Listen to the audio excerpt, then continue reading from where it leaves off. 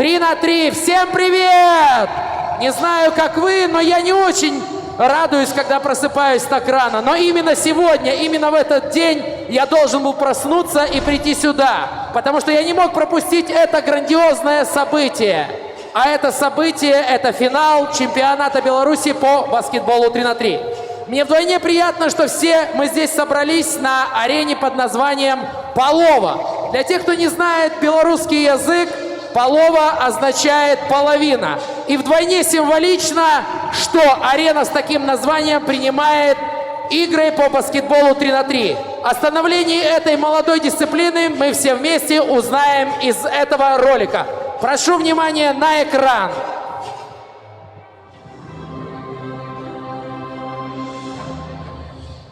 Баскетбол 3 на 3 – это редкий случай, когда весь спорт пошел в нос со стадионов амуниции от городских улиц, шагнет прямо на мокрый площадке. Замахнулся на новую песку и не погадал. Баскетбол 3 на 3 появился в 50-х годах в бедных кварталах США. От обычного баскетбола отличается количество игроков, их три и зоны игры, половина баскетбольного игрового. Первый крупный турнир по 3 на 3 прошел в 1989 году в США, назывался «Холдап». Международная федерация баскетбола ФИБА впервые опробовала 3 на 3 в 2007 году на азиатских зонах игр в Макао. Дальнейшие крупные международные соревнования прошли в недавнем Азии 2008-2014 и в Доминиканской республике 2008. Первый турнир мирового масштаба 3 на 3 прошел в Сингапуре. Это были всемирные юношеские олимпийские игры. После успеха сингапурского турнира ФИБА запустила полноценную программу по развитию баскетбола 3 на 3 как вида спорта. Один из важнейших ее итогов – включение 3 на 3 в программу Олимпийских игр 2020 года в Токио. В 2015 году баскетбол 3 на 3 был представлен в программе первых европейских игр по клубу. В том же 2015 впервые прошел юношеский чемпионат мира по баскетболу 3 на 3 до 18 года состоялся в Беларуси. Вполне возможно, что вскоре баскетбол 3 на 3 будет изменить своего классического формата и увидеть в спортшколах секции именно по этому виду спорта. Баскетбол 3 на 3 более динамичный и зрелищный, в отличие от классического баскетбола, где опять через движение мяча, пасы, бросания, все это повергает зрителя в неимоверный восторг. Да, этот суперролик очень ярко описывает всю суть баскетбола 3 на 3. Я уверен, что все вместе мы ждем бескомпромиссную борьбу от наших участников. Мы ждем классные слепые пасы. Мы ждем классные данки. Мы ждем яркие моменты. Я уверен, что все вместе мы готовы поддержать наших игроков и наши команды. Более того, я уверен, что и команды ждут такой же яркой поддержки. Уверен, что все вместе мы справимся. Тем более, что сегодня и все эти дни с нами и всегда яркий и запоминающийся болельщик. Друзья, встречайте, Лисенок Лесик!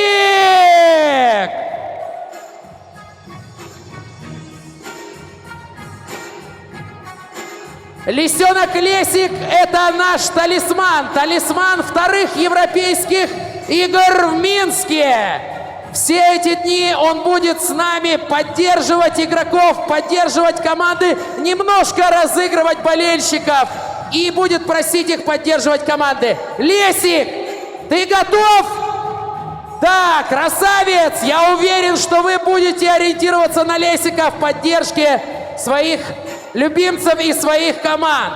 Я уверен, что сегодня мы напишем новую страницу в истории этого молодого вида спорта. О том, какой путь прошел баскетбол 3 на 3, мы узнаем из следующего ролика. Прошу внимания на экран.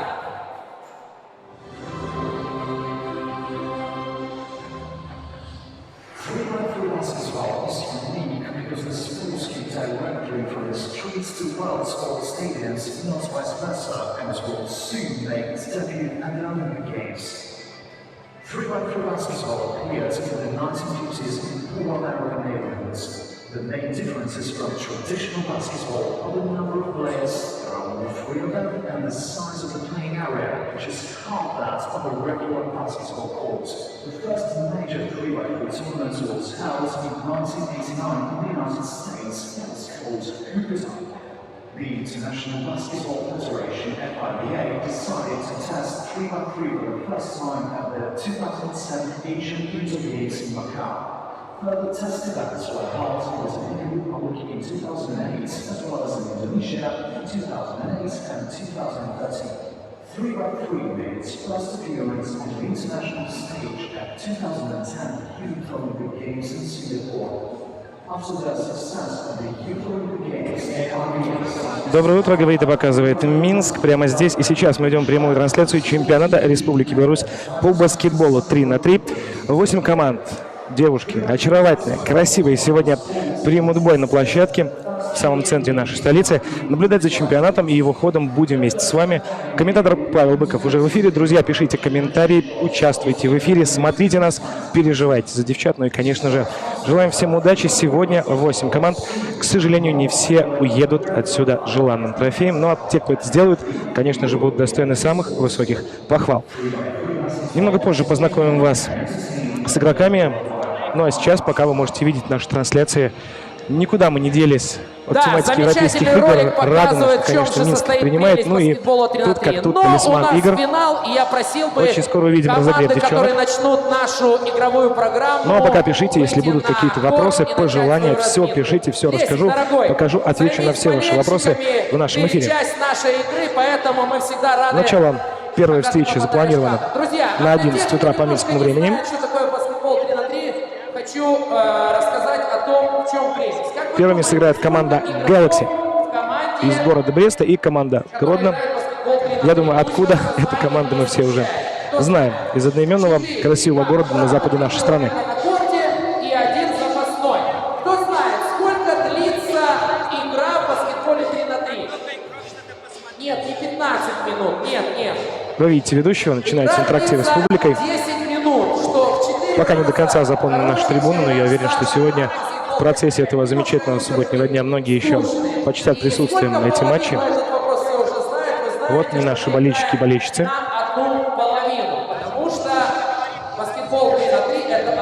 Как видите, атмосфера полного погружения. Ведущий тоже находится в полном баскетбольном облачении. Пишите, за кого вы болеете, пишите, кто, по вашему мнению, сегодня окажется наверху пьедестала и заберет с собой главный приз финала, конечно же, выиграет чемпионат. Представить вам всем, что сегодня и все дни во время соревнований по баскетболу 3х3 с нами работает диджей Сайгрей! Представили артистическую группу, которая сегодня поддерживает участниц. Есть здесь и профессиональный диджей, отличное оборудование, как видите, прямая трансляция. Все для того, чтобы в субботу могли получить максимальное удовольствие от спорта. Чемпионат проходит в полуарене. Сегодня мы говорим о финале женских команд. Завтра примут бой команды мужские. Там уже будет 12 участников. Очень скоро увидим, как Galaxy и Гродно выходят на разминку. Она же символ баскетбола 3х3. Давайте все вместе по слогам проскандируем Палова. Давайте все вместе. 3, 4. Палова. Хорошо. Скандируют трибуны и ведущие название площадки, на которой мы сегодня работаем. Это Палова арена, расположенная недалеко от Дворца спорта, недалеко от Нимиги в городе Минске. Отлично. Я уверен, Площадка готова. Удалось мне перед тем, как выйти на трансляцию, посмотреть, оценить уровень готовности площадки для спортсменов. Поверьте мне, на высшем уровне сегодня все организовано.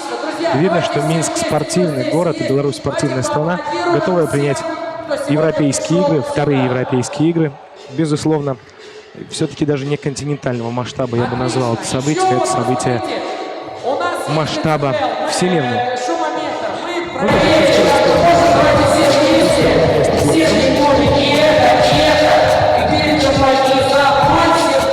Ну а пока смотрим, что подготовили наши дизайнеры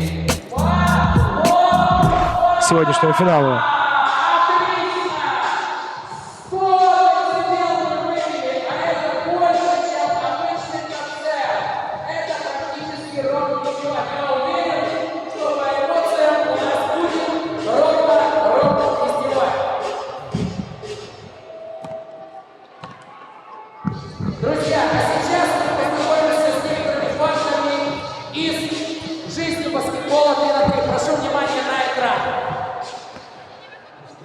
Готовы мы к финалу. Вот появляются спортсменки, начинается разминка.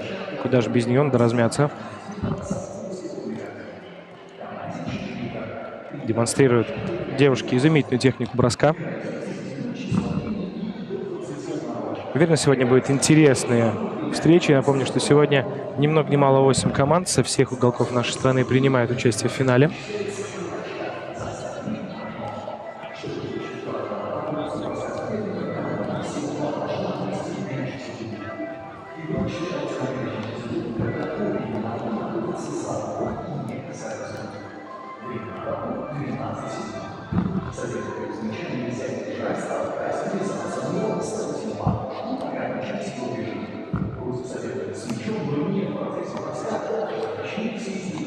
Вот они, девчата, готовятся к тому, чтобы стартовать. Напомню, что ровно в 11:00, через 19 минут, мы уже будем не просто в эфире, а в эфире непосредственно первая встреча команды Galaxy из города Бреста и команды Гродно из города Гродно.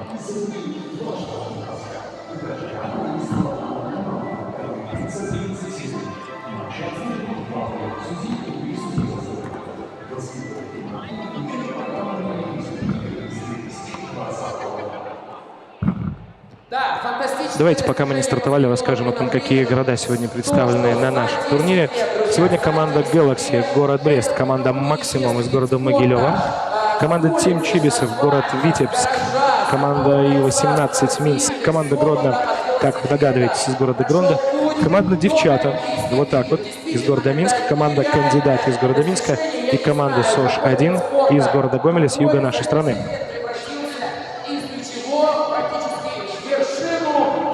Все больше и больше баскетболистов появляется на площадке. Даже те, кто не будет принимать участие в первом матче, тоже активно разминаются, готовятся к тому, чтобы дать бой соперницам. В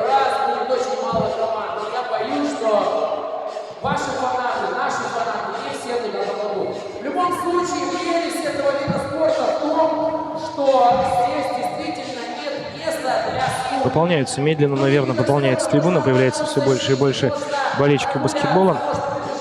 На самом деле мне сложно придумать что-то более интересное. Подумайте сами, суббота, утро, отличная погода. Здесь, опять-таки, сделаны все условия для того, чтобы болельщики чувствовали себя комфортно. Навес здесь, правда, прохладно, удобно, потому что все мы понимаем, что девчонок ждут физические нагрузки. Нужно, чтобы комфортно было и им, и болельщикам. Поэтому, на мой взгляд, отличный план для того, чтобы провести субботнее утро. Это, конечно же, приехать на спортивные соревнования, посмотреть баскетбол, тем более, что это уровень, это финал чемпионата нашей страны. Первый чемпионат Республики Беларусь по баскетболу 3 на 3. И мужские и женские команды завтра мужчины. Сегодня мы будем наблюдать за тем, как будут работать с мячом и кольцом девушки. Вот на талисман подбадривает болельщицы болельщиков.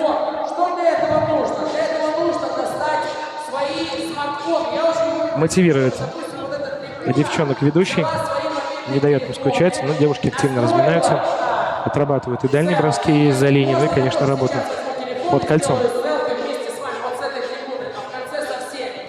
И мы можем сделать селфи и поставить наш специальный хэштег, который сейчас будет выведен на экран. Минск 2019, нижнее подчеркивание 3х3. Друзья, давайте все вместе быстренько сделаем это селфи. Отлично. Эти фотографии вы выкладываете в Инстаграм. И я вам точно говорю, что лучшее фото в итоге получит классный медаль. Видим и различные элементы отработки в исполнении разных команд. Сможешь сделать селфи. Я думаю, наверняка не все все-таки они показывают здесь на разминке. Должно быть место и для тактического какого-то замысла, который должен удивить соперниц. Напоминаю, наш официальный хэштег Минск 2019, нижнее подчеркивание 3х3. Наблюдайте за новостями, смотрите, я думаю, что и в Инстаграм, и в других социальных сетях будут и трансляции, и посты от наших болельщиков и болельщиц. Ну и, конечно, не забывайте о нашей трансляции в YouTube. Пишите, комментируйте, участвуйте непосредственно вместе со мной в историческом событии, первом финале 3х3 FIBA нашей страны среди девчонок.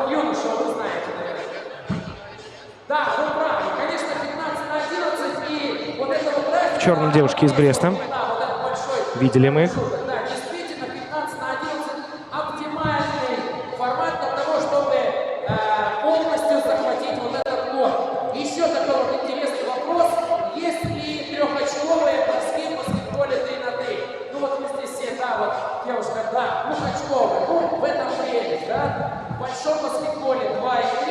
Погода сегодня благоволит участницам, ну не только погода, конечно, в Минске стоит изумительная, ну для кого-то может быть жарко, для меня, как для человека теплолюбивого, стоит изумительная погода. Да, немножко жарко, вчера прошел небольшой дождик, но я думаю, что сегодня, Сколько персональных фолов может получить игрок? независимо от того, какая все-таки будет погода на улице, мы находимся в комфортных условиях под навесом, я думаю, что все сегодня удастся.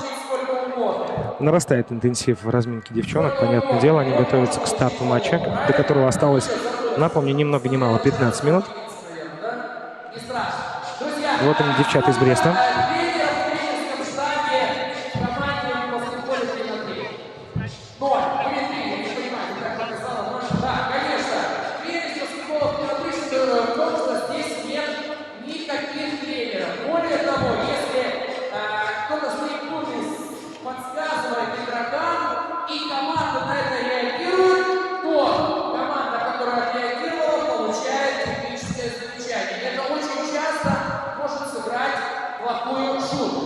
Видимо, опять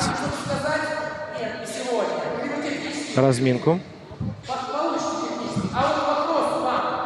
Готовятся девушки. Сыграют команды между собой не один матч. У нас есть пул Б и пул А. Первое место отводит, конечно же, команда из пула А. Galaxy и Гродно. После этого в 11:20 мы увидим старт команды «Максимум» и команды «Девчата». Это уже пул Б. В 11:40 нас ждет Ю-12 и СОЖ-1. В 12:00 кандидаты и Тим Чибисов. 12:30 Гродно, СОЖ-1. 12:50 Девчата и Тим Чибисов. В 1:10 Ю-12 и Galaxy. 1:30 кандидаты и Максимум. В 2:20 СОЖ-1 и Galaxy. 2:40 Тим Чибисов и Максимум.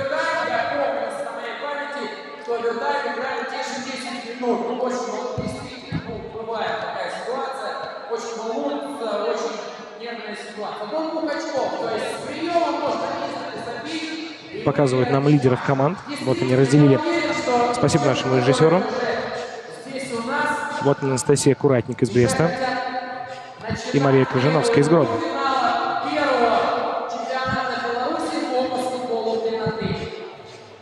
Не знаю, насколько я не мешаю, насколько помогаю.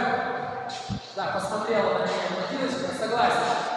Друзья, более того, в чем прелесть еще баскетбола 3 на 3, в том, что не нужно... Видно, что ведущий на площадке профессионал. Не заходит за линию, где девчата разминаются.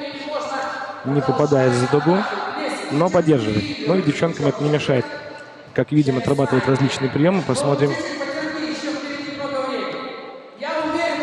Сейчас, конечно, получается намного больше. Да, мы видим и хорошие броски, и все выходит. Но, конечно, когда начнется матч, все поменяется. Это уже совсем другая история.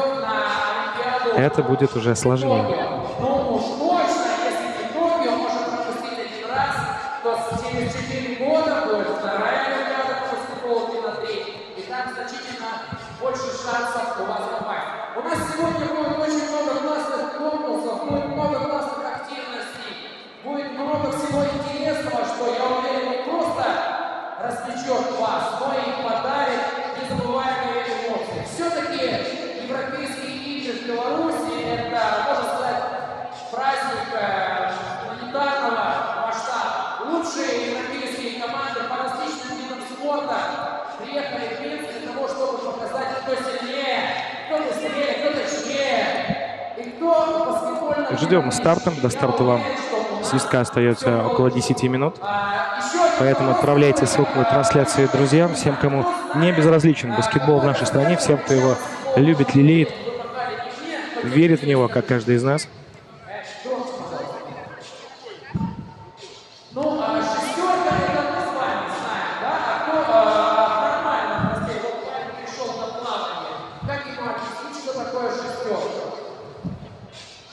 Не, ему вообще сложно что-либо объяснить, когда он пришел на плавание, знает раз, кролик, баттерфляй, да? Ну, что ему еще нужно? На самом деле, действительно, баскетбол 3 на 3 играется мячом, который используется в официальных соревнованиях по баскетболу 5 на 5 женщин. Ну что ж, остается пожелать девушкам удачи. Head-to-head сегодня будут играть Крыжановская, номер 13, и Куратник из Бреста. Будет интересное противостояние. Для того, кто впервые возьмет этот мяч,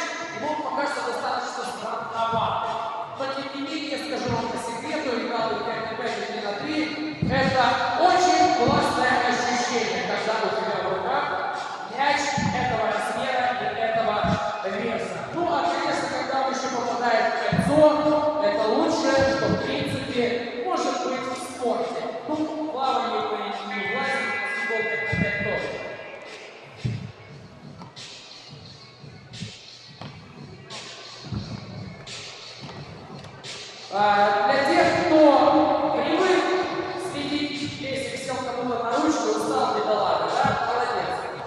Для тех, кто привык следить за спортом на своем родном языке, Видим отработку бросков из-за дуги. Видим отработку паса с переходом в атаку. Будет интересно. Уверен, что будет интересно. Первый матч важный. Он задает тон происходящему. терминология баскетбола 3 на 3 очень близка по терминологии с баскетболом 5 на 5. Практически есть пара специфических терминов. Все просто. В течение соревнований я о них буду говорить. Человеку неискушенному будет не очень понятно, когда рефери Вот на ваших экранах что это значит сейчас. госпожа Крыжановская. Маша из Грода. Тем не менее, я предлагаю закрепить свои знания новым роликом, который сейчас будет выведен на экран.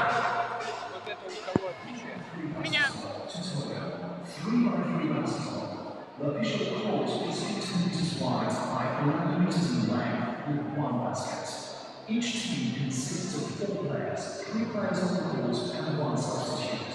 The game is a single period of 10 minutes with sudden death, 21 points. A time regulation time leads to an overtime period, which is won by the first team to score 2 points.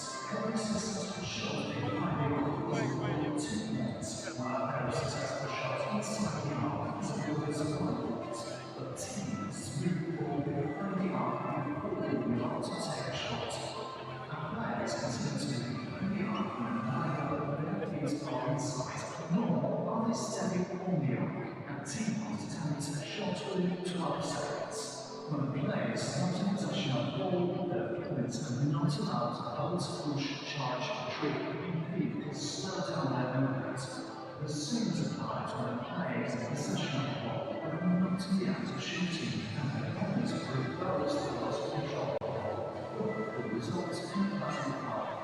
Fouls due to shooting inside the arc are awarded 1 free throw, while fouls due to shooting within the arc are awarded 2 free throws.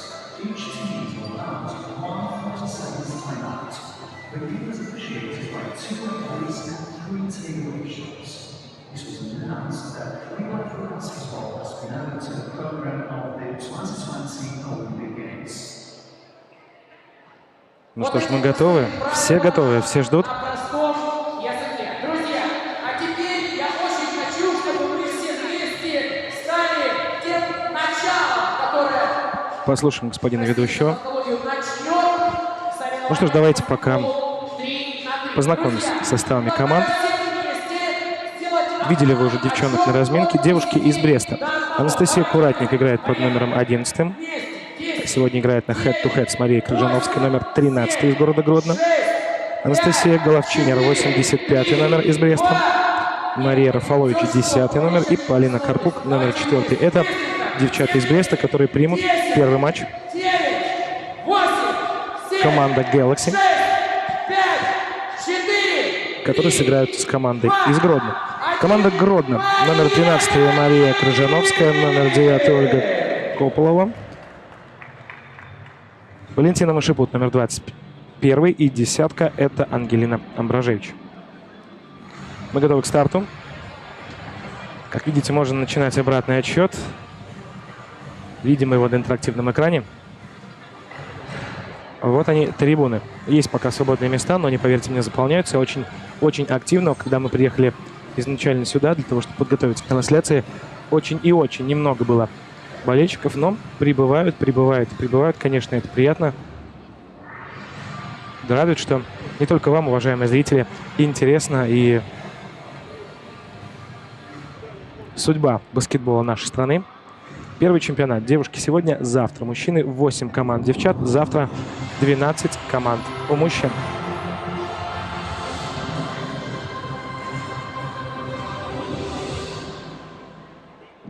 Отлично, друзья, а я приглашаю первую... Вот девушки, конечно же, расположились, будут смотреть, обсуждать своих соперников.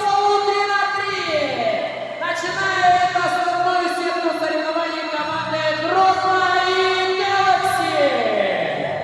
Вот они, Galaxy Брест.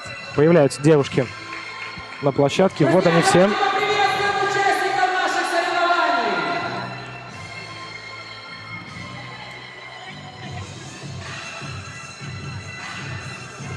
Вот она команда из города Бреста.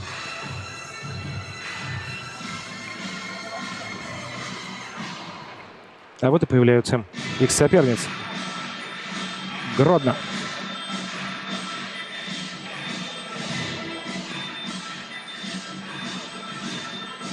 Итак, команда Galaxy Брест, команда Гродно, как вы уже понимаете, из Гродно.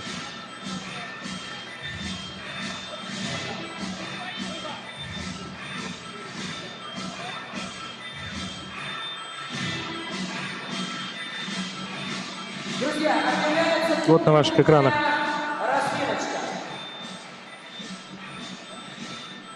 имена и фамилии тех девчонок, которые сегодня играют. Давайте тоже с вами их познакомлю. Напомню,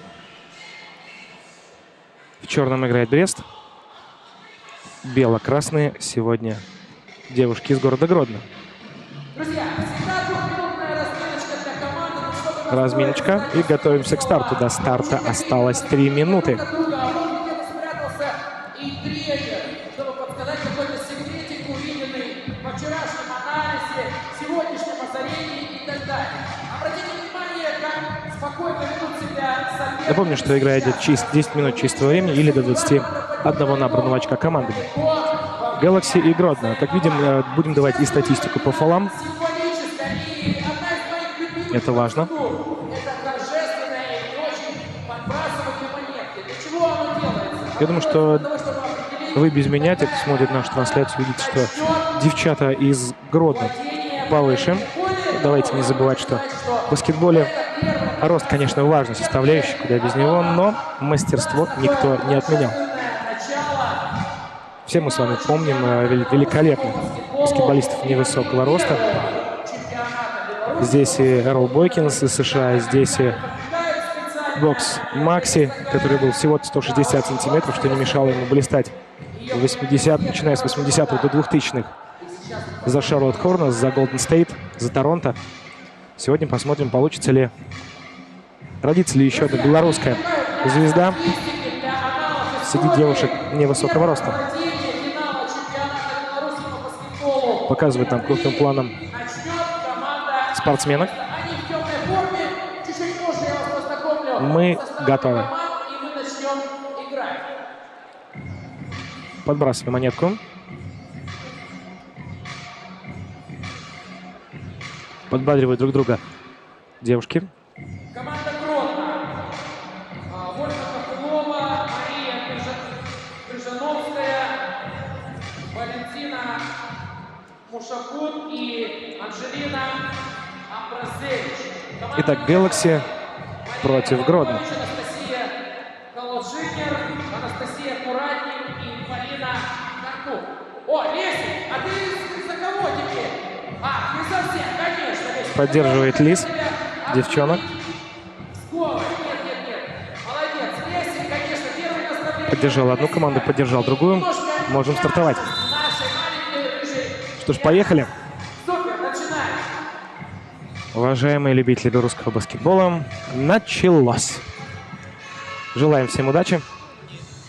Поехали.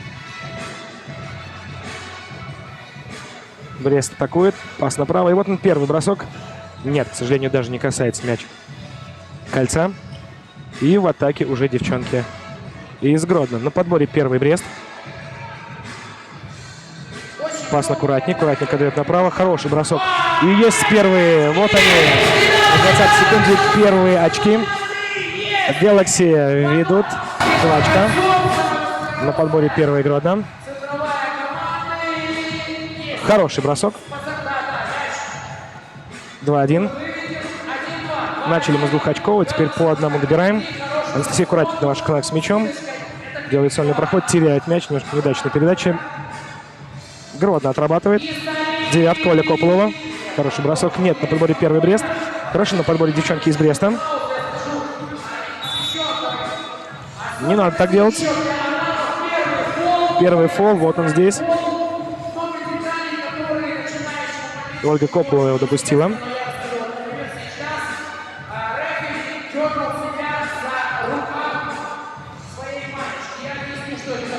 С мячом Анастасия Головчинер. Вот она здесь. Так, сольно пройти, разворачивается, делает бросок, но Однако не получается. Подбор за Гродно. Еще один фол. По фолам у нас 1-1. Обратите внимание на наше прекрасное табло. Очень мне, например, комфортно видеть. Белое на черном. Оптимальное сочетание. Поехали. Вы видите название команд. С мячом девушки из Гродно. Крыжановская разворачивается, делает бросок. Попадает в кольцо. Продолжается. Брест с мячом. Хороший пас следует под кольцо. Не вышло. Мяч перехвачен. Крыжановская. Хорошо. От щита. 2-2. Вот она. Маша Крыжановская на ваших экранах.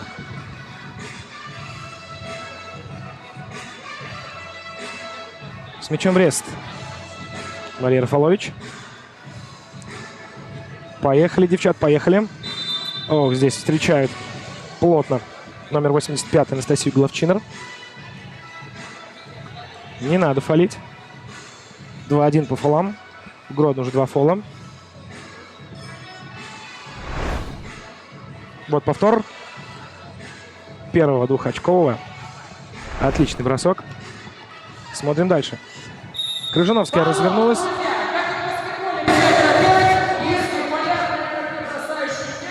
Зарабатывает еще один балл. 3-2. Впереди Гродно. Ну что ж, видим мы фол. Исполнять будет Мария Крыжановская.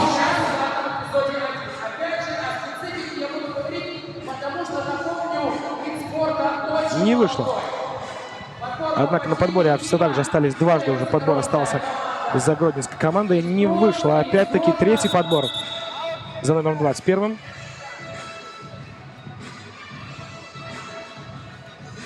И начнет Мария Рафалович. Гродно впереди на 1 очко. 3-2. В соло между двух соперниц. Ищет, кому отдать. Находит все-таки Полину Карпук.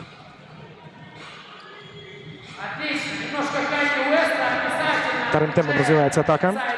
Анастасия Куратник на Карпук. И мяч потерян. Красиво играет под щитом номер 10 Ангелина Бражевич. Счет становится 4-2. Замена. Едем дальше.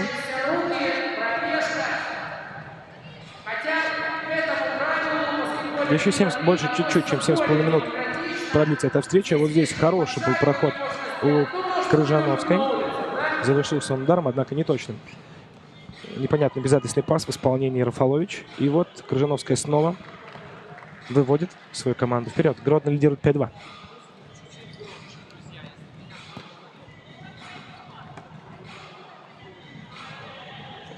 Амбициозно пыталась сыграть Ангелина Бражевич. Спиной к кольцу. Не попадает на этот раз. Это тот самый случай, когда Валентина Мушекут. сложнее забить простой мяч, чем Пишите, комментируйте, смотрите нашу трансляцию, оставляйте комментарии, за кого болеете. 6-2. Впереди Гродно. Чем ответит Брест?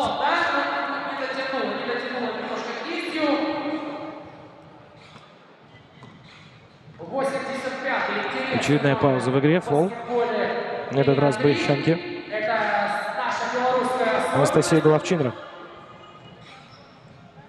Есть! Есть! 6-3.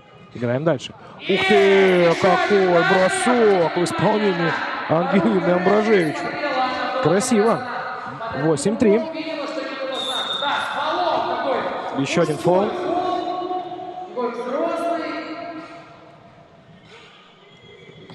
8-3 Гродно впереди. Видимый отрыв. Очередной фол. Брест. Мария Рафалович попробует реализовать и немного сократить отставание. Не удается это ей, к сожалению. Счет остается 8-3. Ох, вот здесь не смогла принять пас Ольга Кополова. Могло получиться интересно, опасно, потому что никто ей под кольцом не мешал. Если бы удалось, вот на ваших экранах, я думаю, что можно было увеличить гандикап очков и отрыв от команды Galaxy. 8-3. Практически половина времени позади. Поехали. Мария Рафалович дает пас на Головчинер. 4-2 по фолам. Гродно лидирует не только по очкам, но и 5-2 уже. Аккуратнее девушкам нужно быть с фолами.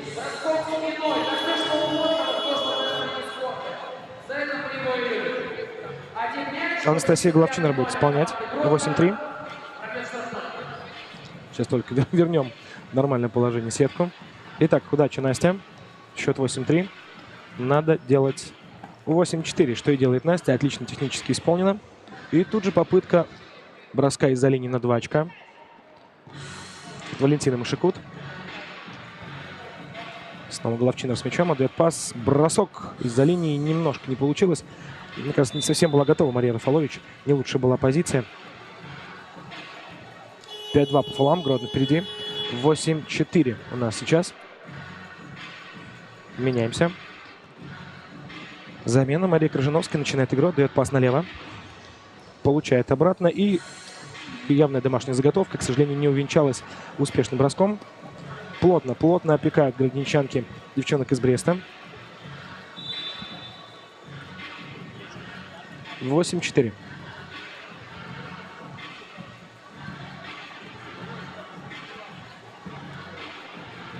Анастасия Куратник. Развернулась здесь девятка. Ольга Кополова вышла на ударную позицию. А вот здесь Головчинер отлично обыгрывает. И тут дважды их встречают. А я уже смотрел вот за действиями игрока номер 13 из команды Гродно, как она выпрыгивала на наш баннер с логотипами наших партнеров. О наших партнерах обязательно я буду говорить, потому что без них наши соревнования бы никогда не прошли. И я жду, Ох, как под кольцом забыли. Не этим воспользоваться. 8-5.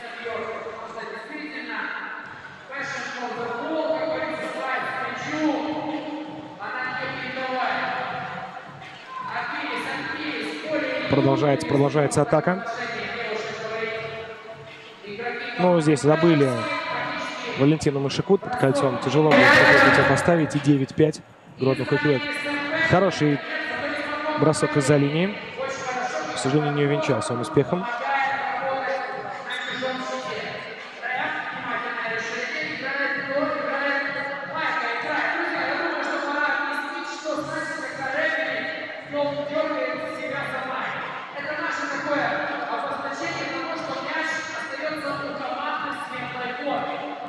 Продолжается позиционная атака. Вот здесь хороший дальний бросок продемонстрировала нам Мария Крыжановская. Практически на линии, но однако все-таки одну очку на своей команде. И вот здесь попытка немножко добавить по динамике и попробовать сыграть дальними бросками. Но здесь опять, ну как можно забыть Ангелину Ображевич? Не позволяет она, не прощает. 11-5. Увеличивается запас. Вот здесь хороший бокс-аут. На подборе первой гродничанки оставили одну. Дали ударить номер 21-му Валентине Машикут. Через всю площадку хороший дальний пас на Анастасию Головчинер, однако не получается. И вот есть все-таки очко. 11-6. Крыжиновская пытается все-таки найти свой удар. Под 45 она пробивала за дугой, однако не принесла команде 2 очка.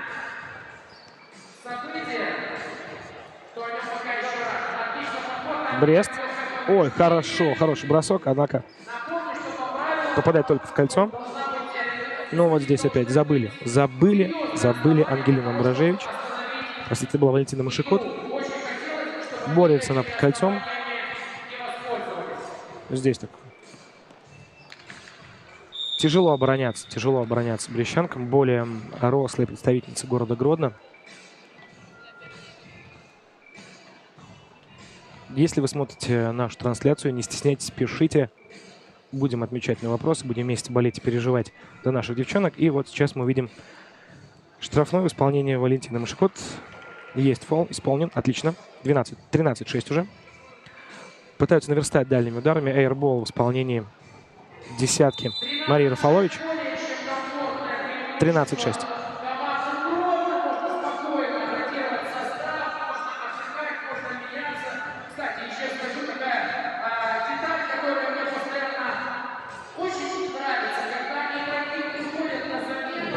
Целых две девушки опекали Марию Крыжановскую.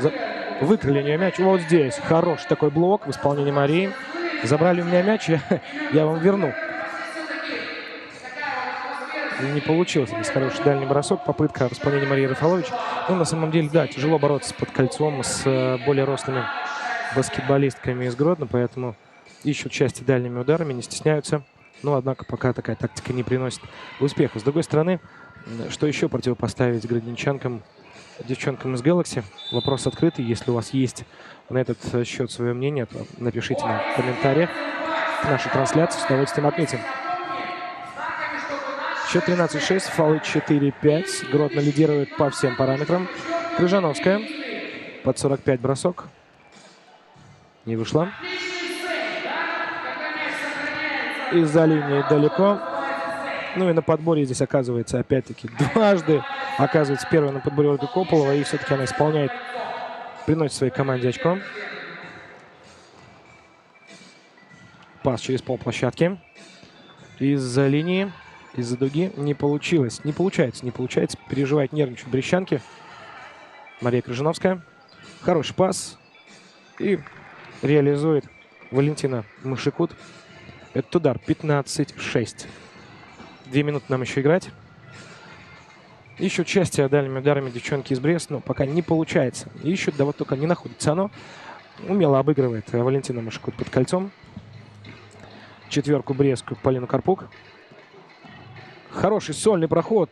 Хорошо. И на подборе первая Полина. Бросок с отклонением не получился. Бросок-то получился, но баллов не принес. Крыжановская. Хорошо исполняет из-за дуги. Все красиво в этом ударе. 18-6 становится счет.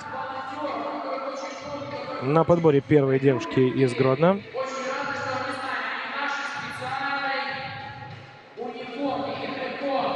Тяжело приходится команде из Бреста. Хороший сольный проход. Не завершается, к сожалению, он удачным ударом. Валентина Мышекут.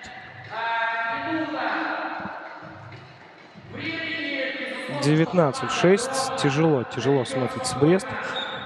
Не все получается. Пока получается далеко не все. Пишите нам, не стесняйтесь. С удовольствием пообщаюсь с вами в комментариях. Именно первый комментарий он за мной. Если вы откроете описание нашей трансляции, увидите полностью расписание всех сегодняшних матчей. Но пока 19-6. Гродно впереди. Хороший дальний. Возможно было сейчас заканчивать игру. 36 секунд есть еще для того, чтобы закончить. Снова не вышло в атаке гродненчанки. Победный дальний, но нет. На подборе первыми оказываются девушки из Гродно. 26 счет. Не сдается Брест. Ну, двухочковый. Давай. Раз. Не получается. Пока 26 счет.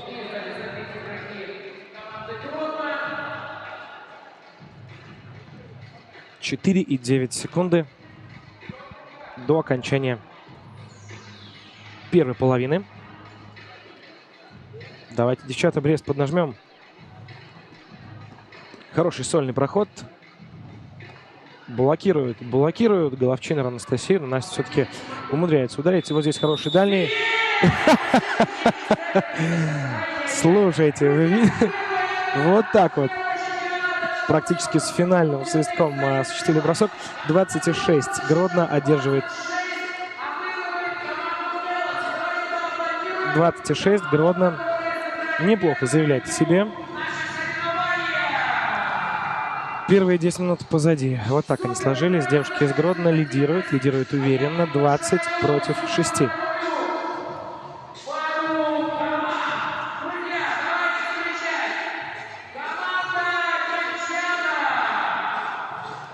Смотрим дальше.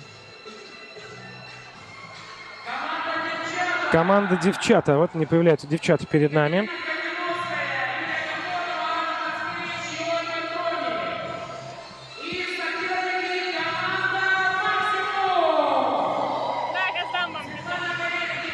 Вот они две команды. На этот раз мы увидим, как будут бороться между собой команда девчата из города Минска Против них сегодня сыграет команда «Максимум» из города Могилева. Познакомим вас с составами команд.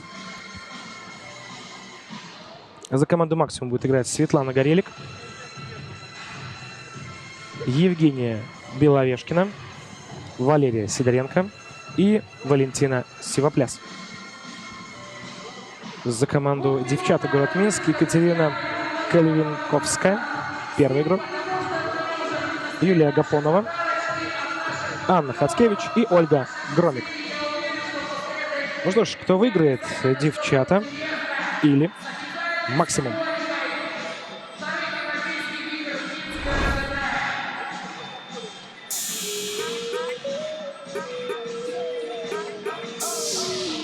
Минская школа или Могилевская школа баскетбола будет впереди в этой встрече. Первый матч закончится выигрышем команды Гродно со счетом 26.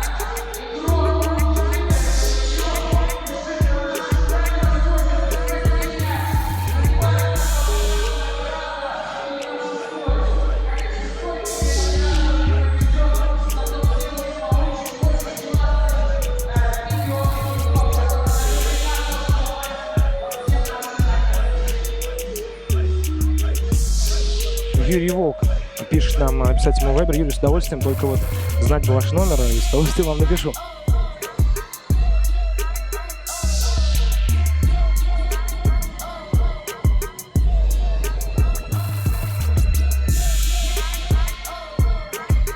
Но пока разминаются девушки, видим мы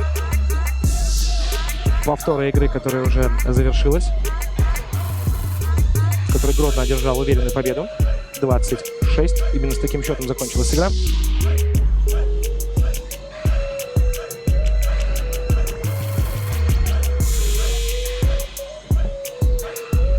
Вот на нарезка острых моментов из того, что мы видели.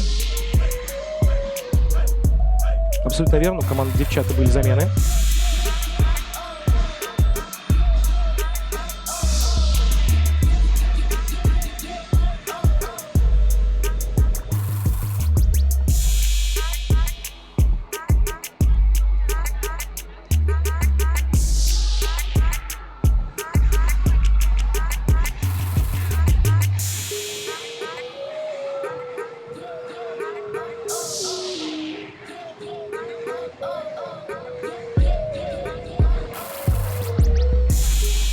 Хацкевич, Громик, Кивляк, Виолетта и Ксения Бабищевич. Юрий говорит нам, что именно в таком составе мы сегодня видим команду «Девчата». У меня немного другая информация в заявке. Ну, давайте посмотрим сейчас, уточним. У наших судей, наверняка у них наиболее точная информация. Я думаю, что сейчас мы внесем ясность в этот вопрос. Но пока девчата разминаются, а мы активно наблюдаем за острыми моментами прошедшей игры.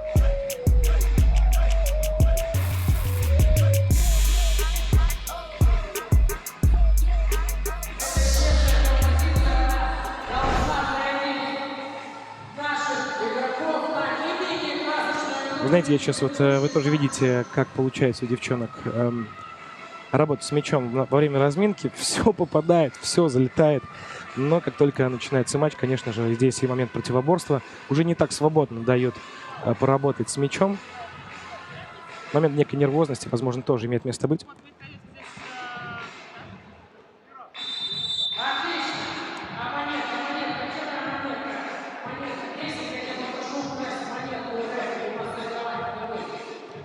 Итак, все-таки по заявке, которая находится у меня, видимо, что девчата выступают в составе Екатерины Кальвинковской, Юлии Гапоновой, Анны Хацкевич и Ольги Громик.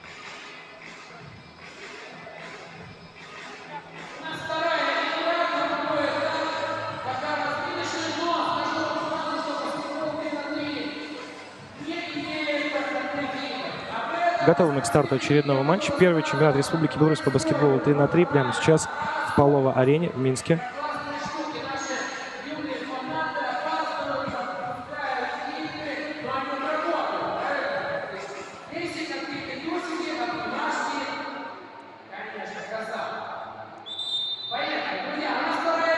Мы готовы к тому, чтобы начать следующий матч.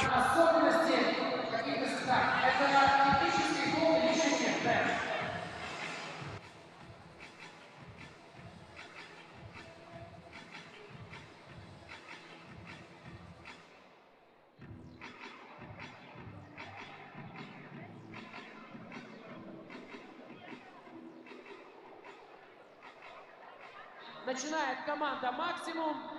И начало. Поехали.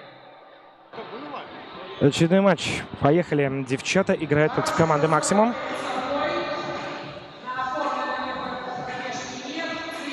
И будет, ждем первых очков.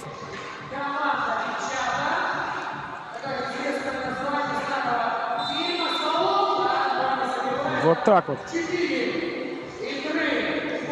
Тут же фол.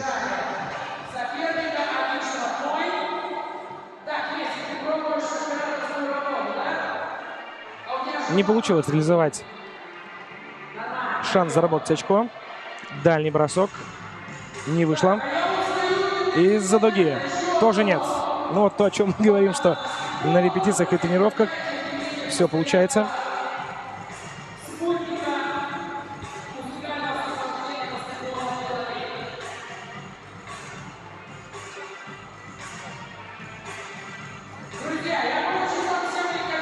Оля Громик исполняла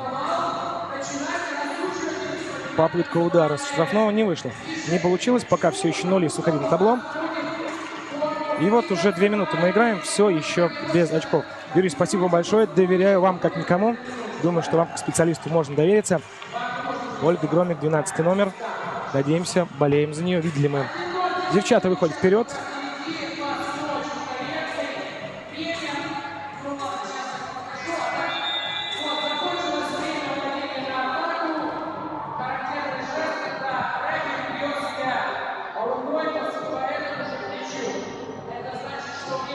Губищевич сейчас попадает на скамейку запасных. Небольшая замена. Поменялись. Поехали. Так хочется сказать вперед, девчата, да, как в замечательном фильме советском. Все вы наверняка его помните. Спасибо, Юрий. Спасибо за подсказки.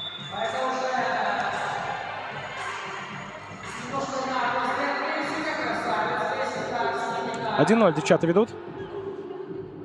Поменялись. Поехали. Губищевич хорошо исполнял удар. К сожалению, не завершился набором очков для команды девчата.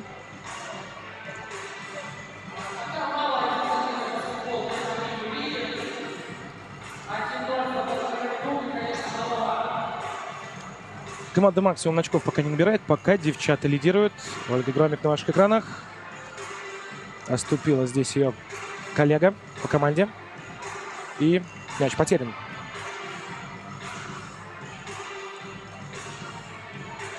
Бросок из-за дуги. Не получилось. Губищевич. Есть! Приносит 2.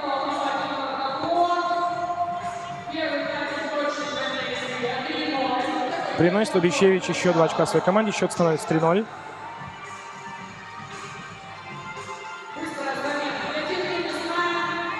Команда «Максимум» ищет свое счастье дальним броском. Не получается.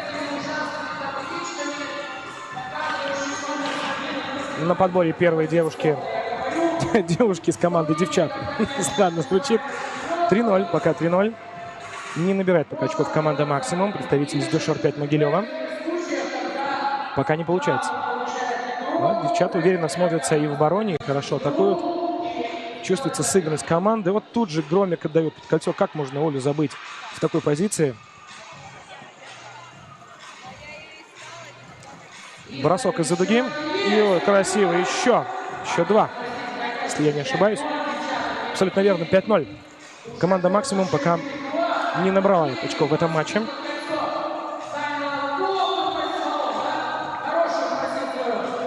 «5-0».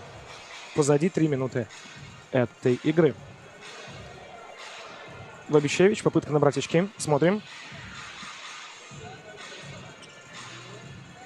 Уверенно реализуется. Все получается. Все получается у девчат. 6-0. Неплохо. Неплохо.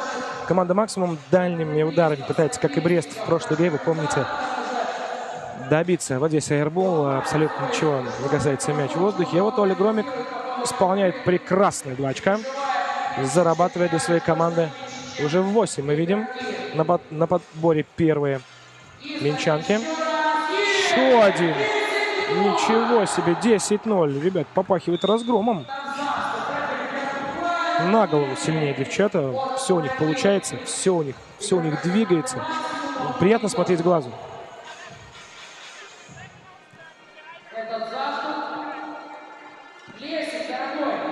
Атака. Ольга Громик с мячом. И еще один. 11-0. Очередной успешный бросок в исполнении девушек. Тяжело приходится команде «Максимум», которая набрала пока минимум возможных очков. 11-0. 11-0. Бросок Обещевич. На подборе все так же девчата. Мяч перехвачен. Команда «Максимум». Заступ мы видели.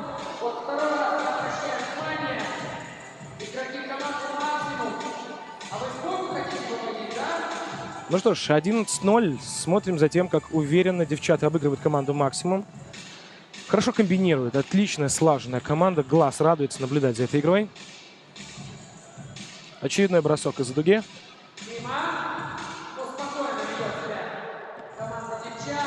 Хороший дриблинг и пас в центральную зону.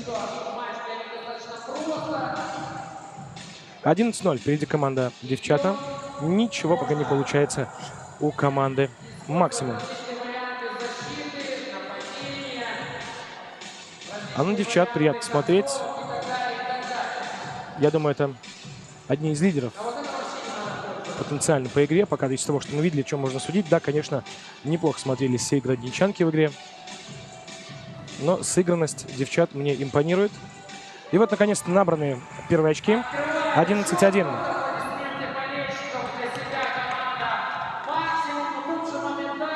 13-1 сейчас находится именно такой счет на нашем табло. Можете его наблюдать. 3 фола у команды «Максимум» уже было. Девчат пока играют без фолов. Уверенно, интересно. Хороший пас. И с мячом девушки из Могилева.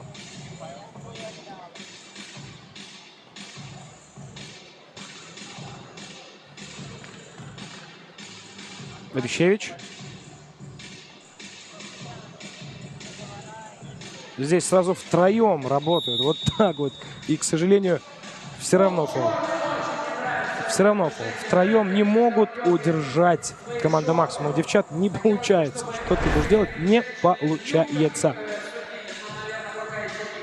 Продолжаем. 13-1. Чуть меньше 5 минут нам осталось играть.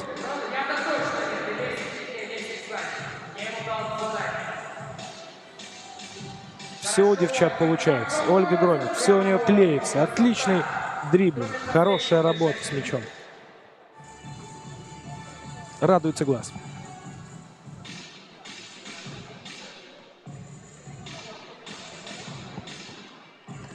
В атаку идут команда «Максимум». Спорный.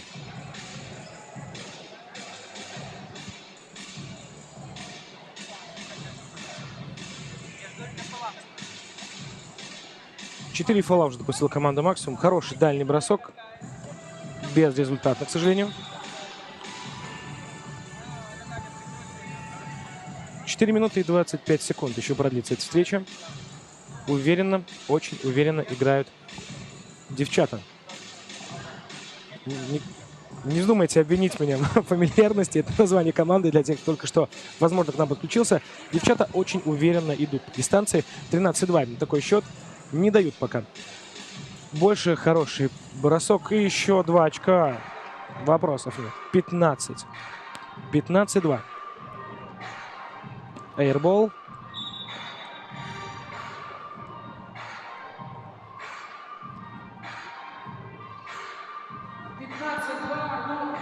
Сложно что-то сказать в отношении...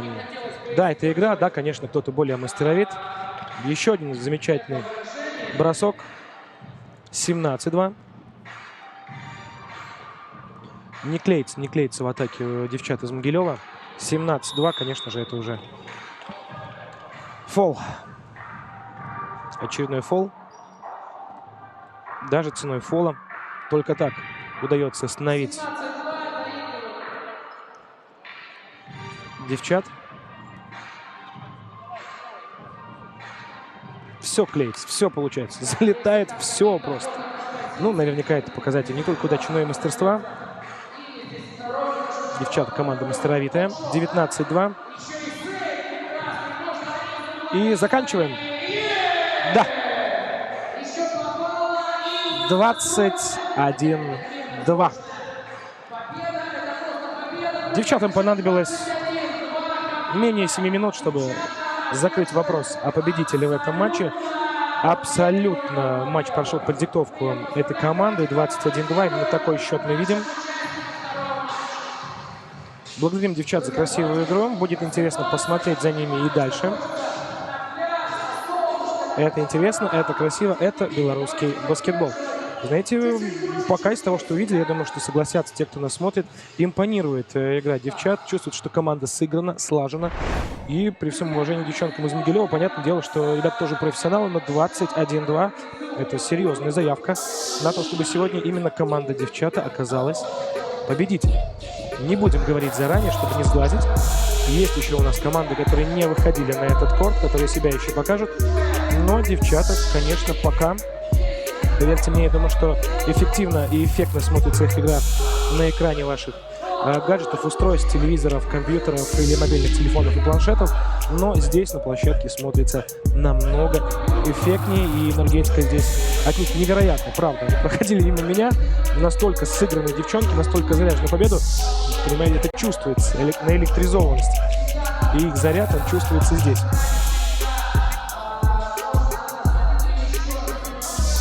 Следующим выйдет Ю-18 и СОЖ, команда Ю-18, город Минск, там Екатерина Лужацкая, Даша Строк выступает, Мария Нафриенко и Полина Макритская. СОЖ-1 – это девушки из Гомеля, которые приехали сюда к нам поиграть. Елена Титовец, Светлана Костеренко, Ксения Давыдова и Маргарита Котлобай. В таком составе будут играть девушки из Гомеля. Ну а пока мы готовимся, вы можете наблюдать за острыми моментами той феерической победы, с которой девчата стартуют в этом турнире. Стартуют очень круто. Тут прям вопроса быть не может. Я думаю, что ни у кого их не осталось после просмотра этого матча. Даже 7 минут не понадобилось, чтобы разделаться с соперницами из города Могилева.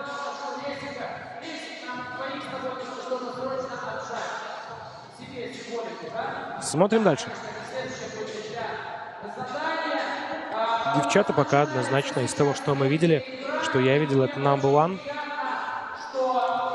Как сложится в дальнейшем их судьба на турнире, мы сегодня увидим.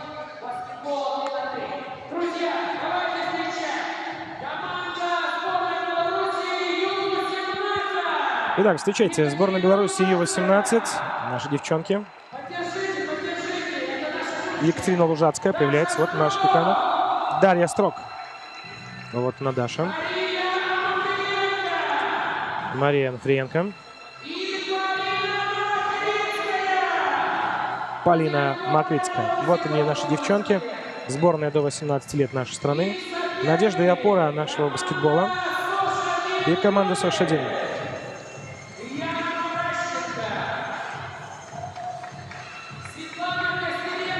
Светлана Костеренко появляется, номер 14 на ваших экранах.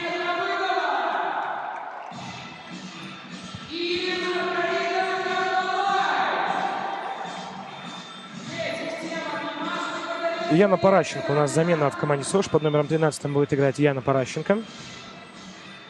И Анна Дешкунова, номер 4. Марианна Величко, номер 12. И Светлана Костеренко, СОЖ. Замена у СОЖа. И 18 выступает именно в том составе, в котором я вам их объявлял.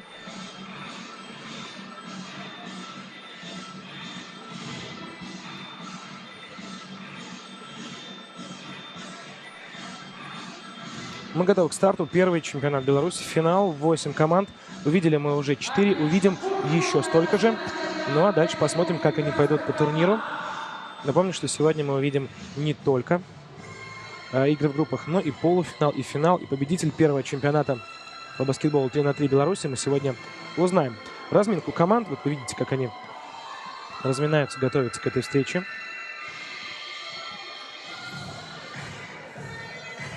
Пожелаем удачи, но интересно на самом деле, как себя проявит сборная до 18 лет нашей страны.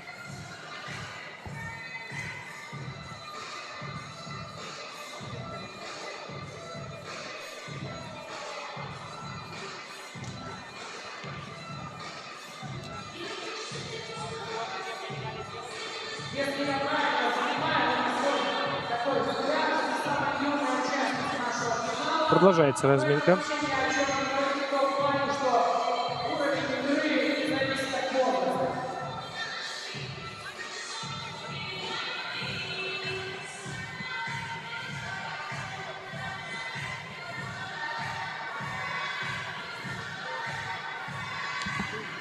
Пожелаем удачи девчонкам. Интересно будет посмотреть, какой баскетбол продемонстрируют эти две команды. Школа Гомельская, СОЖ-1, ну и, конечно, наши девчонки, выступающие за сборную составленную из игроков до 18 лет. Опять-таки, снова, если мы постараюсь к этому не возвращаться, но все мы понимаем, да, то же самое в других видах игровых спорта. На разминке все получается. И пас ложится, и бросок, все как нужно. Начинается игра, все, естественно, становится сложнее, добавляется и некая нервозность, потому что есть ответственность за результат.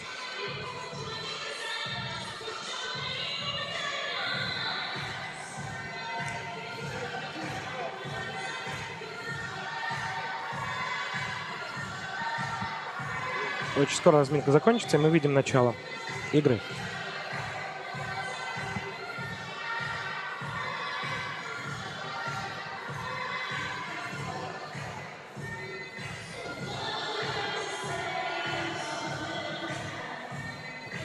Разминаемся, готовимся.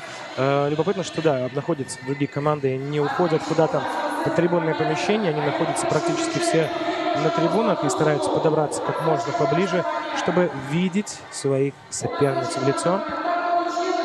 Более того, вот, к сожалению, не всегда вы видите это на трибунах. Я вижу, что некоторые сидят прям с планшетами, рассматривают игру, прикидывают, каким образом противостоять той или иной команде. Конечно, смотрят их вживую здесь. Команда СОЖ-1 Гомель и сборная Беларуси, составленная из игроков до 18 лет.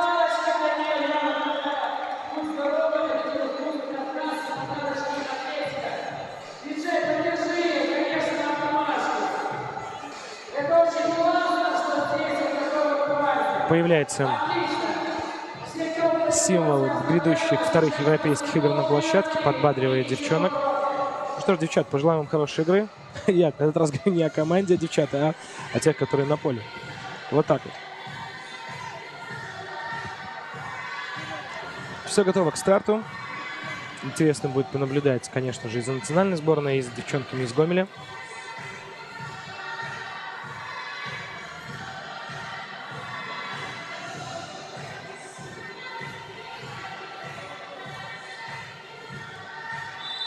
И Полина Макритская. Вот у нее мяч. И тот же первый бросок. На подборе первые сборницы наши.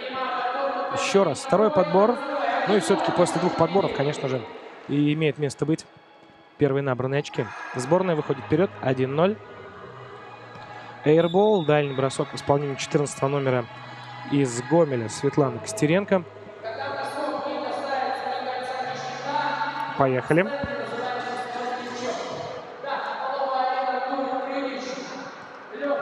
В соло идет. Один бросок. Фол.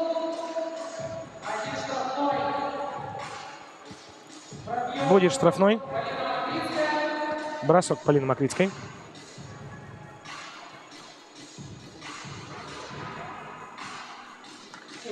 Неудачно. Все еще 1-0. Сборная впереди. Девчонки из Гомеля. Дальний бросок на 2 очка. Не получилось. Сборная Беларуси. Еще один дальний. На подборе первые игроки сборной. С Макритскую забыли под щитом, однако исправились потом. Мария Нутренко. Есть. По-моему, там все-таки еще на 2 очка. Абсолютно верно. Сборная выходит вперед 3-0.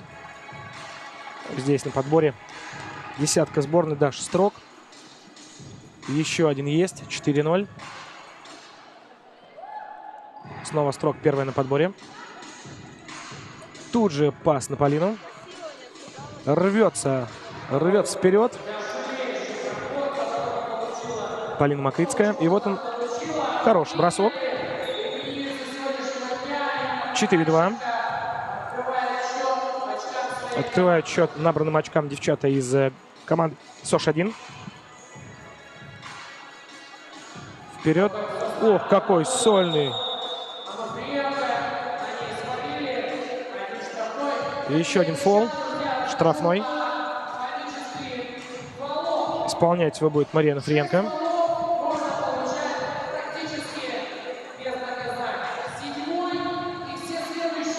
Идеально технически исполнено.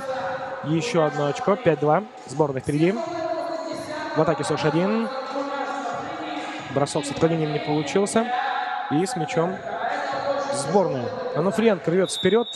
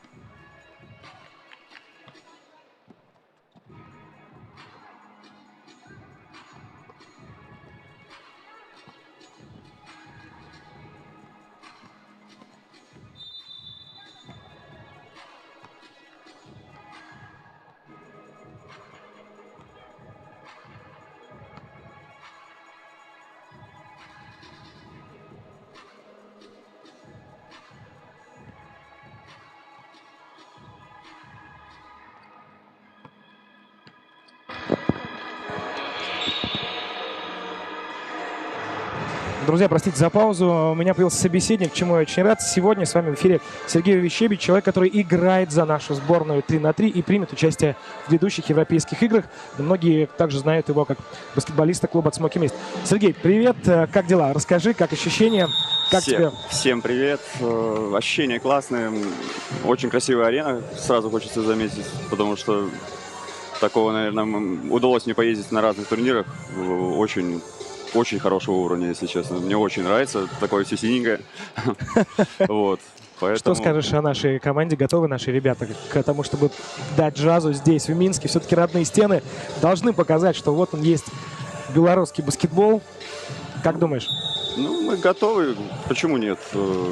Дадим, все покажем, что есть в наших, как говорится, силах. Все отдадим. Загадывать сложно. Все-таки команды неизвестны там, с каким составом. Ну, попробуем. Мы никого не боимся, так что все нормально. Все правильно. Что скажешь о вот этом матче? Как видим, сборная Беларуси до 18 лет уверенно лидирует. 9-2 уже счет. Да, прилетает как раз под эти слова трёха. Ну, в данном случае двуха, да. Да, двухочково, да, не могу еще перестроиться. Ну, видно, что сборная Беларуси 18 намного поопытнее в этом виде спорта. Они больше атакуют с периметра, потому что по шансам здесь не так, как в классическом баскетболе, а если по шансам в полтора раза, то здесь в 2 раза больше дается очков из-за периметра. Поэтому они с первых минут завладели инициативой, продолжают бросать уверенно из-за дуги, идут на подбор, играют пожестче, поувереннее, сразу чувствуется. Вот, пожалуйста, контакты такие не дают. Что скажешь, ты наблюдал наверняка тоже, как играла команда девчата. Уверенно они очень обыграли девчонок из Могилева. Тоже команда мастеровитая. Что скажешь по их игре? И как ты думаешь, кто все-таки фаворит сегодняшнего турнира? Понятно, что это игра, что мы играем. Всякое может случиться. Так получилось, что в этой команде фаворитов играет моя жена. Так что давайте ставим немножко это без внимания. Вот черт, очень хотелось внести эту тему. Вот тут не получилось. А у нас, дамы и господа, кажется, есть, к сожалению, травмированный игрок. Десятка нашей сборной. Даша Строк покидает площадку. Очень надеемся, что все нормально будет у Даши. Немножко повредила голеностоп, поэтому, ну, наверное, все должно быть нормально сейчас. Будем надеяться, что никак тогда не скажется и на игре сборной, потому что все-таки 3 на 3 это уже сложнее. Человека уже нет в замене в таком случае. Девчонка придется отдуваться. А гандикап не такой уж и большой. 9-5. Очень много еще играть. Еще 6 минут. Это очень много. Интенсивность большая. Втроем очень тяжело выдержать такую длинную дистанцию. Главное, чтобы сейчас у Даши ни в коем случае не было травмы, чтобы ничего серьезного. Да, возможно, он не сможет продолжить уже сегодня эту игру, но будем надеяться, что ничего такого, что выбило бы ее из игр нашей сборной, не случится. Очень жаль, очень жаль. А для девчонок из Гомеля это определенно шанс. Как бы там ни было, да, на площадке их все равно трое, но свежий игрок всегда может вступить и поддержать команду в атакующем порыве. Да, здесь очень важно вовремя меняться, поддерживать темп игры. Вот, пожалуйста, И залетает. вот как раз, да. И счет Плачка. почти равный. А еще игра 5 минут. Хороший фол, Один бросок, фол мы видим. агрессивный. Ну, что хочу сказать, что у сборной Беларуси сейчас будет бонус. И каждый забитый, каждый фол будет уже не по одному броску, а по два. А по два, да. Поэтому это их может спасти. Итак, Вот. исполнен первый. Уверенно, забивает. красиво, технично, чисто. 10-7. Но, слушай, глаза-то видно, что глазки-то загорелись у девчонок из Гомеля. Видно, что могут еще добавить. Почувствовали кровь. Почувствовали кровь, почувствовали, что могут. Очень быстро играет. Где-то немножко сумбур. Вот, пожалуйста. Атакуют, идут вперед. Главное, чтобы сил хватило. Да. Девчонкам из сборной нужно Сейчас все-таки это- тогда найти грамотный баланс между обороной и атакой. Сейчас им торопиться-то совершенно некуда. Ну, хорошо. Есть еще. 11-7. 6 фолов уже у Сожи. Нужно быть очень аккуратными, не заработать седьмой. 11-8. Очень рано хватает мяч игроки нашей сборной юниорской. Пускай бы в этой Два ситуации... броска. Ну, сейчас и заработали отличный фол, но хочется отметить, чтобы они не хватали сразу мяч. Пускай он уйдет, где-то лишняя пауза, где-то сыграть через чек. Полина Макритская. Сейчас два броска. Первый мимо. Что будет со вторым? Остался еще Это один. на руку, потому что они отдыхают сейчас. Все-таки троем, как мы видим. Пока Не доктор... получилось реализовать. Не вышло. 11-8. И опять ненужный фол со стороны команды Гомеля. И вновь два броска. Если они свалят еще раз, то будет два броска, и владение останется у сборной Беларуси. Екатерина Лужацкая, если я правильно вижу, кто будет исполнять на этот раз штрафные. Ну вот, наконец-то они. Чисто исполнен. 12-8, еще 4 минуты играть. Еще ничего не закончилось, потому что очень скоротечная дистанция. Буквально два броска и... И счет вновь будет игра. равным. Да. Опять. Все. Теперь бонус. Штраф 2. Два штрафных и следующий Плюс фол. владение. Владение оставляет сборной. Очень нагрузились фолами. Ну вот. Чисто исполнено. Пошли броски с штрафной линии. Мария Ануфриенко. Да, это племянница нашей известной баскетболистки Наталья Ануфриенко, которая тоже также здесь присутствует. Пришла поболеть за свое младшее поколение. Приятно осознавать, что баскетбольная династия. Да. Про свою жену я уже говорил, так что Я думаю, мы, может быть, ее тоже позовем в эфир когда-нибудь. Может быть, возьмем у нее небольшое флеш-интервью. Пускай расскажет. пускай завтра расскажет, когда мы будем играть. Вот на так этом вот, да, турнире. завтра поменяйтесь. А мы тебя будем наблюдать непосредственно на площадке, а ее пригласим сюда прокомментировать. Может быть, уже в ранге, скажем так, не просто участница турнира. Посмотрим. Вот о чем мы говорили. Сейчас 10-й фол, 2 броска, и владение остается у команды сборной Беларуси. Еще один. Практически игра уже сделана, потому что Я думаю, что да. очень тяжело защищаться без фола. Владение. Говорит, девушки, не спешите. Да, Владение. владение всегда оставляют. Очень 16-8. нагружены фолами. Видно, что мало опыта в этой дисциплине. 3 на 3 все-таки надо Немножко держать. другая философия игры здесь, да, немножко конечно же. другая. Нужно всегда фолы немножечко поберечь. уже проще пропустить под кольцо, дать забить где-то легкое одно очко и ответить двухочковым. Но сейчас такой небольшой сумбур. Очень хотят, видно большое желание.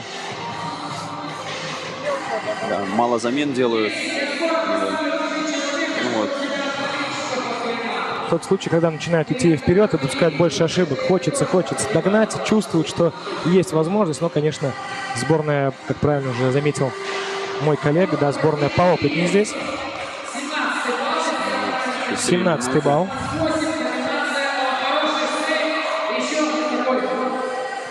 Оставляет себе мяч.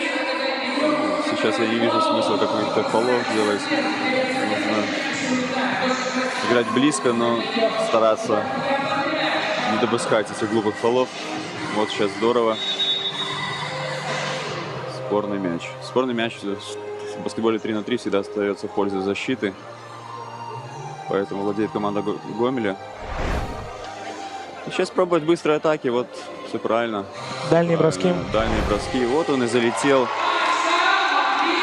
Такой уверенный бросок был.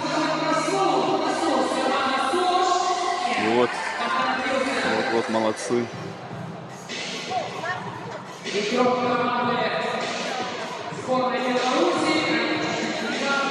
Желание, все в порядке. Желание есть. Запас не такой большой остался. Видно, что девчонкам из сборной посложнее, подсаживаются не физически.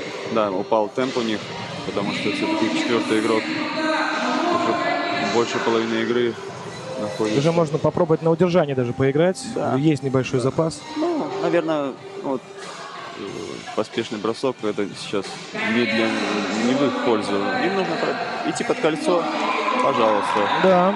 Не забиваешь ты, забивают сразу тебе. Не знаю, 17-12. не спешите лезть под кольцо. Если есть бросок, то не надо никуда лезть. Полина Макритская еще приносит 2 очка своей Возможно, команде. мы увидим досрочную победу. До 21 очка играют. Вот на победу. Там. Да. Игра закончилась. Уверенная победа игры. 21. Да, 21-12 игроки нашей юниорской сборной даже втроем сделали свое дело.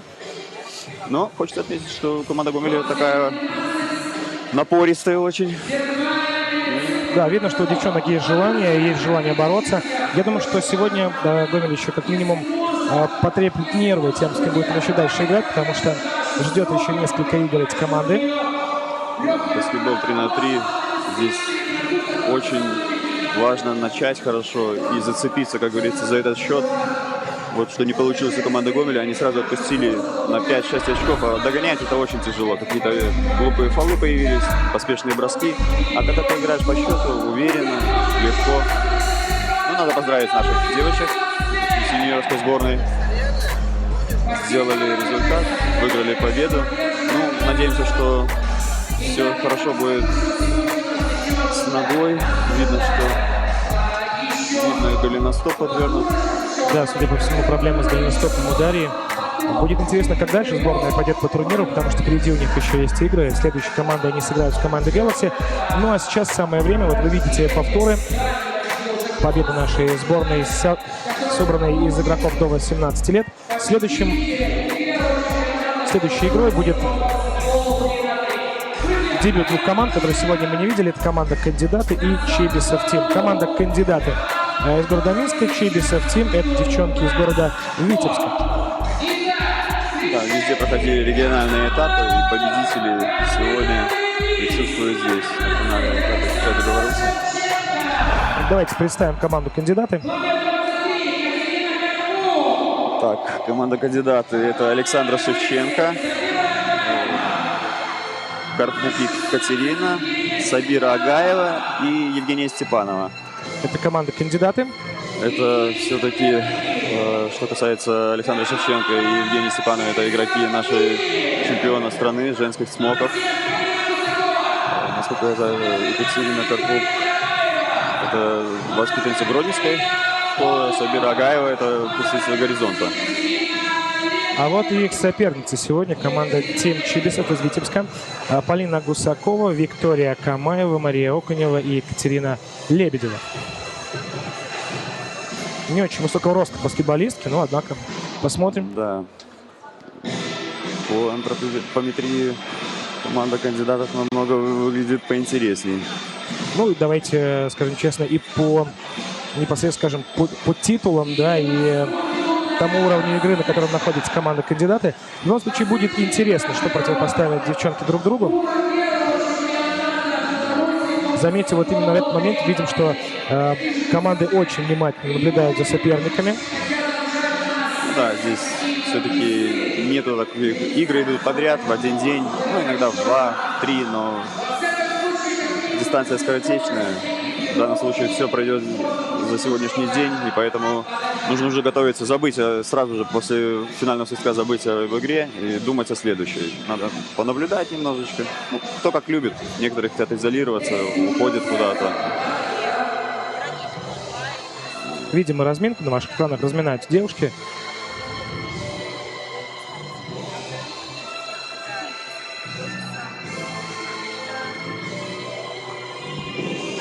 Разминка также не сильно, очень скоротечная. Сразу же нужно быть готовым к игре. Где-то за трибункой разминаться, потянуться. Ну да, когда у тебя на все про все 10 минут, времени на раскачку нет. Нужно включаться и показывать результат. Нужно быть готовым сразу же с первой секунды. Поэтому на разминку не так много времени, нужно быть уже готовым. Благо погода хорошая, можно и потянуться и на улице, ничего страшного. Лето нас радует, жара. Тот случай, когда белорусское лето радует, потому что, как правило, оно довольно холодное и короткое. Вот сейчас так о нем точно не скажешь. Да, бьет все рекорды.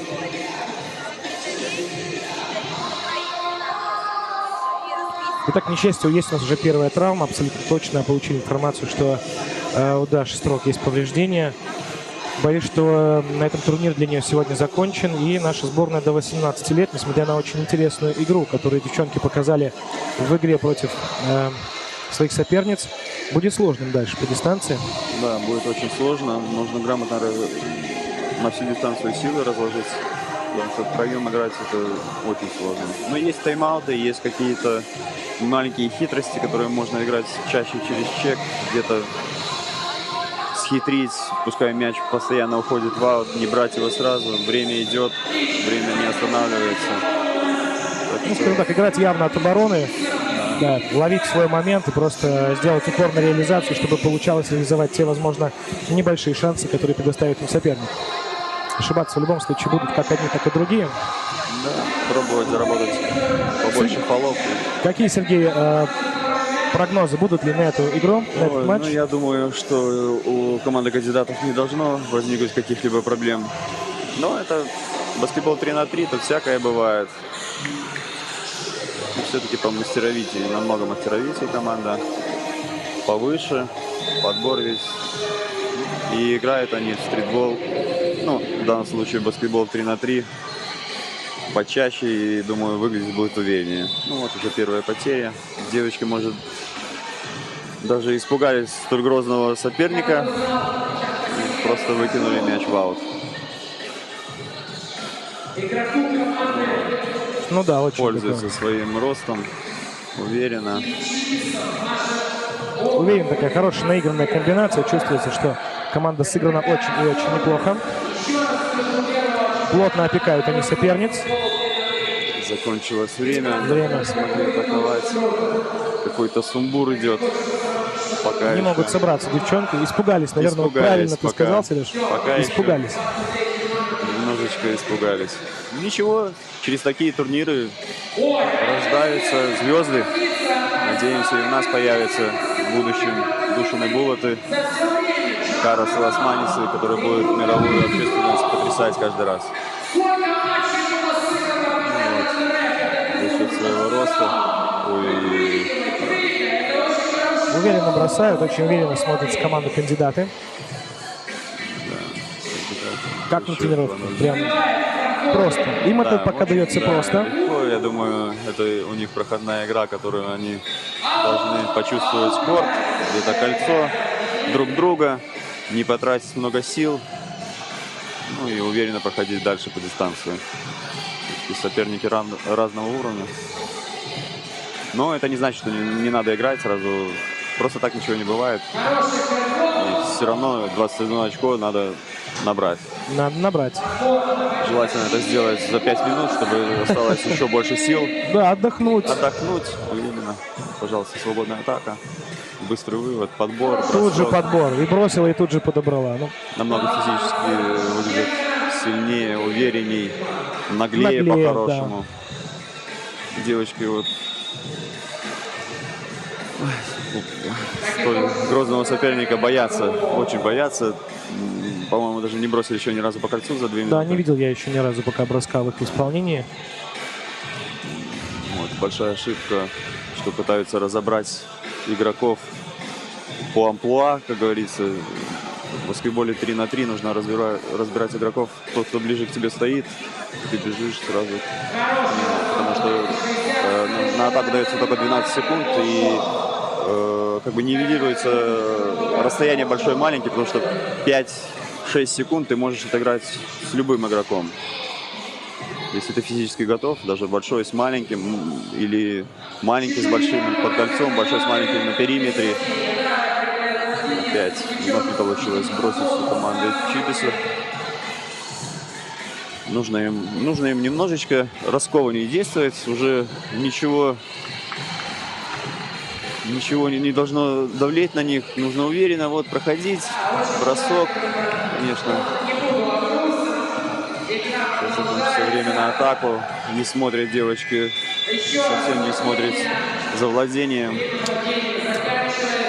Их шанс — это периметр. Нужно использовать, разбрасывать. Так как они маленькие, юркие, где-то становиться. И Да, можно попробовать именно на этом поиграть, что быстрый вывод, быстрые атаки. оппоненты более высокие, быстрые контрвыпады организовать. Под кольцо лезть против такой команды с как-то хорошим ростом. И, кстати, с учетом прошедшей четверти игры, не сказать, что какой-то большой разрыв, да? По уровню, может быть, мы видим. Ну, хочется сказать, что команда кандидатов и не выкладывается совсем. Ну да. Мне кажется, они еще даже и не вспотели. Они хотят видеть, что закончится побыстрее. Вот, перехват хороший. Занимает место под кольцом. Тут же подбор. Да, на подборе действует Атака. уверенно, интересно. Опять подбор. Ну, вот здесь немножечко повезло Чибису Тим. Вот видите, как меняются команды кандидата. Не проходит и 30-40 секунд, и идет замена. Это нужно для того, чтобы держать темп и в защите, и в нападении. Даже, может, ты и не сильно устал, но на фоне накопления, вот это первая игра, а если будет третья, то нужно меняться еще чаще. Но темп обязательно нужно держать. За счет того, что ты физически где-то более свеж, в концовке ты набираешь быстрых фолов, и просто забиваешь со штрафа и делаешь результат. Вот, опять пытаются Чибисов Тим пройти под кольцо. Не вижу в этом никакого смысла. Нужны быстрые атаки с периметра и хороший подбор. Вот, решили замениться. Играют неуверенно, совсем неуверенно. Может, испугались такой большой арены.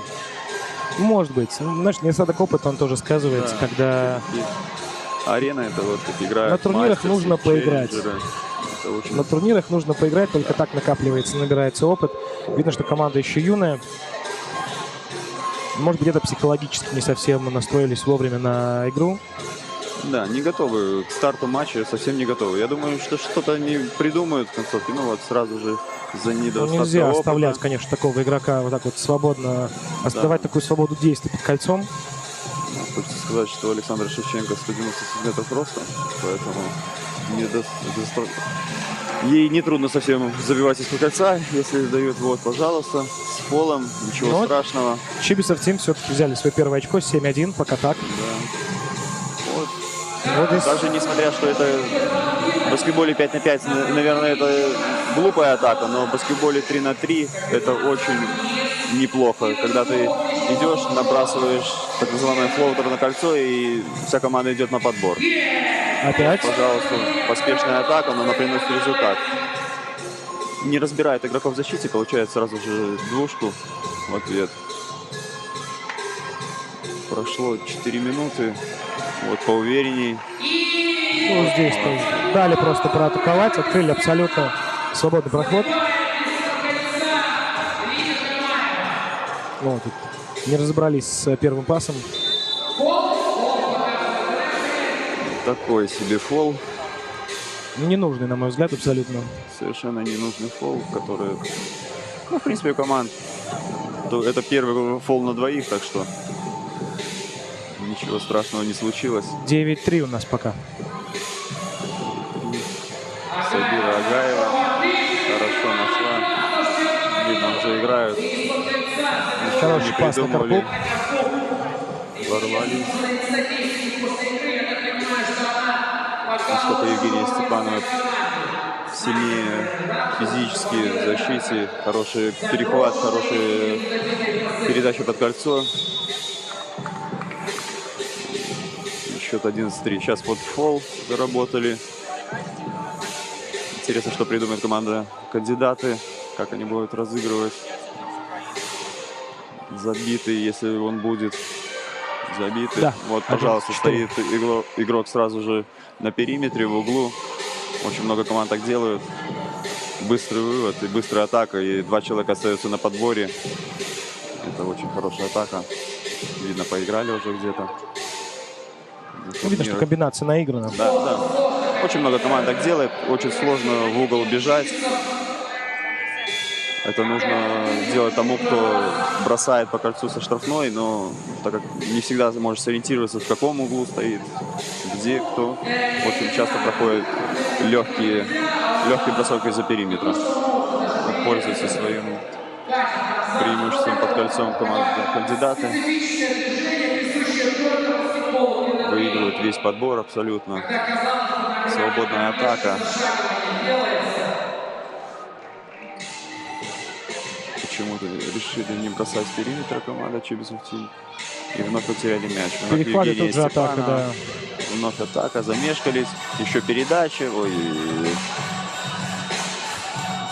Можно использовать Чибисов Тим. Может взять тайм-аут, где-то палить, потому что фолов нету команды ни одного. Вот, пожалуйста, разговаривают между собой вместо того, чтобы бежать под кольцо и защищаться против Александра Шевченко, которая набрала уже очередное свое очко под кольца. Вновь не хватает времени команде Чибисов Тим.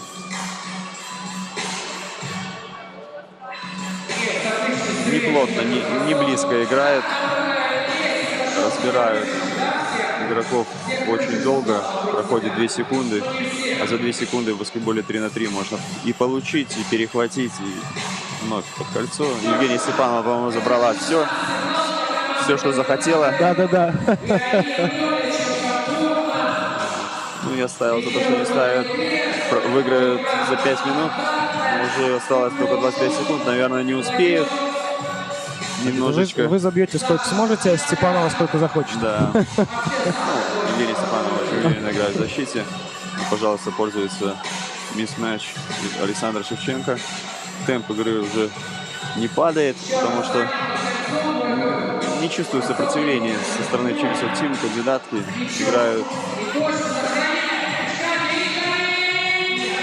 играют уверенно, никого не боятся, знают, что выиграют. Ну, вот. За счет роста, конечно, да. За счет роста Александр Шевченко уже забивает 10-й раз. Вот хорошая атака, но не подготовленная. Но нужно делать, пробовать.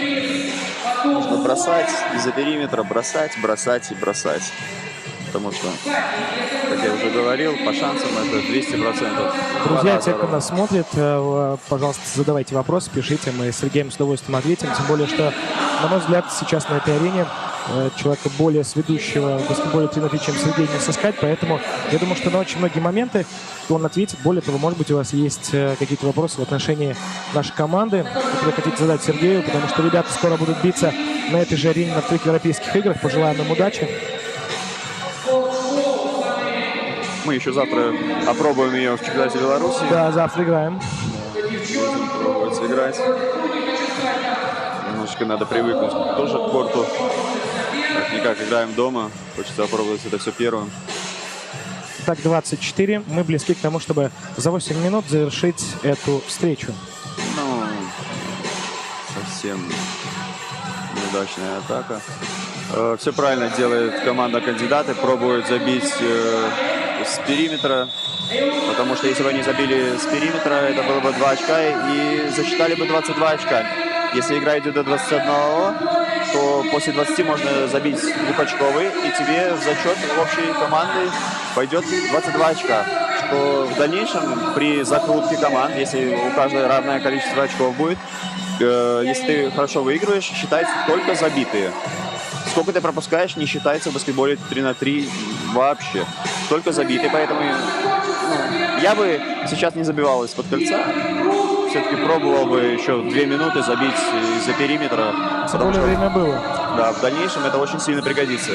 На таких турнирах, где не разыгрываются третьи места, всегда учитываются забитые.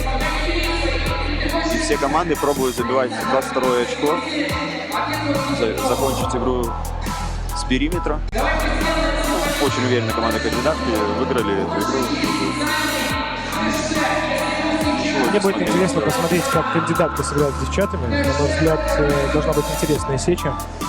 Должно быть интересно, наверное. Не поддается Сергей на мои небольшие провокации, на мои выпады. Сережа, это исключительно для того, чтобы было интересно тем, кто нас смотрит. Ну а теперь мы очень скоро увидим встречу команд, которые сегодня уже бывали на площадке. Впереди у нас игра команды Гродно и команды СОЖ-1. Напомню, что Гродно в первой игре одержали победу над командой Galaxy со счетом 26. А команда СОЖ... Команда Гродно тоже представлена из игроков Белорусского чемпионата Олимпии. Все довольно-таки известные. Играют в баскетбол 5 на 5 давно, на слуху.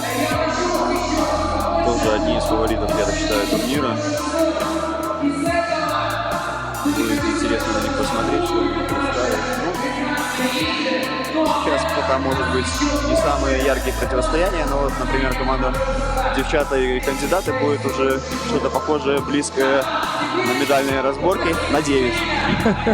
Будем надеяться, судьба их не сведет раньше финала, и мы увидим красивые финалы серии. Будем надеяться и верить.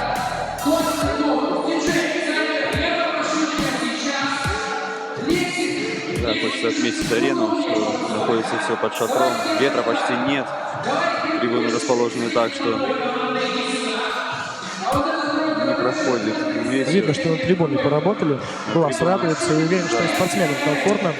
Знаете, похоже очень на какой-то теннисный турнир, который сейчас проходит в Штутгарте. Очень похожее строение, всех красиво. Я думаю, все сборные будут в восторге от нашей площадки.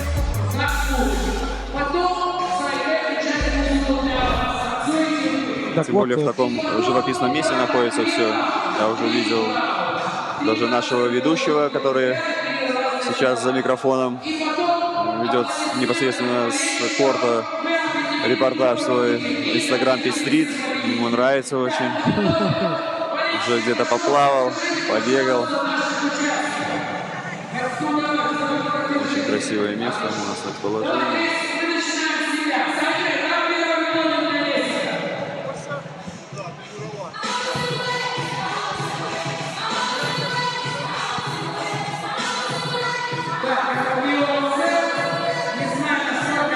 Небольшое время у нас есть перерыв для интерактива, потому что все команды уже показали себя на корте. Осталось сыграть дополнительные встречи уже между теми, кто играл. Поэтому нам нужно немножко отдохнуть. Да, пока развлекает наш талисман Лесик, исполняет танцы. Очень, конечно, приятная внешность.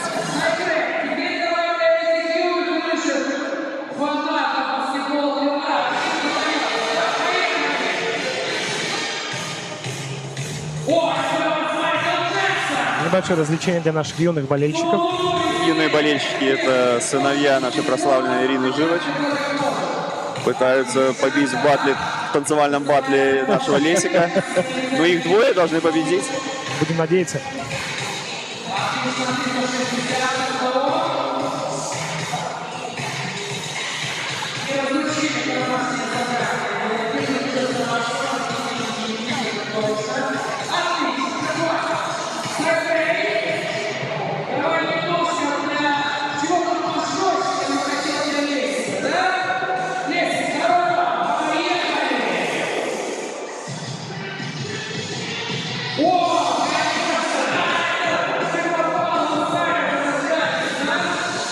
Что ж, наслаждайтесь музыкой, наслаждайтесь перерывом. Очень скоро очередные две команды появятся здесь на площадке. Мы посмотрим, что же сможет противопоставить команда СОШ-1, которая, к сожалению, начала турнир с поражения. Мы помним, что сборная Беларуси, составленная из игроков до 18 лет, одержала уверенную победу, несмотря на травму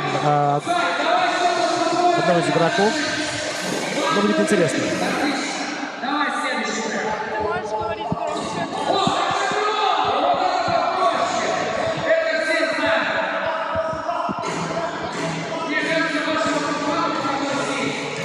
Продолжается танцевальный баттл. На мой взгляд, фаворит уже здесь. У меня, по крайней мере, их двое. И это люди, а не звери.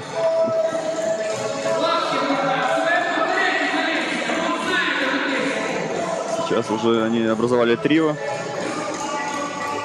Каждый веселится, так что приходите на корт. Трибун хватает, места хватит всем. Это очень интересно. Захватывающий баскетбол 3 на 3 очень большую популярность в мире набирает. В следующем году будет представлен впервые на Олимпиаде. Сейчас очень большая подготовка идет. Команды, такие как Сербия, Россия, по 5 сборных выставляют на челленджеры, на мастерсы. Очень много команд появляется, игроков профессиональных с 5 на 5.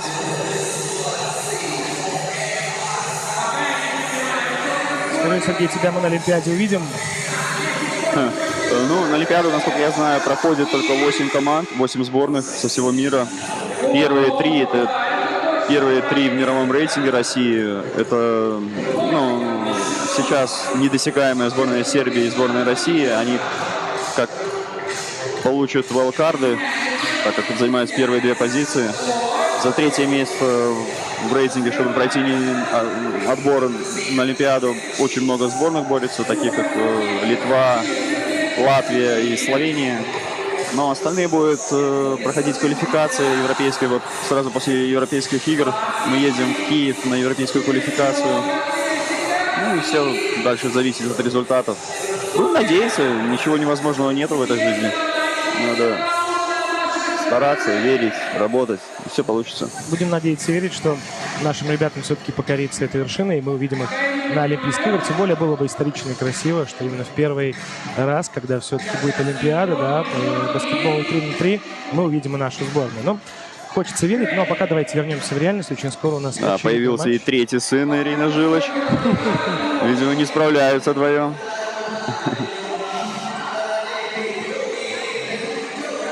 Наших прославленных баскетболистов, дети. Ну, я в них уверен, они должны победить. Воли к победе им точно не занимать. Да.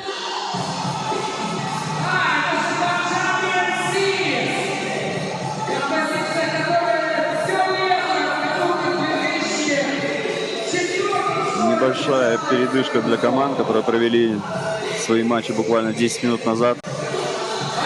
Здесь предусмотрена также лаунж-зона, где они могут передохнуть, может быть, где-то перекусить, медицинскую помощь принять. Все-таки происходит все действие на улице. Лето, жара. Причем свежо здесь хорошо. Здесь очень хорошо сейчас. Если кто-то хочет спрятаться от жары, заходите сюда, возле Дворца спорта. Здесь классно. И зрелище, и шоу, и и наслаждение, надеюсь.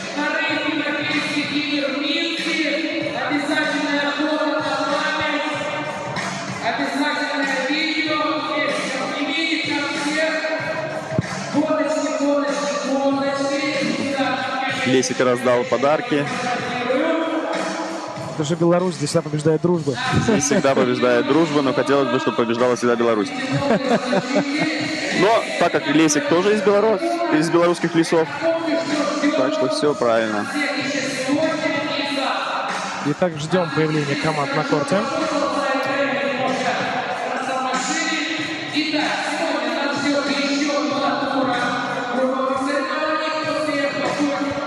Закончился первый круг, начинается второй. Уже все команды выходили на этот корт, так что сюрпризов для кого-то не будет.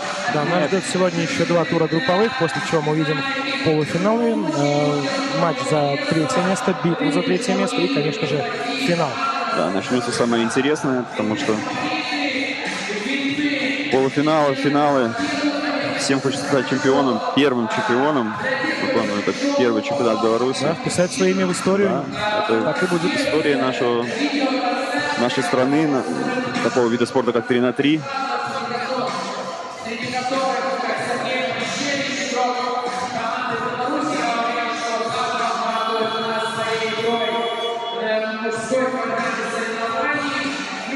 Небольшая пиар-компания пошла. Ну, куда же без этого?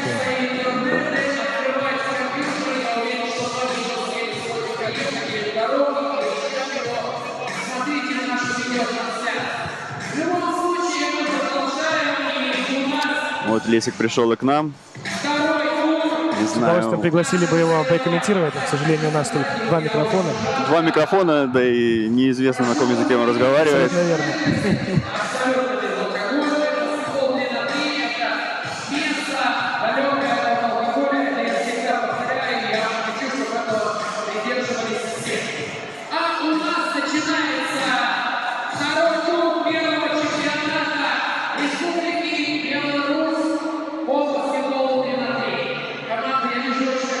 Команды уже, наверное, готовы выходить на корт. Это уже вторые игры будут.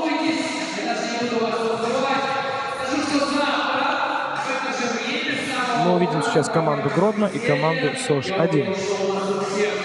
Гродненчанки. Также, правильно? Гродненчанки. Гродненчанки, да. Гродненчанки одержали победу в первом матче. Они играли в встрече открытия и одолели команду Galaxy со счетом 26.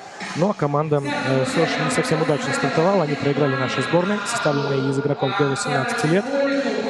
Давайте посмотрим, удастся ли сейчас взять реванш, или Гродно и дальше по ступени победителя будет двигаться к полуфиналу.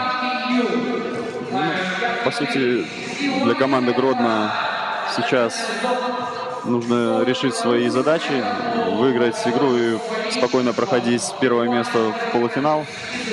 Первое место это наверняка, в моем понимании, должно попадаться на слабее команду. Все-таки не хочется в полуфинале увидеть 2 грандов, да, и увидеть, да, скажем так, может быть, немножко потерять интерес к финальной встрече. Хотелось бы, чтобы все было лучше в духе спортивных традиций. Конечно же, чтобы интрига оставалась до конца, чтобы финал первого в нашей истории чемпионата Беларуси не оказался, скажем так, омрачен тем, что одна из команд окажется на голову выше другой. И, скажем так, определенный спортивный интерес будет не на нужной степени накала, который хотелось бы вписать в историю баскетбола 3 на 3 нашей страны. Да, для этого нужно играть каждую игру, даже в групповой стадии, забивать как можно больше, закончить досрочно, 21, 22 пробовать, чтобы в дальнейшем это помогло тебе в более легкий посев, более легкую сетку. Команды представляют команды.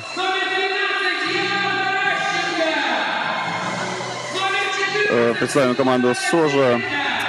Яна Паращенко, Костеренко Светлана, Дешкунова Анна и Величко Марианна. Это команда Гомель-СОЖ. У них есть в пассиве поражения, так что я думаю, сейчас они будут стараться в 2 раза сильнее. Посмотрим, что у них получится.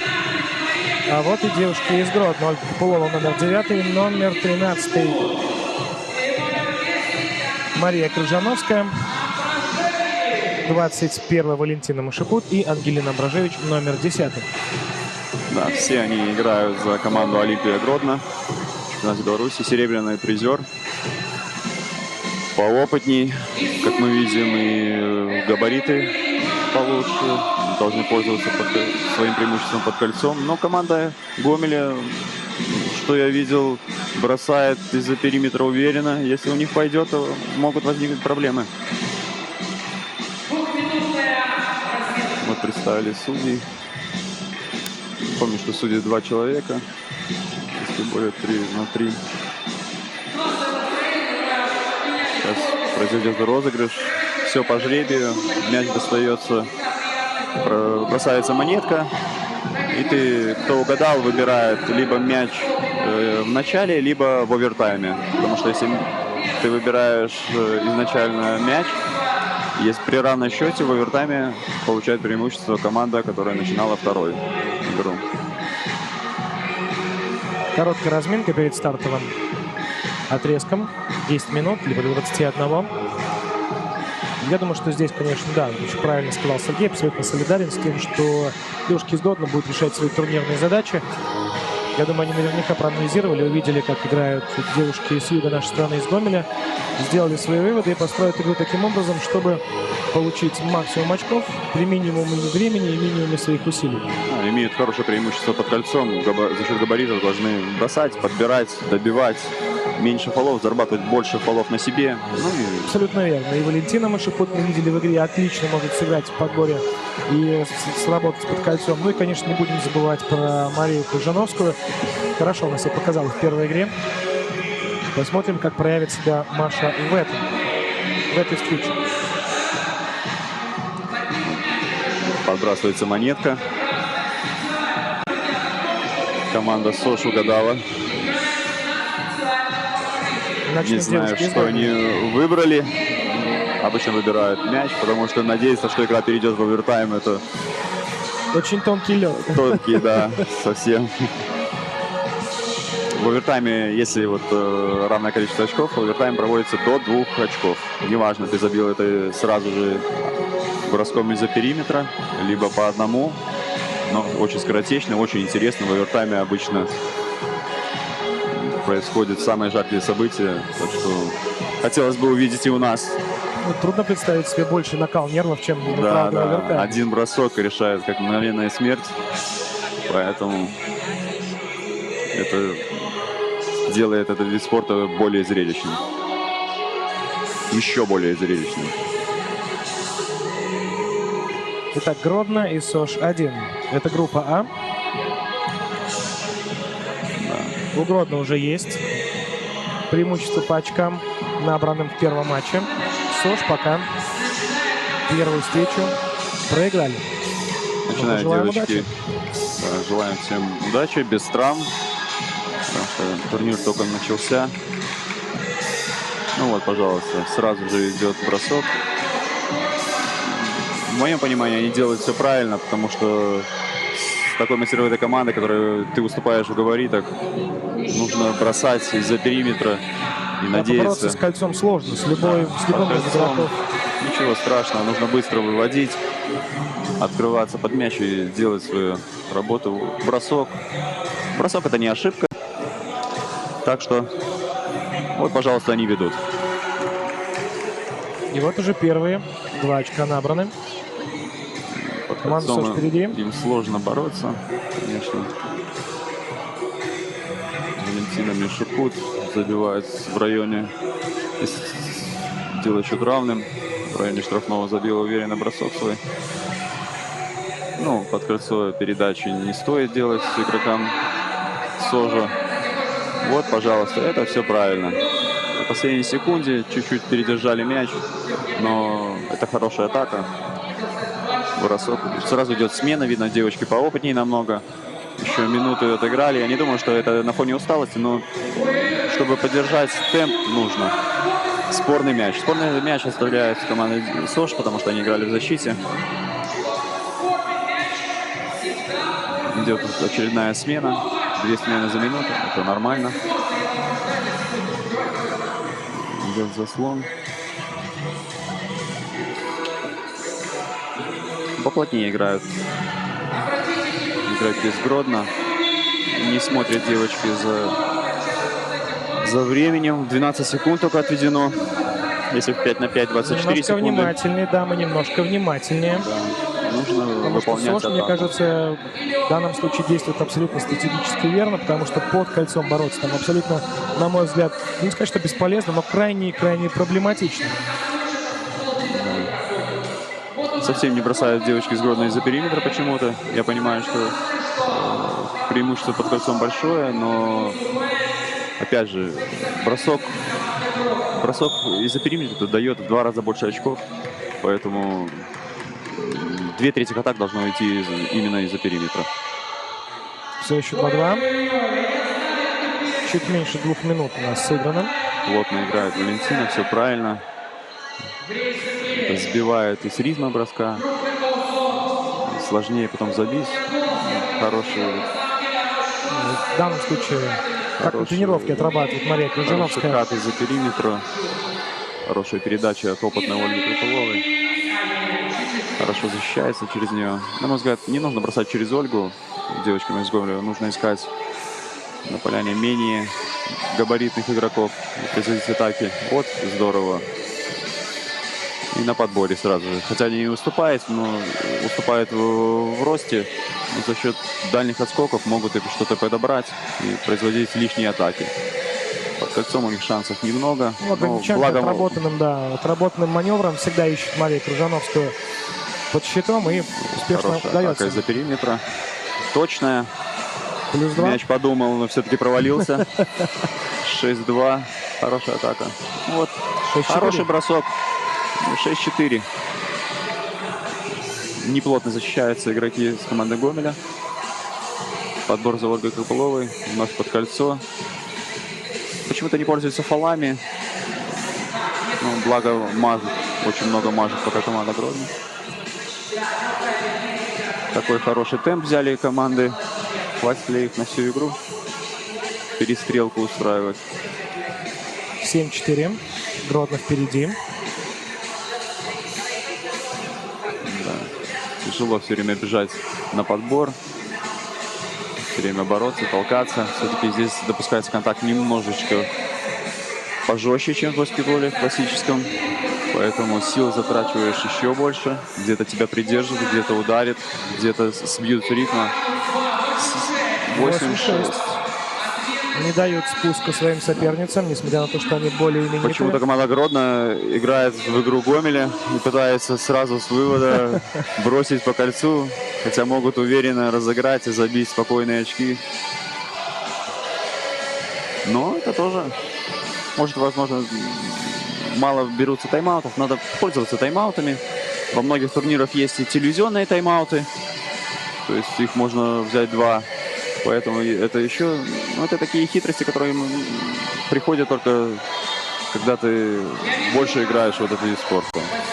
Сейчас пользуется. Вот пошла замена. Очень долго пробыла большой отрезок на площадке Ольга Крыпулова. Надо было немножко раньше смениться. Получилось из этого 3, 2 очков в данном случае. Продолжает гнуть свою линию команда Гомеля. При этом скоро мы доберемся до середины отрезка нашей игры. Счет только 8-6. Да, и... счет цепляется за счет бросками из-за периметра. Ну, вот надо ближе. С чека нужно всегда подходить очень близко.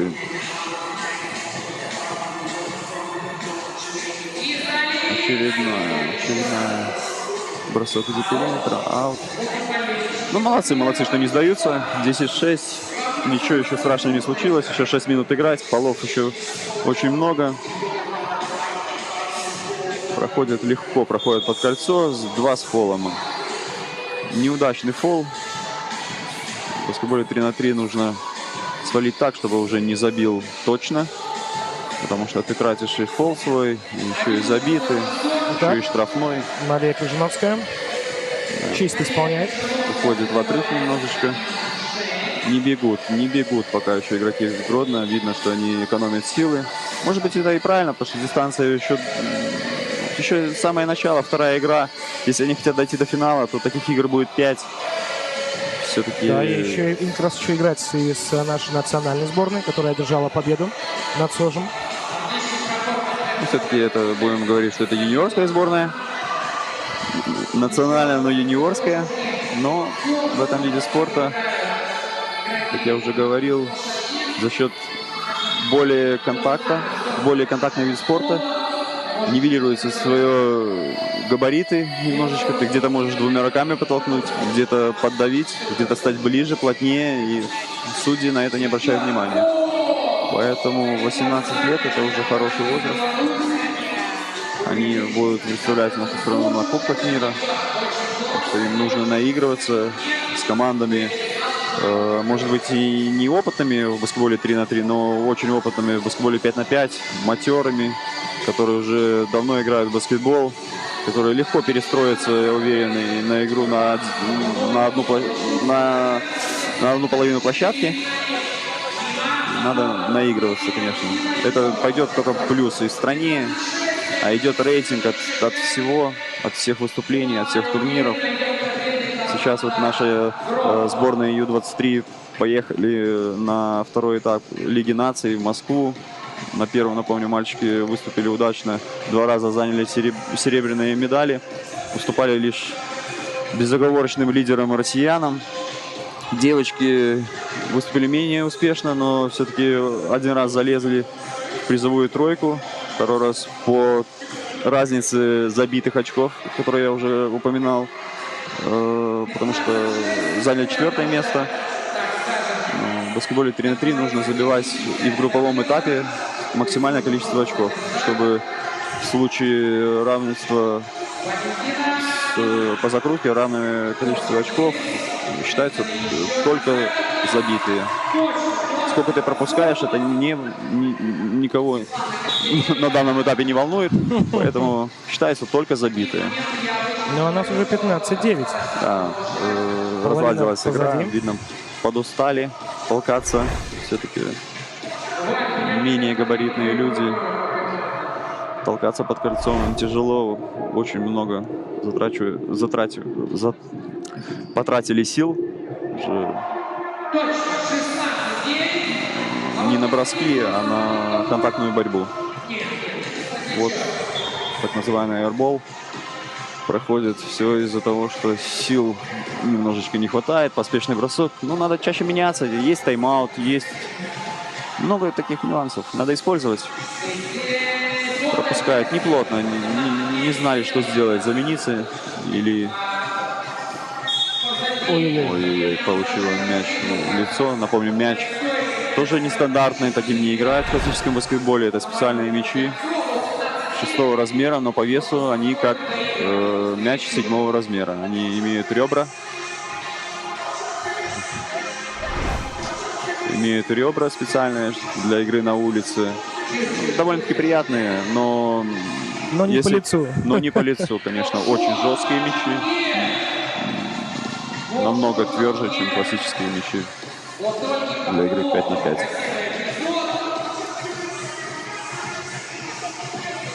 «18-9» у нас. Близки к тому, чтобы завершить эту встречу девушки из Гродно. Да, играть еще много времени. Ну, здесь надо... Треть еще впереди, да. Треть времени еще в запасе. Опять вновь в лицо. Судьи должны предупредить.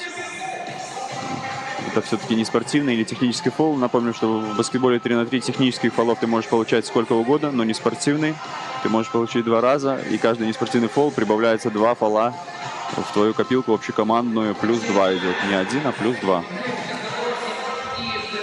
Борются, чтобы FIBA 3 на 3, чтобы картинка была более смотрибельной. Все-таки набирает популярность фол нападений. Набирает популярность баскетбол 3 на 3, и хочется продавать телетрансляции всем странам, и придумывают всякие новшества. И одно из новшеств для судей сейчас был семинар, который вот они очень большое внимание уделяли постановке заслонов. Здесь все-таки идет контактная борьба, еще контактнее, чем в классическом баскетболе. И для того, чтобы было интереснее, больше не борьбы, так как в прямом понимании этого слова, а более игровых моментов больше, хотят вот сделать. Постоянно вводятся новшества, которые вот судьям рекомендуют обратить именно внимание на постановку заслонов в нападении, дабы команда, которая играет в защите, использовала свои моменты, если они Что, Мария сыграли. Крыжановская ставит точку? Нет, наконец. Нет, не ставит. Ну, опять же, вот хорошая атака, нужно забить одно очко, а потом пробовать завершить игру броском из-за периметра. Подустали игроки команды СОЖ, видно. Заработали фол, тем не менее.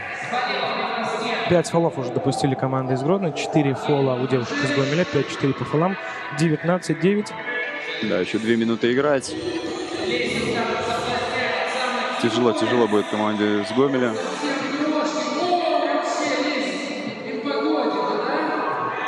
Опять быстрый вывод из-за периметра. Подбор. Тяжело что-то противопоставить статным Да, Мария девушкам из Крыжановская. Гродно. Тяжело играть гомельчанкам. Да, подустали. В аут вот забежали. Да, был небольшой контакт. Где-то в классическом баскетболе бы дали фол, но в баскетболе 3-3 очень много таких поджиманий, которые ты играешь в корпус, выдавливаешь. Надо пробовать за периметр. Все правильно делает команда Гродно. Еще 2 минуты играть.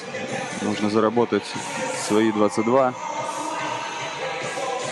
Вновь отличная защита. Плотная. Разрешенная. Опять же, разрешенная в баскетболе 3-3.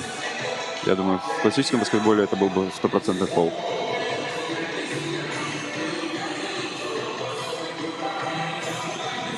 Ольга Копылова, наверное, надоело играть, поэтому она решила... Устала. Ребята, Да. хватит. Мы свое возьмем. Да, решили все-таки закончить побыстрее и сэкономить где-то силы. Но это тактика каждой команды. Если она приносит успех, значит, все делают правильно. Поздравляем девушек из Гродно со второй победой. 21-9. На этот раз с таким счетом они одерживают победу. Хорошо идут по дистанции турнира. Следующим матчем в ближайшее время мы с вами увидим, как выступит команда девчата и Чибисов Тим. Девчата одержали уверенную победу в первом матче. Чибисов Тим проиграли кандидатам. Ну, опять же, это групповой этап. Я думаю, что команда девчат такая же задача, как была сейчас у Гродно. Постараться закончить досрочно, потратить меньше сил на эту игру, забить 22, ну и без травм, естественно, сохранить силы на... Я так думаю, что на продолжение дистанции все-таки рассчитывают девочки на полуфинал минимум. А это все-таки будет 5 игр. Так что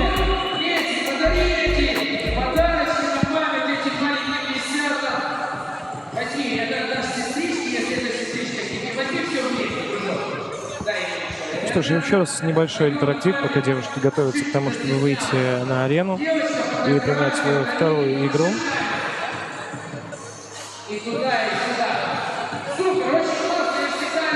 Да, где-то чувствуется, конечно, класс соперников, но, с другой стороны, давайте вспомним простую истину из замечательной игры в шахматы. Научиться играть лучше можно только играя с более сильным соперником. это 100%. Я думаю, этот спортивный принцип применим к абсолютно любому спорту. Я думаю, игрокам гомельской команды это пойдет в большой-большой актив, плюс. Даже несмотря на поражение, это все идет в копилку, которая к чему-то это приведет, а к чему-нибудь это к хорошим результатам, к уверенной игре. Поэтому не стоит расстраиваться, нужно дальше играть. Вот команда выходит уже на площадку. Команда Чибисов Тим. Давайте представим команду Чибисов Тим.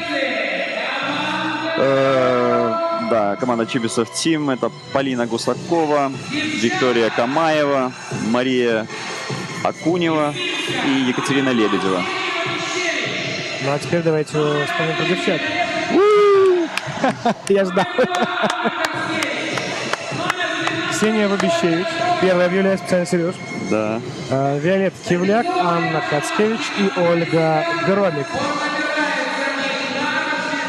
Виолетта Кивляк и Ольга Громик, игроки команды «Горизонт». Ксения Вабищевич, игрок «Смоки Минск».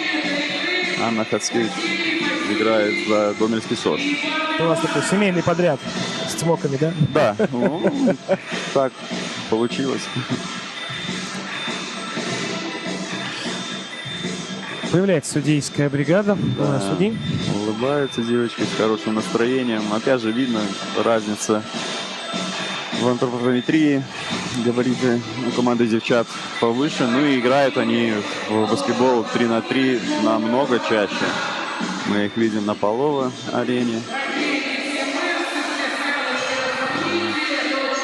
Так что я думаю, что Чибисов Тим нужно, девочки юные, хрупкие где-то, нужно набирать уверенность, и на таких турнирах, на таких площадках, Я которые... думаю, что и стратегию на игру нужно выбрать такую же, какую мы видели только что в прошлом матче. Да, Нужно бросать, потому что я очень плохо себе представляю, каким не образом бояться можно бросать. выиграть подбор у девушек из команд девчат. Вот название придумали. Ну, да, особо не заморачивались, мне кажется. Поэтому... Ну, Будет девчата и девчата. Будет очень странно объявлять, что первый чемпионат Республики Беларусь Выиграли среди женских девчата. команд выиграли девчата. Вот удивительно. Да. Ну, может, они смотрели фильм недавно. Наверняка смотрели, я думаю. Да, поэтому... Вот. Да, у команды Чибисов Тим, только если они будут уверенно и часто бросать из-за периметра, будут какие-то шансы. Тем временем у команды девчата нужно решать свои задачи, которые добыть вторую победу, которая практически позволит им выйти в полуфинал и потом уже оспаривать первое место в группе, чтобы попасть в полуфинале на менее сложного соперника, который займет второе место в группе, в противоположной группе. Вот происходит жеребьевка. Опять же подкидывает монеточку. Монеточка ускакала. Все-таки она решила остановиться. Ну, мы... насчет монеточки у нас был тоже курьезный случай. Ездили на турнир. Судья подкинул монеточку, и она добрых 2 минуты скакала на ребре, потом каталась на ребре и решила остановиться на ребре. Вот, поэтому как-то бывает и так. Небольшая разминка, видимо, тут бросают девушки. Сейчас уже игра начнется. Вот. Напомним, что наши комментаторы не предвзяты ни к чему, никакой команде. Абсолютно. Абсолютно. Правда. Я даже не Мы могу болеем сказать, за всех. что я не болею, честно, потому что мне близка эта игра, мне нравится стритбол, но все-таки нужно сохранять беспристрастность. Да, но мне-то проще, чем Сергей. Я полностью беспристрастен. Вот. Но болеем за своих. Это за игроков белорусских команд. За развитие нашего баскетбола. Да, развитие баскетбола 3 на 3.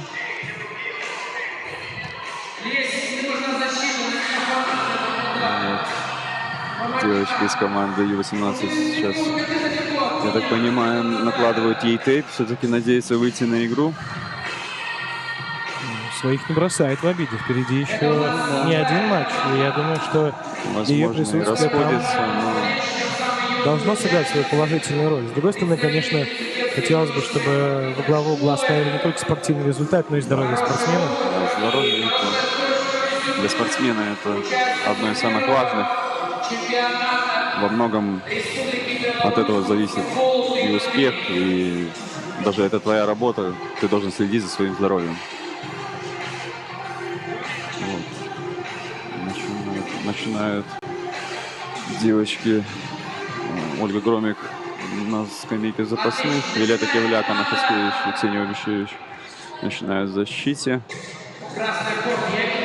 Судьи не дают мяч. Перевернулась на красную сторону. Хороший фэндов. Движение фэндов, когда мяч передается из рук в руки.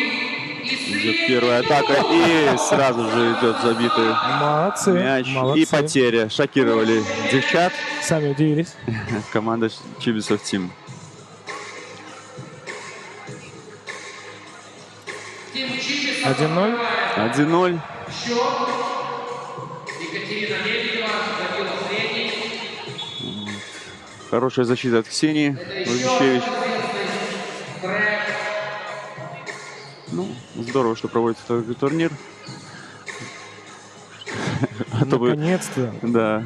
А то бы, наверное, не знала, чем заняться команда девчат. Сидели бы дома, готовили бы Здесь суп центр города. мужу. Красота. Да. Отличная погода. Отличная погода. Вот первый бросок. Мимо, неподготовленная атака. Подбор за счет габаритов. Нужно было уже атаковать. Средний бросок. Не самое лучшее принятие решений. Средний бросок — это в баскетболе 3 на 3. Это не самое удачное решение, потому что либо с-под кольца ты идешь заработать фол и забить его ближе, либо ты бросаешь из-за периметра, чтобы забить 2 очка сразу. Средний бросок — это не то, не сё, такое. Какое-то полурешение. Да, Вроде бы решение, а вроде бы... И игрок рядом, и сходу, как-то сложно технически исполнить. Вот, пожалуйста, Ольга Громик занимает позицию под кольцом, забивает, никакого сопротивления. Поздно включается в игру девочки. Тушуется немножечко Чибисов Тим. Шансов на подборе у них нет. Нужно быстренько выводить и уже бросать по кольцу. Отдавать, бросать. Ну, под кольцо лезть не стоит, потому что хорошая атака за периметра. Подбор за Виолеттой. Пас Ольге. Ольга потеряла его. Не стоит. Чибисов. Да. Однако же. Однако забивает. Я думаю, это здесь, конечно, более удача, чем правило. Я думаю, в большом атака. количестве прочих равных, к сожалению, бы. Ну, надо бросать по кольцу. Вот. Счет 4-2. Прошло менее 2 минут. Чибисов Тим опять теряет, расстраивается. Не надо расстраиваться никогда. Здесь игра очень скоротечная. И если ты расстроился, это... Расстроился, на минуту выпал, а минуту Да, уже... в плюс это точно никому не пойдет. Поэтому нужно быть все время в игре. Опять теряет. Нужно бросать. Немножко тушуются девочки. Опять же, может, увидев более мастеровитого соперника, где-то не входят в игру. Вот, опять этот средний бросок 6-2 через тем руку. временем счет. Ольга Громик. Бросок. Совсем малой кровью хотят девчата сыграть. Сильно не стараются. Играют в полутемпе таком. Вот, бросок, пожалуйста. Хорошие 2 очка заработаны. 8-2. Перехват. Опять же, бросок на периметре. Показ. Ну, хорошо, забросают, разбросают. Защиты так таковой не присутствует. Расстраиваются девочки. И получает сразу же 11. Только счет был 6-2, сразу же 11-2. Не прошло и 30 секунд. Здесь нельзя расстраиваться, нельзя выключаться. Все идет в плюс. Все в копилочку, в дальнейшую, которая позволит нашим сборным на всех этапах добиваться результата, успехов. Я верю, что они придут.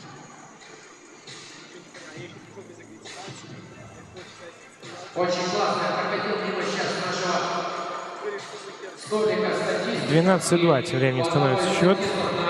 12-2. Вот атака из-за периметра. Опять почему-то идут под кольцо. Но я думаю, они уже должны увидеть, что там стоят девочки намного выше их. И шансов немного. Да, странно, что не пытаются больше бросать. Да, но вот нужно смотреть на команду, играла перед этим, тоже низкая команда Гомеля, но они все атаки исполняли из-за периметра. Чуть-чуть им не хватило физических данных, но пока они были в тонусе, они навязали свою игру. И счет был довольно-таки равным. Здесь пока этого не видно. Тушуются девочки. Защищаются. Нельзя идти под кольцо. Ну вот. Перехват. Быстрые очки. 13-2 уже. Уверенно играют команда девчат. Хорошая защита.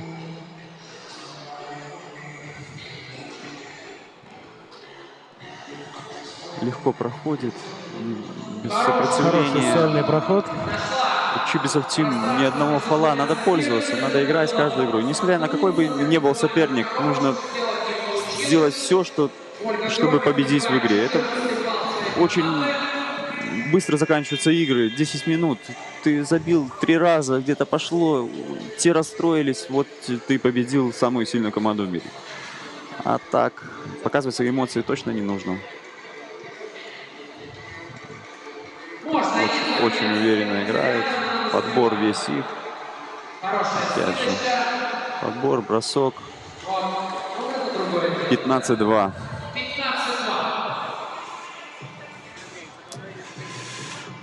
Да. Небольшая плотность в защите. И теряются девочки Чибисов Тим. Стоит за них поболеть. Все-таки выглядят они хрупкими. Надо ближе стоять при чеке. Где-то подсели физически, где-то расстроились. Ничего страшного. Играть, играть, играть. И еще раз играть. Ксения забирает мяч. Не знаю, кто, Детская борьба. кто ее этому учил, но молодец.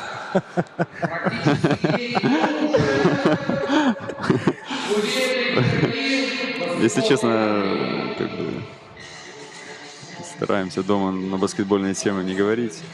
Так, где-то, если что-то подсказать, где-то помочь. Виолетта Кивляк забивает. Вот. Прошло 5 минут, 17-2. Очень уверенно играют девчата. Не тратя много сил, играют. Меняются, зоны играют. Даже судьи чуть-чуть нашли какую-то игру ногой. Чибисов Тим нужно найти броски из-за периметра и чаще атаковать. Потому что время не в их пользу, вот передачи. Не знаю, время, ни счет. Все как-то, да, немножко для них. Нужно искать броски.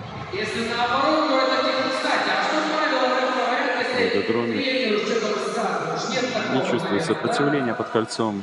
Виолетта уже... Эта комбинация проходила для команды девчат 10 раз. Вот они хотят. Ой, здорово, здорово. Хорошо разыграно. Очень здорово. 19-2. 19-2. Ксения опять забирает. Как я уже говорил, если ты хорошо защищался, то ты имеешь право на поспешную атаку. Хотели закончить за менее чем за 5 минут. Но, я думаю, проблемы не возникает. Нужно сейчас играть спокойненько. Где-то даже отдыхать, наслаждаться игрой, пробовать что-то, броски, передачи. Потому что, опять же, повторюсь, это только 2-я игра. А команда рассчитывает на 5 игр. Сложно. Нужно, да, и силы распределить. И силы. Закончилось время у команды. 12 секунд истекли. 12 секунд. Это не 24, только 12. Пожалуйста. Под кольцо. Хорошая атака. Мягкая кисть у Виолетты. Хорошо получаются эти броски. Нету возможности идти под кольцо. Да и не стоит. Решили закончить 21. Даже не прошло 5 минут. Да, уверенная победа. 2/3 времени, отведенного на матч, понадобилось для девчат, чтобы одолеть соперника из Гомеля. Вторую победу записывают себе в актив девушки. Да, обеспечивают себе полуфинальные игры. Дальше мы увидим, как наша сборная среди игроков до 18 лет сыграет с командой Galaxy. Сборная выиграла первый матч, несмотря на то, что были трудности. Помним травму Дарьи Строп, которая, тем не менее, сейчас мы видим, находится недалеко от нас с медиком и вполне возможно выйдет все-таки на эту игру. Далее сидит, да, напротив нас. Видим, и накладывает кинезия тейп. Я так понимаю, что все-таки собирается она играть. Может быть, это не самая важная для них игра будет, но даже С другой стороны, при наличии второй победы сборная до 18 обеспечивает себе полуфинал. обеспечивает себе полуфинал. Тяжело сказать. Вроде она улыбается, выглядит все. Ну а пока на ваших экранах повторы этой игры. Чибисов Тимы забили первыми, и вот больше, к сожалению, отметиться не смогли. Дальше вся игра прошла под диктовку команды «Девчата», которые обеспечивают себе место в полуфинале. Да, обеспечивает место в полуфинале. Так немножечко обрисовывается ситуация, какие команды ждать в полуфинальных играх. И я думаю, у нас вот уже третий круг, и стадия полуфинала-финала будет очень интересной, потому что будет разыгрываться первые места в группе, и полуфинал-финал обещает быть очень интересным. Конкурсы проводят.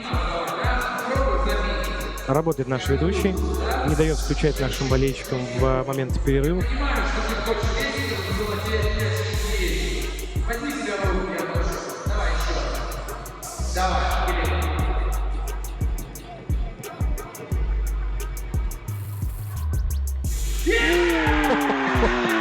С ума сойти. Красиво. Друзья, простите, да, у нас вы смотрите повторы, а мы наблюдаем, как хрупкая девушка только что так с хорошим метром от дуги исполнила отличный бросок. Наш талисман опять проиграл. Но он улыбается, всегда в хорошем настроении. Танцует. Да, с нетерпением ждут не только спортсмены, но я уверен, что очень многие граждане нашей страны. Я очень жду начала европейских игр. Огромная честь для нашей страны их принять. И, конечно, очень надеемся, что, как говорится, дома и стены помогают, что наши ребята и девушки, все участники смогут показать свой максимум. Мы в очередной раз заявляем о себе как очень спортивной нации и, конечно же, гостеприимной нации, которая умеет принимать, умеет играть, умеет отдыхать и наслаждаться спортивным праздником. Все очень ждем начала вторых европейских игр в городе Минске. Я думаю, мы полностью готовы. Вся Европа должна увидеть, что в Беларуси есть все. Все виды спорта, хорошие спортсмены, красивый город. Так что это большое событие для страны, так что все должно быть круто.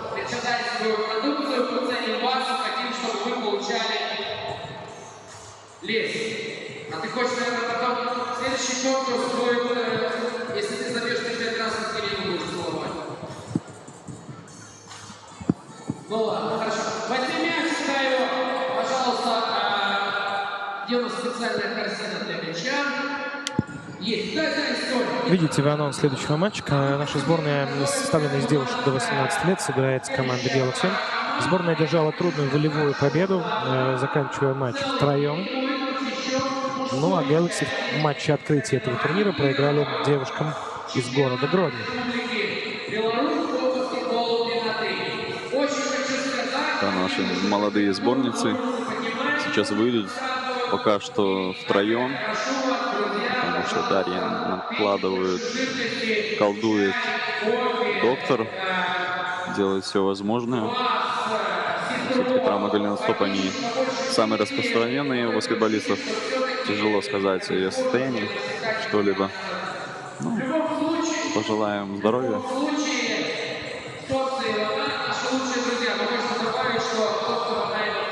Напомню, что замену сделать нельзя. Хоть и в расширенном ростере может присутствовать до 6 человек, но на турнире ты можешь выставить только 4. И если случается такая ситуация, то нужно будет доигрывать втроем. Итак, представим состав команд. Составы команд Galaxy Брест: Мария Рафалович, Анастасия Головчинер, Куратник Анастасия и Карпук Полина. Это команда Galaxy Брест. Ну а теперь давайте посмотрим на нашу сборную до 18 лет.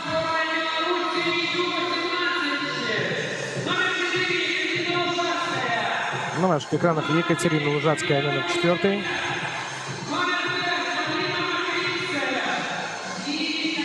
Вот они появляются девушки.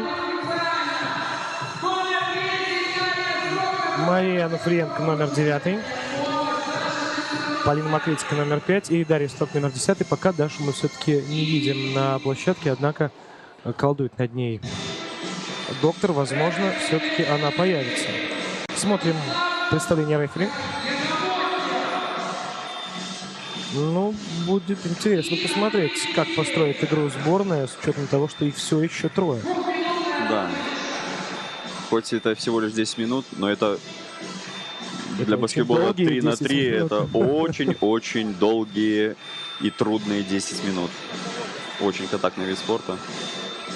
Очень тяжело дается, и поэтому неограниченное число замен может меняться каждый раз, когда мяч не живой, когда происходит чек. Так что это все не просто так придумано. Не хватает сил, тем более, когда игра равная, тратишь очень много сил на вывод мяча, чтобы потолкаться под кольцом, да и чтобы бросить. При этом, что мне кажется, все-таки сборная должна сейчас решать свою турнирную судьбу, конечно. потому что в дальнейшем играть с командой Гродно. А Гродно, как мы видели, 2 победы одержала. И сказать, что эти победы были... Да, конечно, это не просто эта игра, но, однако... Сказать, Я думаю, да, сохранение силы. Сейчас посмотрим, силы что есть. их строя, и могут дожать. Так что команде Ю-18 нашей нужно брать сейчас игру. Наблюдаем за жеребьевкой, подбрасывается монетка. Все-таки решить свои вопросы. Будет интересно. И Бресту нужно побеждать, понимая, что у сборных осталось только 3. И сборной нужно явно идти вперед, решая Да, свои вопросы выхода. для Бреста это тоже шанс, чтобы выйти в полуфинал. Ну, по сути, это игра, ну, я так считаю, за 2 место в группе. Так, предварительно. Да, предварительно, да. Прогнозы дело неблагодарное, но учитывая обстоятельства. Вот. Начнут девочки втроем. Пока Дарья даже не надевает свой 2 кроссовок. Наверное, не будет играть в этой игре. Так что сейчас девочкам нужно собраться, где-то сэкономить силы, где можно. Но Дарья, походу, собирается выходить на площадку. Очень уверенно она. Ну, посмотрим, время покажет. Да. Воли к победе этой хрупкой девушки не занимать. Напомним, девочкам по 18 лет.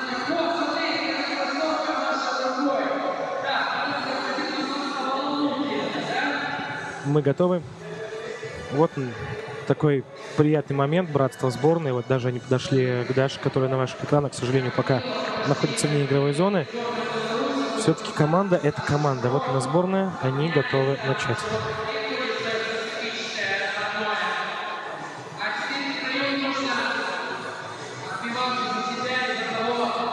Да, мяч разыгран. Девочки будут играть втроем со сборной. Ну, Бресту нужно пользоваться этим, брать игру, продлить свою дистанцию турнирную.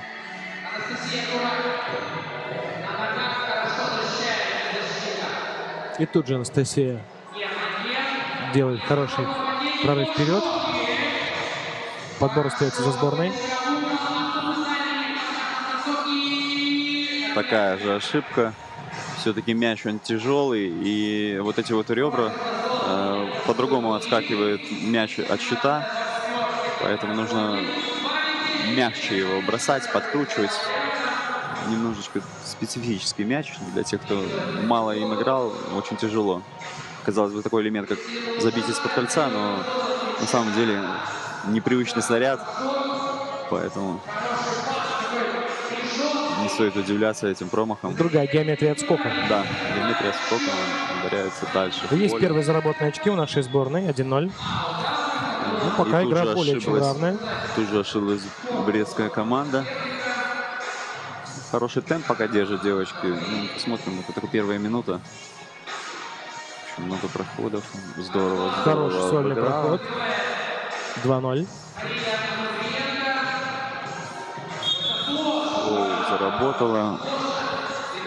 Не надо нагружаться нашей сборной фолами, потому что их и так трое, будет тяжело защищаться. Если еще и фолы будут давлеть грузом, то придется забивать каждый раз из-за периметра. Вот размочили счет брестская команда. Вновь сольный проход. Опять же повторюсь, что Неплохо в тяжелый соло бросок. получается работать у Марии Ануфриенко. Очень они хороший темп взяли. Играют неплохо. Друг с другом борются. Видно, не тушуются девочки, не боятся. Плотненько.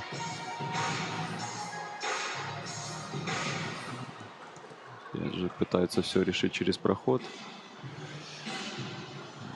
Мало пока атаки за периметра. Хотя, как по мне, каждая, не то что каждая вторая, а 2 из 3 атак должны заканчиваться броском из-за периметра. И идти на подбор. Тут не нужно бросать Добивать, много, нужно да. бросать эффективно. Да, бросать эффективно. И использовать свои габариты, идти на подбор, добивать. Уже пускай побольше ребята поборются под кольцом, зарабатывают свои очки. Причем в плане антропометрическом команд довольно похожа. Да, есть небольшое преимущество, может быть, у брестчанок по росту. Да. Но Как мы, наверное, не говорим столь только- существенно, как было в Да, предыдущих. абсолютно верно. Пытаются опять все через проход. Ну, Фриенко, да, периодически показывает нам Очень интересные хорошие сольные два проходы, шага у неплохие. Но, однако, только Первые. первый из них Здорово, здорово закончился сделала. успехом. И подбор, и атака. Ну, вот это классический баскетбол 3 на 3. Боятся, не боятся подставляться, играют в защите плотно. Все остановки сейчас на руку игрокам сборной Беларуси, потому что все-таки втроем. Нужно, да, уметь успевать восстанавливаться и Вот щас отдыхать. вот Ну, вот здесь плохой Анастасия, да, Головчинер исполнила отличный проход и выронила по очкам 2-2. Здорово, здорово. Надо набирать фолы. Они очень пригодятся в концовке игры. Можно в конце игры, если ты имеешь 6-7, если фолов, ты ничего не делать, просто лезешь туда, зарабатываешь, бросаешь 2 штрафных легких. И отдыхает команда, и ты вроде бы как бросаешь из-за периметра, только еще эффективнее. Ну и как бы, а если уже 9-й фол, то еще и мяч остается, то игра практически сделана. Мария Ануфриенко. Да, Проваливается мячик, подумав. Вот плотно, плотно, все правильно делают девочки. Плотно не давать вывести, вот в отделе. плотная опека.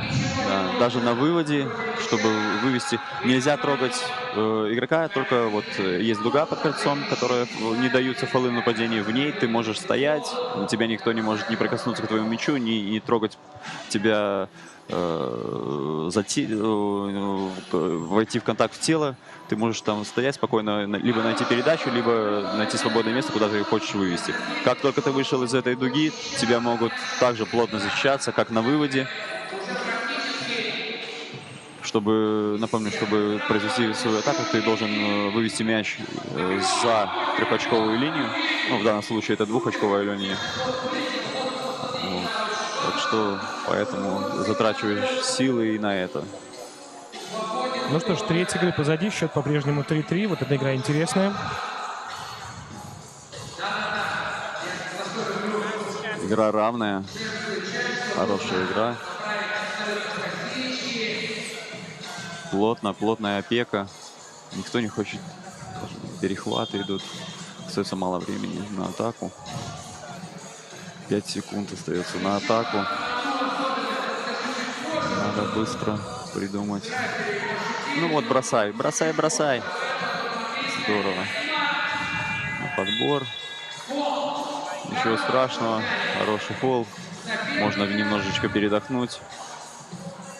Очень плотная борьба. Если мы в предыдущей игре видели, что за 5 минут забили 21 очко, сейчас прошла практически 4-я минута.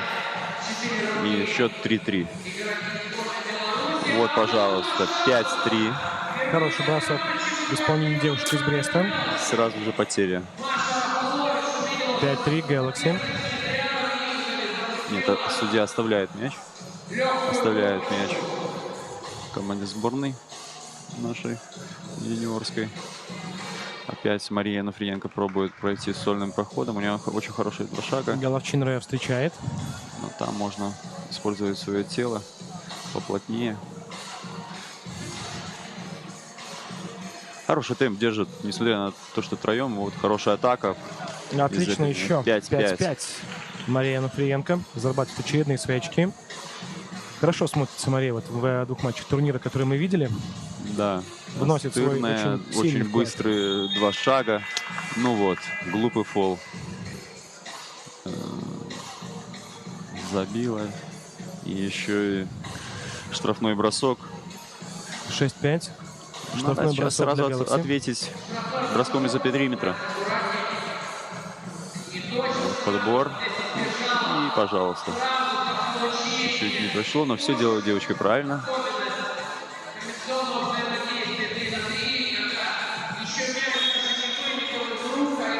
Зарабатывает фол, бросковый фол. Немножечко подгрузились фолами. 5-й фол. 5-й фол, да. Еще один. И дальше будет пробиваться все по 2. Любой, даже не бросковый фол, будет пробиваться двумя штрафными. Это 7-5. правило. Тем временем счет. Это правило 3-3. У них вот такие правила. Хорошо играют, плотно в защите. Уверенно.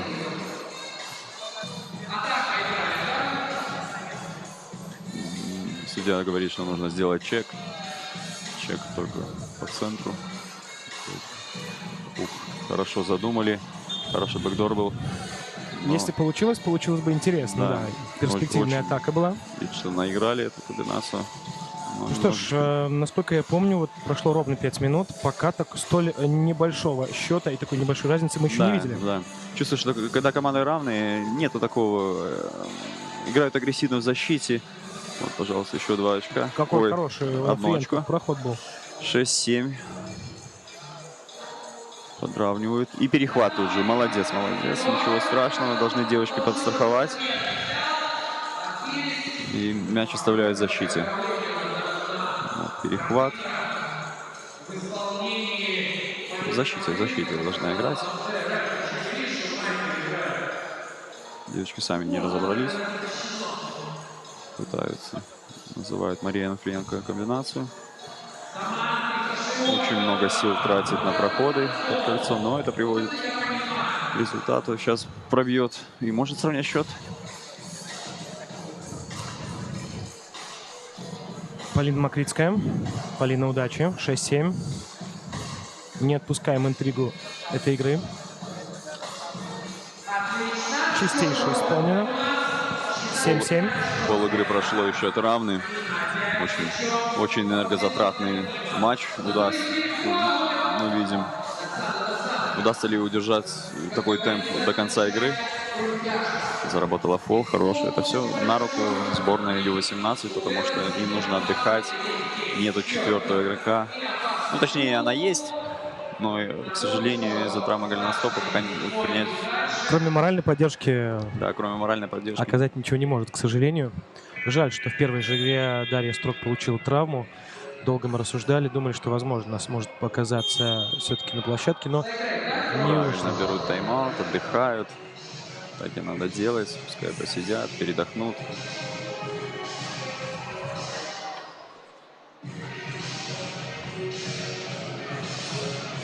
Девочки, есть что-то, шанс подкорректировать, есть возможность это назначить комбинацию.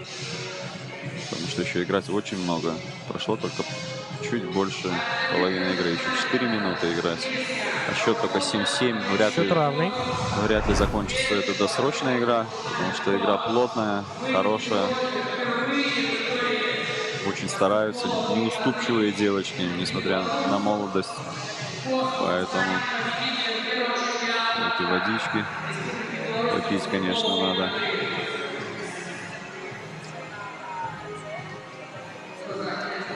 Все, закончился тайм-аут. Дело время, а потехи час. Продолжается игра. Продолжается игра. У каждой команды по одному тайм-ауту. Использовать его второй раз не удастся. Бросок нашей сборной. Бросок. Вот тайм-аут пошел Отлично. на пользу. Сразу же 2 очка. Хорошая атака, уверенная. Здорово, здорово. Ну, вот. Еще атака. И еще. Ай-яй-яй-яй, чуть-чуть. Онуфриенко на подборе. Онуфриенко на подборе. Девочкам из Бреста нужно Еще один подбор. чуть-чуть они... Еще подбор за как бы- сборную. Ну, 3 подбора за сборную подряд, конечно, Если в говорить, итоге завершаются немножко поплыли. заработанным Бежали. очком. После тайм-аута не вошли в игру. Опять же, нужно входить сразу же в игру. Немножечко не в свою игру. Надо сейчас подуспокоиться девочкам из Бреста. Не вошли. Сразу после тайм-аута получили двухочковые. Расстроились. Не надо расстраиваться. Еще 3 минуты играть. 10-7. Ну, вот такого делать, конечно, нельзя. Ну, Мария Онуфриенко в очередной раз показывает Такой- индивидуальное мастерство. Да, очень хорошая первая стартовая скорость. 2 шага, отлично. Здорово сыграли девочка из Бреста. Да. Хороший пас. Хорошая комбинация. Все хорошо. Никуда не спешат. И двухочковый. Нет. Решили пойти на полы. Ну, успели выбросить. Молодцы. Девочка из Бреста. Не нужный, совсем не нужный фол. А он Абсолютно. Куда? шестой. Шестой. Ну зачем? Шестой, да. Еще очень много играть. И вот сейчас каждый последующий фол, любой, на броске, не на броске, будет караться 2 штрафными бросками. Сейчас нужно очень аккуратно. Вот пропускают. Возможно, вот, правильно делает Мария Онуфриенко. Никуда не спешит на выводе.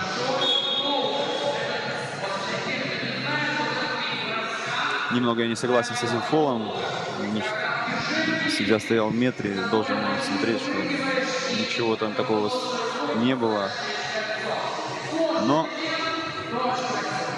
такое бывает. Человеческий фактор никто не отменял. Мария Онуфриенко. Очередные очки. По-моему, половину очков она забивает. Я думаю, что да, она очень, если не большую часть принесла Если на не команде большую, в этом матче. Да. И сольные проходы мы ее Активно. видели, и хорошо исполненные броски из-за дуги, и штрафные тоже.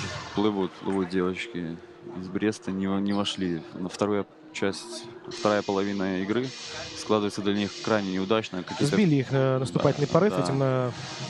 Какие-то Тайм-аут. глупые потери, ненужные, совершенно ненужные. Вот. Остается 4 секунды на атаку юниорской нашей сборной. При этом, мне кажется, сборная прихватывает такой кураж. Начинаются такие Да, интересные они технические сейчас решения. смотрятся увереннее. Не увидели. К сожалению, они нас не слышат, что остается 4 секунды, так что не увидели, что закончилось время. Надо следить за этим.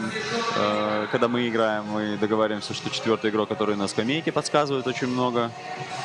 Потому что в таком порыве тяжело смотреть. Тем более 12-секундник расположен не под самым кольцом, а где-то сбоку. Ну, расположение его не фиксированное в FIBA 3×3. Так что он мог находиться, как поставят организаторы. Надо все время следить за этим, привыкать. Хорошо, не фалят. Главное, не фалить сейчас.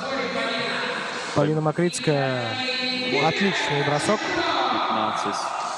Отрывается медленно, За 2 верно. минуты забили больше, чем за 6 минут предыдущих. Хороший разворот, хорошая атака. Никуда не нужно спешить. Если открытый есть бросок из-за периметра, его всегда нужно использовать. Мария Онуфриенко опять своей настырностью берет подбор, разворот. Очень хорошо выглядит в этой игре. Главное, что не покидают силы, играют хорошо. Уже на играют кураже. вдвоем. На жилах уже тянут, куражатся. Да, уже видно, что они и позицию занимают хорошо. Вот, пожалуйста, подбор.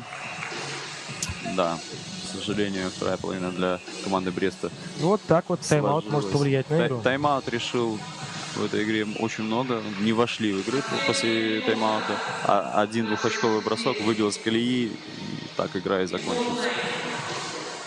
Вот сейчас пробуют уже атаковать с периметра.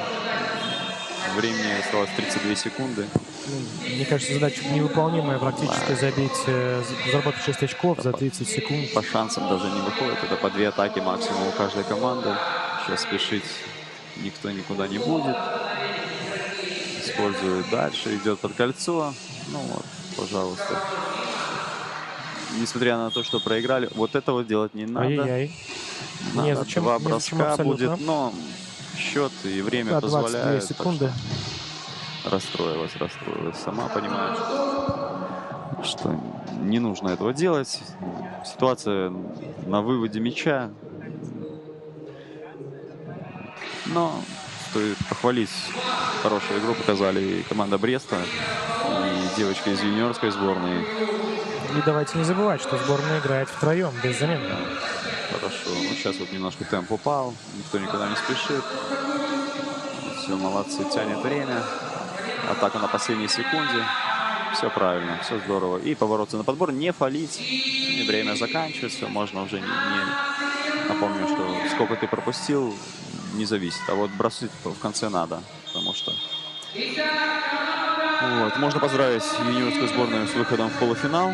Они будут решать, кто займет первое место с командой Гродно, да?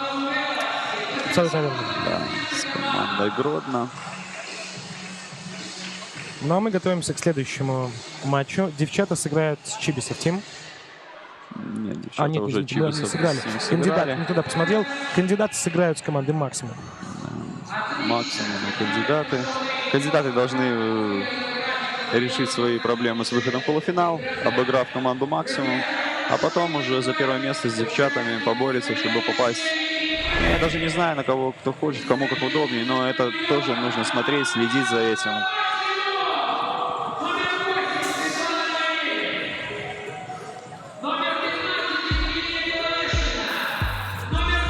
Итак, команда Максимум, город Команда Могилев. Максимум Могилев, Светлана Горелик, Беловешкина Евгения, Валерия Сидоренко и Сивопляс Валентина. Это команда Максимум из города Могилева. Ну а теперь давайте снова увидим кандидатов. 15 номер Александра Шевченко, 23 Катерина Карпук, номер 8 Сабира Агаева и номер 16 Евгения Степанова.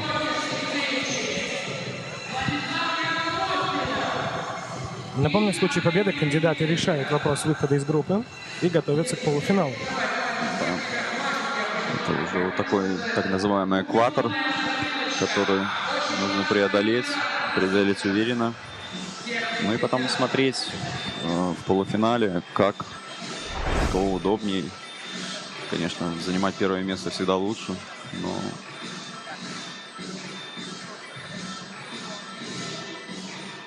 я думаю, они сами знают прекрасно, что им нужно сделать.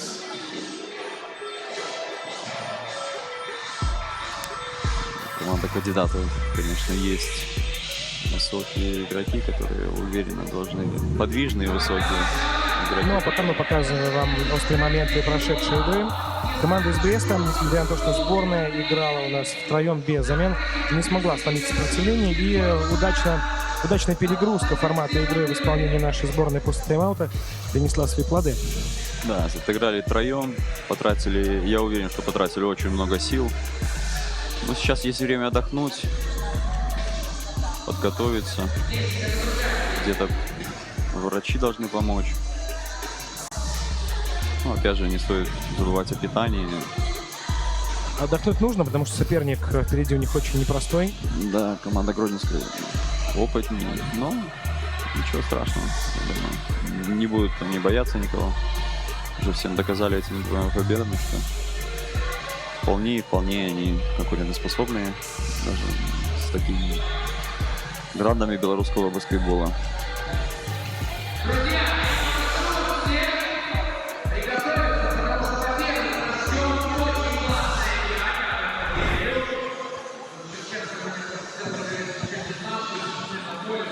Происходит жеребьевка. Жребий брошен. Мы Да, готовы. жребий брошен. Осталось начать игру. Помним, все происходит, чей мяч, чье начало владения. Не через спорный А через обычное подкидывание орел-решки с судьей. Это тоже специфика спорта такая. Ну, во-первых, очень мало видов спорта, где играет музыка всю игру. Так что и это как-то очень интересно. Все действие происходит. Всегда очень много эмоций, борьбы. Итак, готовы мы к тому, чтобы начать эту игру. Команда, кандидаты против команды «Максимум». Да. Напомню, что национальная сборная наша поехала на турнир во Францию. Женская, также женская сборная Ю-23 поехала на этап Лиги наций. Так что сейчас остались кандидаты. Вот они так и назвались. Кандидаты. Неплохой способ заявить о себе, выиграв такой турнир. Сказать, да. вот, Я думаю, дескать, тренеры мы готовы смотрят. прийти на помощь. Тренеры смотрят, и все. Какой окончательный ростер будет на Европейских играх.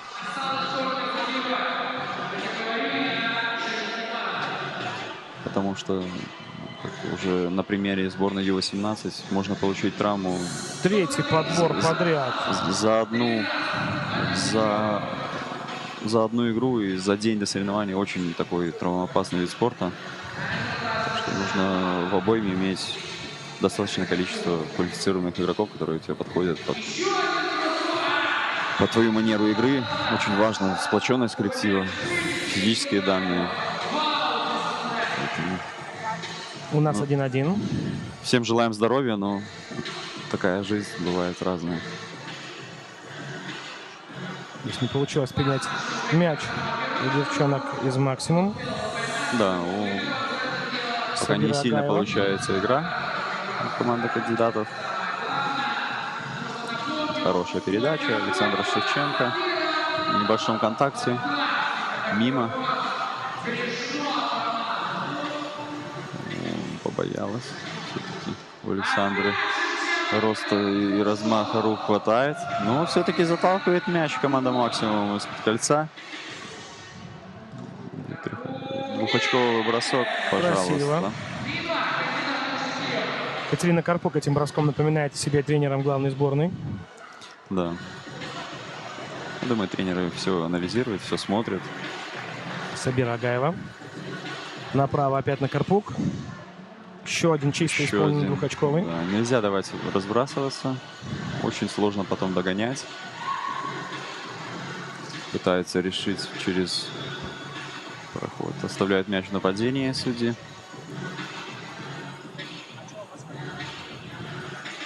Прошло уже 2 минуты. Счет 5-2 в пользу команды кандидаты. Ну, не самое лучшее решение. Бросать через Александру. Александра с размахом рук легко делает свой дежурный блокшот. Домашняя комбинация, отличная. Хорошая заготовка, да, исполнена чисто. Набирают кандидаты очки, 6-2. Ну и сразу на выводе поддушили. Очень здорово играет Евгения Степанова. Близко, в контакте. Забрала 4 секунды атаки. А, еще и оставили мяч, так что здорово все получилось. Решила сама. Нашла Отличная пасу. передача. Сразу на выводе мяча поддушивают. Плотненько играют в защите. Правильно все делают. Молодцы. Вот поспешная атака. Все здорово. Очень грамотно. Сейчас спешить никто никогда не будет. Ну, пожалуйста. 8-2. За 2 минуты очень много. Сразу же на выводе плотно играют. На самом деле это очень мешает, потому что ты хочешь сыграть в нападении.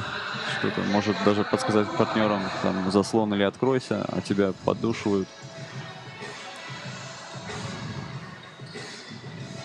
Да, перестали идти атаки. Здорово играют в защите, плотно, физически готовы хорошо.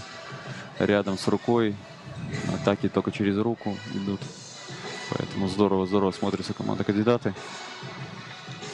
опять эту комбинацию играют. И чуть-чуть не зашло, но смотрится она очень красиво, когда идет забегание. И пас от большой. Не было касания по кольцу, поэтому закончили за 12 секунд.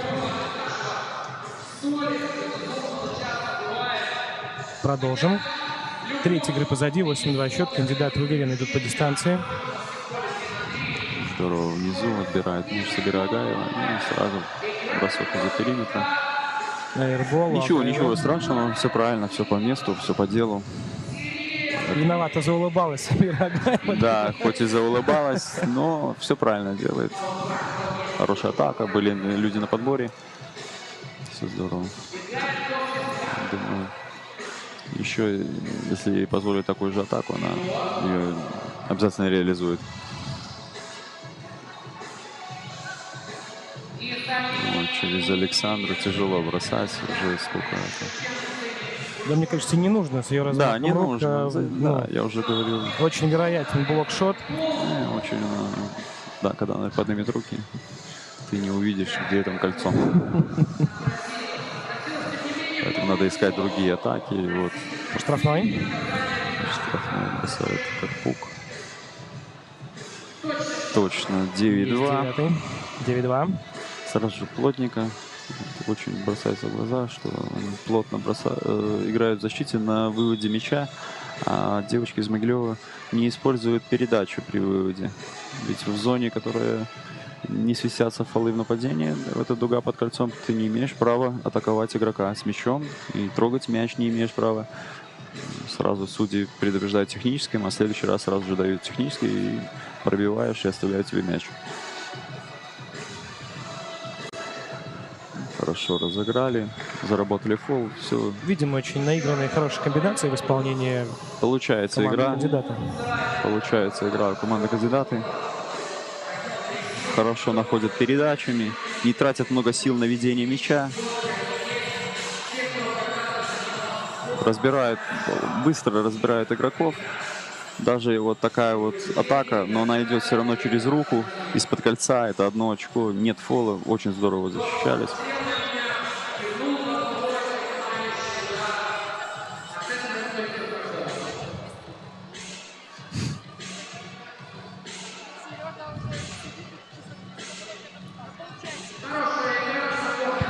Премию потом дадим.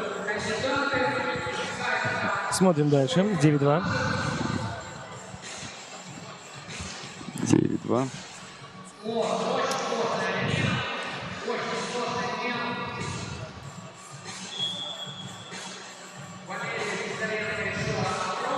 Вновь плотная защита. 5 минут сыграно, еще столько же нам играть. 9-2 счет, кандидаты лидируют. Причем Уверенно играют. не вижу я пока ресурсы, которые могли бы включить соперники для того, чтобы переломить ход встречи. Атака через руки, быстрый вывод, хорошая атака. Вот она бросила уже получше. Работает в процессе игры на технике Сабира на Агаева. технике Сабира Агаева. Ну, забьет, обязательно забьет, потому что атака хорошая.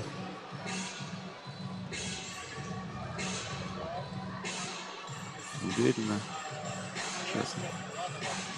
Вывели, отлично вывели. И на подборе, как здорово. Поспешная атака, но имея преимущество под кольцом, они могут позволять себе такие поспешные атаки. Да, не разбирают игроков команда максимум из Могилева. Долго идет принятие решений, поэтому у них чуть-чуть не получается. Чуть бы ускорить игру. Подсели физически Подбор за уже. подбором. Вторая половина началась игры. Да, это фол. Свистится всегда. Сзади. Стоит взять тайм-аут, успокоить игру. Напомню, что в баскетболе 3 на 3 нету тренера. Даже технический фол дается, если ты используешь.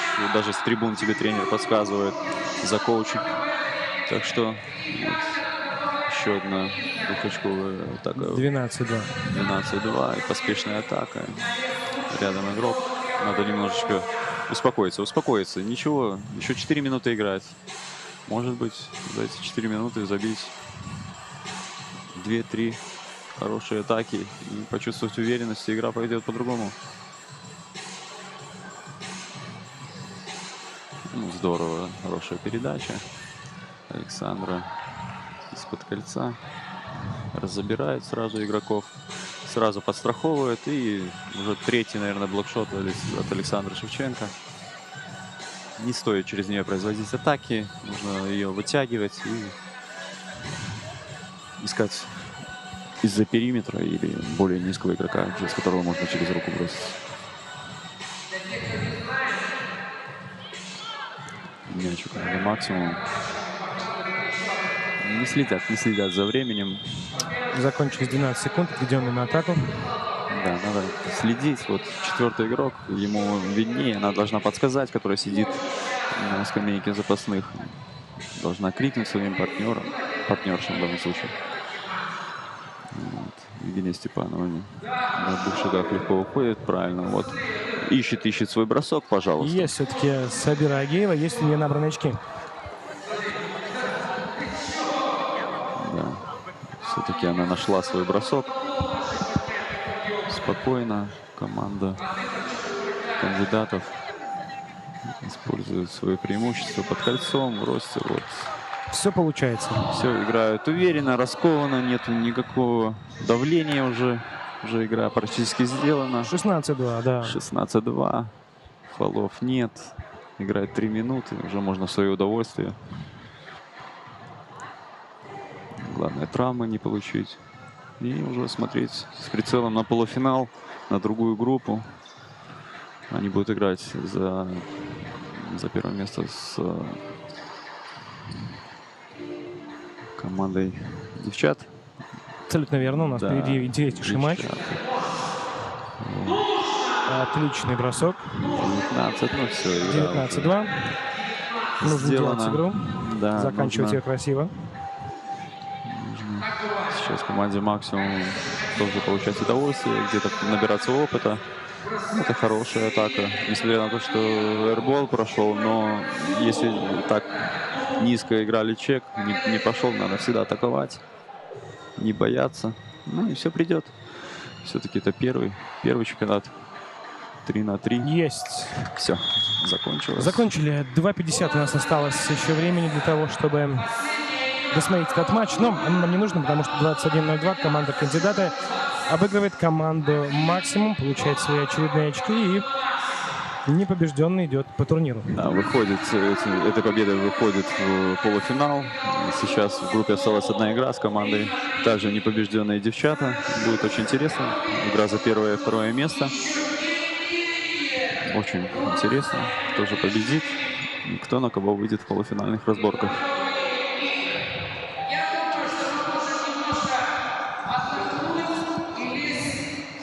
Впереди у нас еще одна игра. 21:2 вы видите итог игры матча кандидаты и Максимум.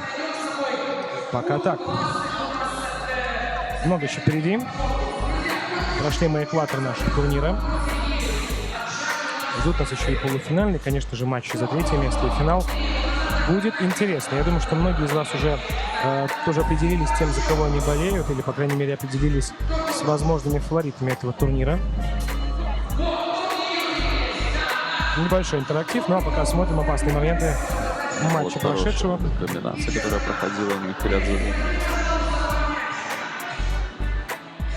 Хорошо играют девочки. Видно, наиграно. Так что смотрится очень и очень неплохо, уверенно.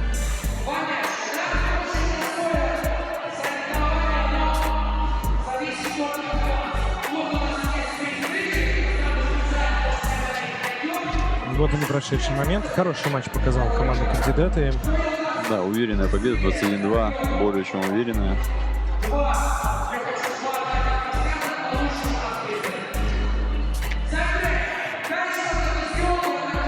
Ну что ж, смотрим. Опять призы из-за линии. Небольшой интерактив баскетбольный у нас происходит, пока вы смотрите повторы.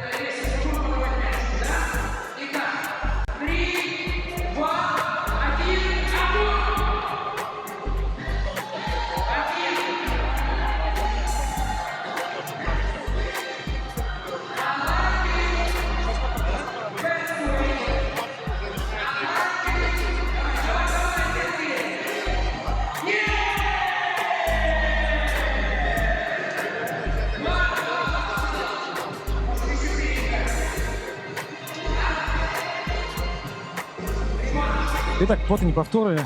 Позади у нас половина уже, можно сказать, турнира. Остались интересные игры за первое место. Команда будет решать, какие же позиции у них окажутся. С каких позиций они выйдут в полуфиналы. Ну что ж, друзья, у нас небольшой период трансляции. Сейчас у нас будет несколько интерактивов. Мы вернемся в эфир буквально минут через 20. Те, кто смотрит матч, напоминаю, что в 14:20 вас ждет начало матча СОЖ-1 против команды Galaxy. До новых встреч в эфире. Дайте нам немножко передохнуть, передохните тоже. И мы вернемся в эфир.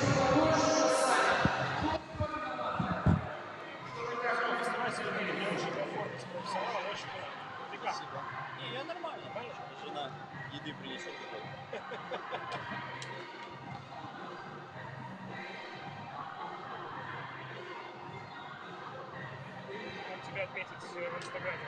Сергей вообще еще. Так.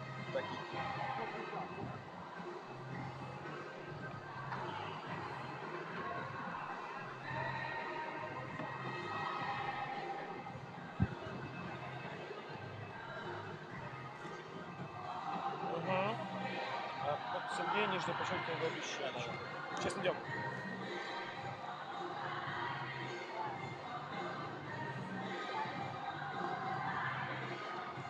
У тебя национальная сборная по баскетболу, да, ты играешь? И 3 на 3 тоже? 3 на 3. А в национальной по большому баскетболу? Национальный. Да? И в 3 на 3 сейчас капитан.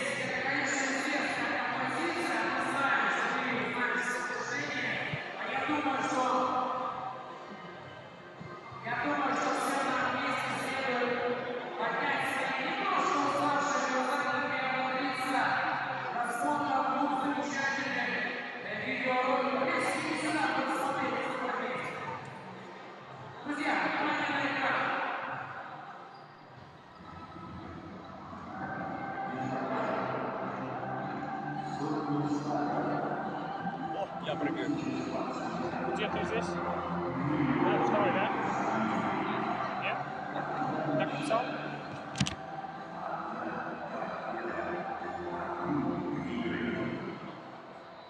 Через игры.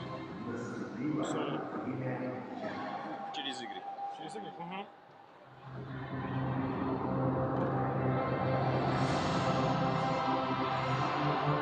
У нас перерыв. Мы выходим в эфир в 14:20.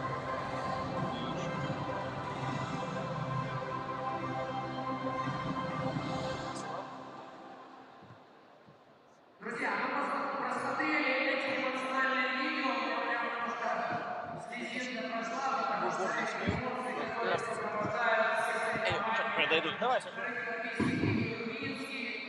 и баскетбол 3 на 3 в частности, это будет очень круто. А сегодня у нас первый чемпионат Республики Беларусь по баскетболу 3 на 3.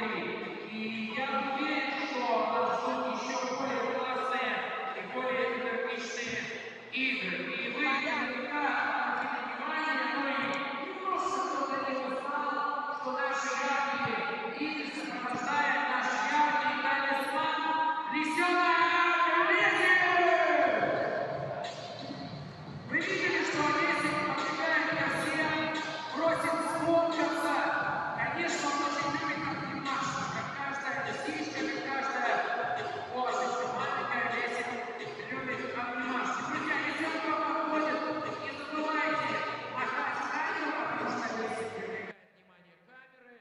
Делайте фоточки, выкладывайте их в соцсети и оставляйте яркие эмоции. А мы все, друзья, говорим на одном языке, на языке спорта, дружбы и уважения.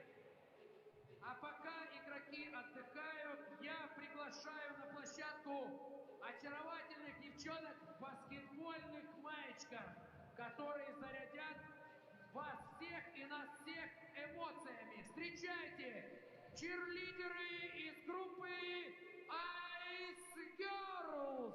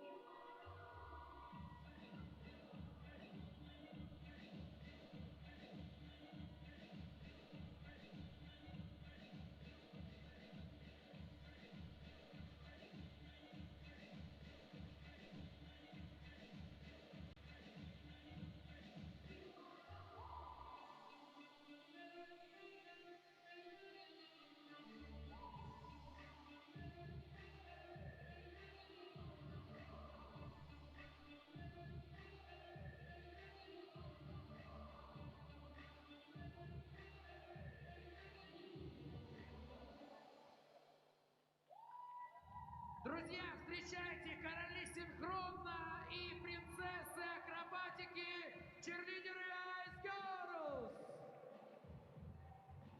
Спасибо, спасибо, спасибо. Я уверен, что вы не в последний раз с нами. Красава!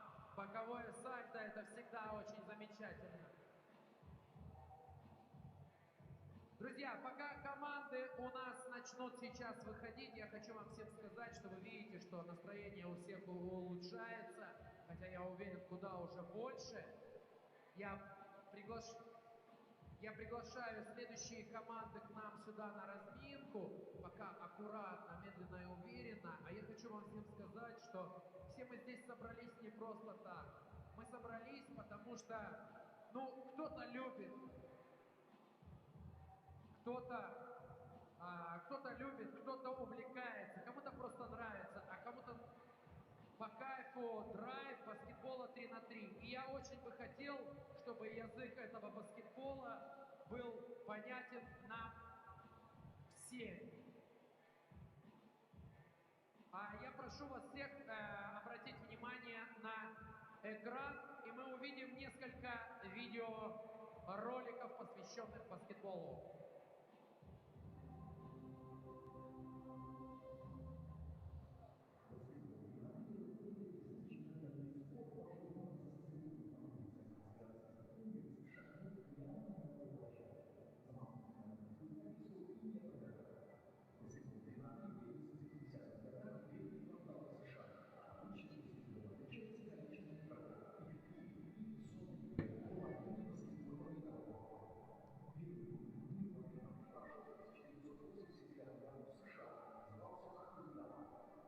Международная федерация баскетбола ушла в Европу и на 2007 азиатских займов игр в Макао.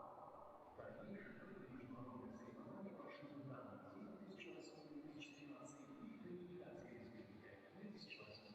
Первым чемпионатом масштабного турнира прошли в Сингапуре, где все шестые Олимпийские игры. После успеха сингапурского турнира ФИБА запустила полноценную программу развития баскетбола как вида спорта. Один из важнейших ее включение программы Олимпийских игр 2020 года в Токио. Представлена в программе первых европейских игр. Уже 2014 прошел юношеский чемпионат Европы по баскетболу 3 на 3 до 18 лет, который состоялся в Беларуси. Вполне возможно, что вскоре баскетбол 3 на 3 разъяснится до классического захода в спортшколах секции именно по первому виду спорта. Баскетбол 3 на 3 будет ограниченной встречей, включая классического баскетбола 5 на 5, через движение мяча, пасы, бросание. Все это подвергает развитию именно вида спорта. Повторюсь в очередной раз, что когда я слышу, что баскетбол 3 на 3 будет более популярен, чем баскетбол 5 на 5, конечно, в глубине души я только за это. Друзья, мы сегодня посмотрели много роликов про историю баскетбола 3 на 3, а теперь, если можно, давайте я вас немножко проверю. Кто мне скажет, в каких годах и какого века можно считать появился, сформировались истоки баскетбола 3 на 3. Вот мы сейчас просмотрели ролик. Кто мне скажет, поднимите руку, когда сформировался баскетбол 3 на 3, зародился? В каких годах? Кто?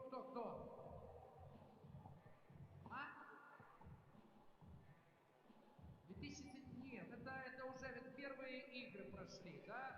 А в 80-х годах в США прошли первые, так скажем, обозначенные турниры по баскетболу 3 на 3. Тогда еще этого названия не было, но уже предпосылки были.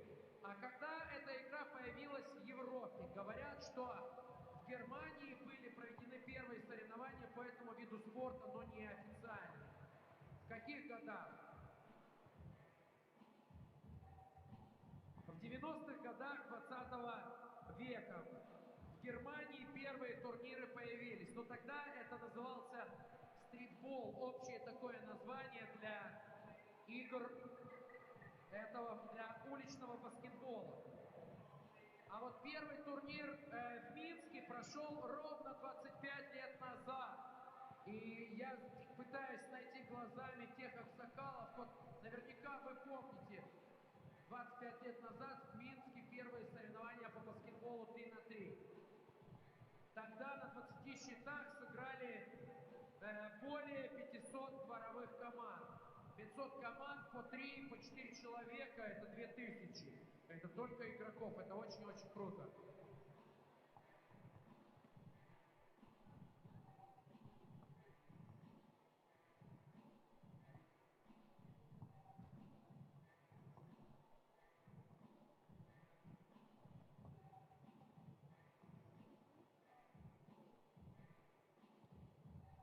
Ну, давайте мы посмотрим еще один ролик о том, где и как зарождался баскетбол 3 на 3. Прошу внимания на экран.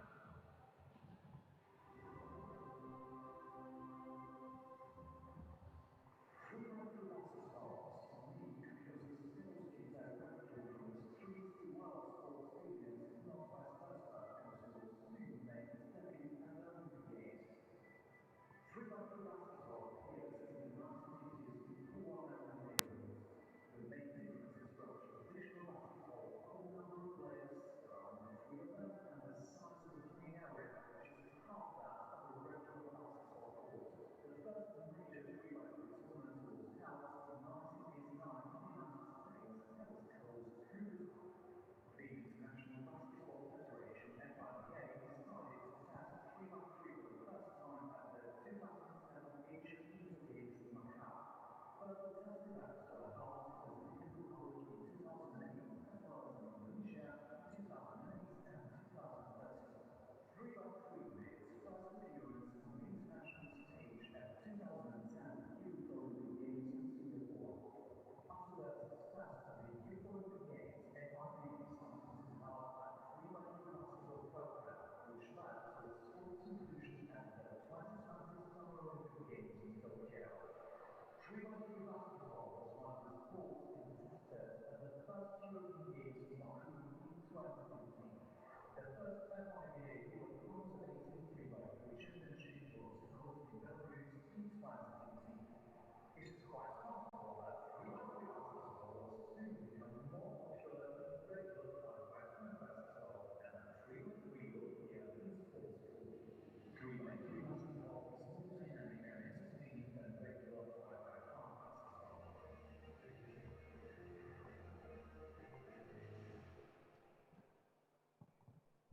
Да, конечно же, язык баскетбола, он международный, понятен во всех точках, уверен совсем скоро во всех точках нашей вселенной. Но вторые европейские игры, вообще вторые европейские игры проходят в Беларуси.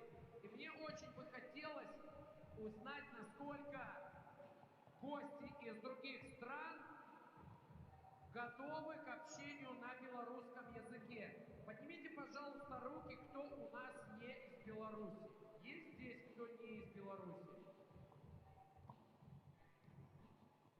Кто? Нет никого? Я? Нет, я знаю. Кто? Вот ты и вы, да? А можно я к вам подойду? Можно, да? Я бы хотел попросить вас сказать пару слов или пару фраз по-белорусски. Я подойду к вам, мне не сложно, я с удовольствием, тем более хочу посмотреть, как это свысока выглядит баскетбол 3 на 3. Сейчас. Яна, ну посмотри на меня. Вот это. О, супер.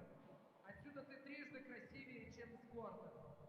Ну ладно, скажите, вы знаете, как по-белорусски будет мяч в корзине? Без понятия, да? А вот смотрите на табло у нас написано. Можете прочитать? Я не буду подсказывать, а вы просто скажите. Сейчас, секундочку. Нет, ну там же не корзина. Давайте еще раз.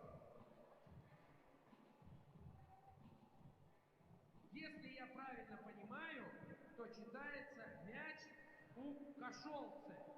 Вот такое вот слово. Или мяч у кошу. Кош это корзинка, да? Отлично. Так, а давайте, а кто еще у нас не из Беларуси здесь?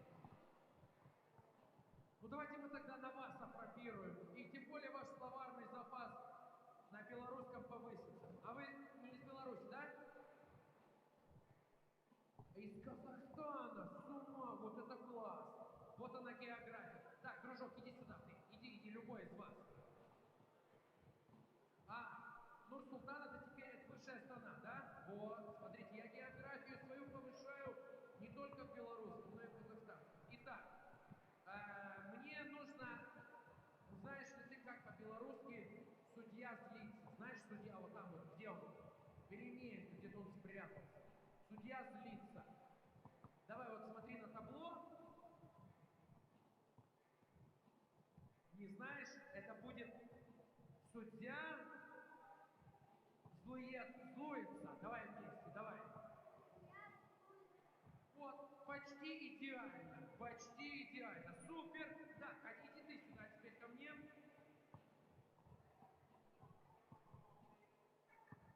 Нам нужно, когда будет награждение, у нас будет такой мастер церемонии Алексей. Он знает все про награждение. Но я хочу, чтобы ты тоже знал, как по-белорусски сказать «поздравляем чемпиона». Давай посмотрим на табло, как это будет написано. Ой. Давай вместе. Да, как бы ты это прочитал?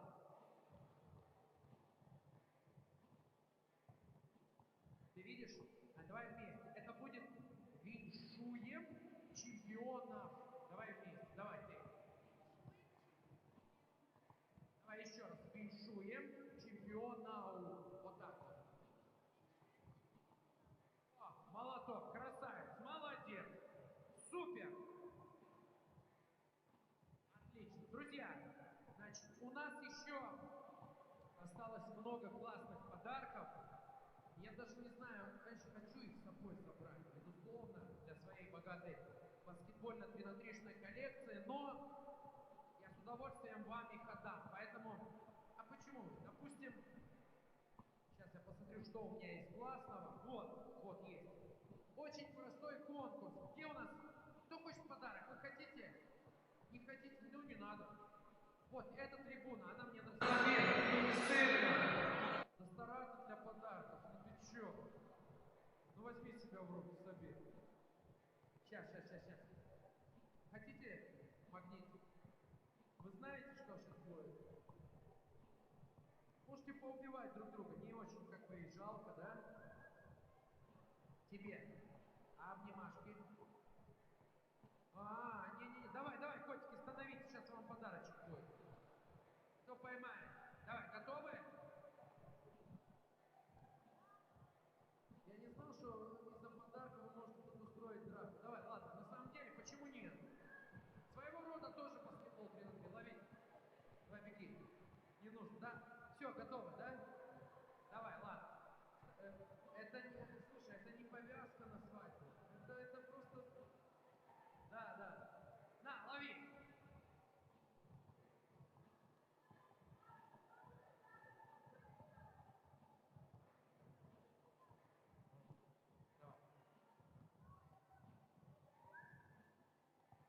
Слушай, она сегодня все отжала у меня. Ну, хоть где-то, да, молодец. Она обыграла соперницу. Супер. Друзья, я, конечно, не перестаю повторять и рассказывать про правила баскетбола 3 на 3. У них есть специфика. Но предлагаю посмотреть еще один ролик про правила баскетбола 3 на 3.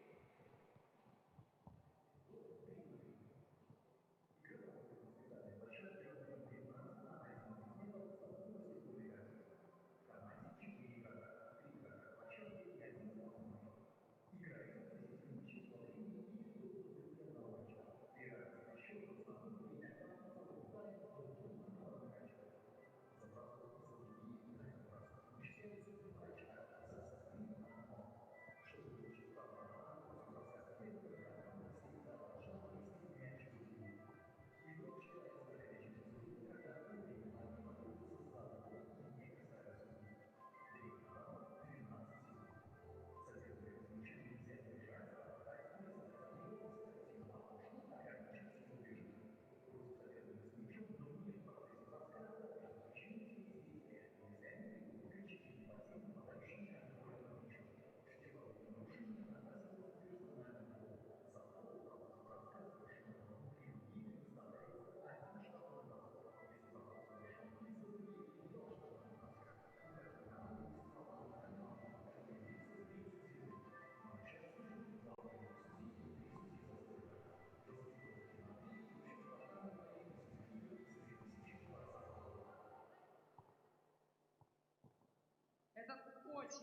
обучающий ролик, который рассказывает о некоторых особенностях, которых очень много и которые сложно сразу запомнить. Тем не менее, я думаю, что все мы выучим. Друзья, я напоминаю о том, что вас всех, нас всех ждет конкурс на лучшее фото, выложенное в сети Instagram. Что для этого нужно сделать? Нужно взять меня, Лесика, кого угодно, себя, бабушку, дедушку, дерево, зубрика, кого угодно, сделать селфи и выложить в Инстаграм, используя хэштег, который у нас сейчас на экране. Минск 2019, нижнее подчеркивание, 3х3. И мы в итоге разыграем главный приз. Какой, пока я говорить не буду. Давайте мы еще раз запомним этот хэштег. Минск 2019, 2019, нижнее подчеркивание, 3х3. Делайте фото, выкладывайте, мы найдем обладателя главного приза. А я предлагаю еще раз закрепить правила баскетбола 3 на 3, которые Яна никак не может выучить. А главное, что мяч залетает на этом ролике на английском языке.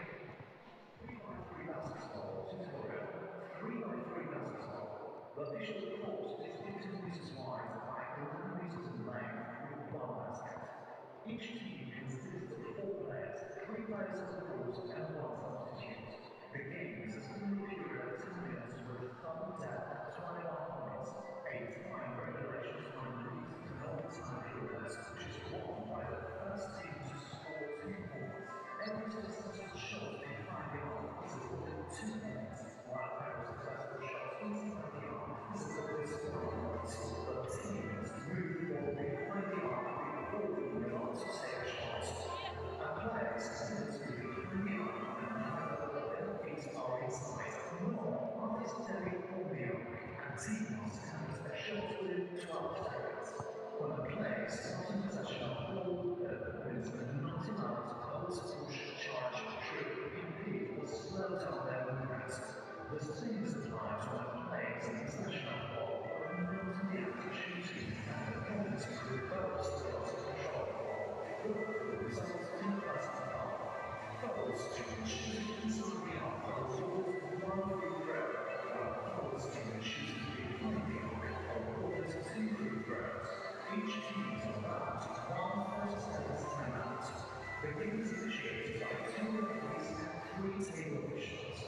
It was announced that 3 referee basketball has been added to the program of the 2020 Olympic Games.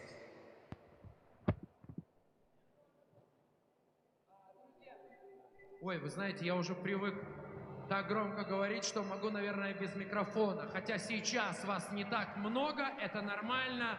Но я уверен, что когда начнется финальная игра или игры плей-офф, у нас будет значительно больше зрителей. Это нормально.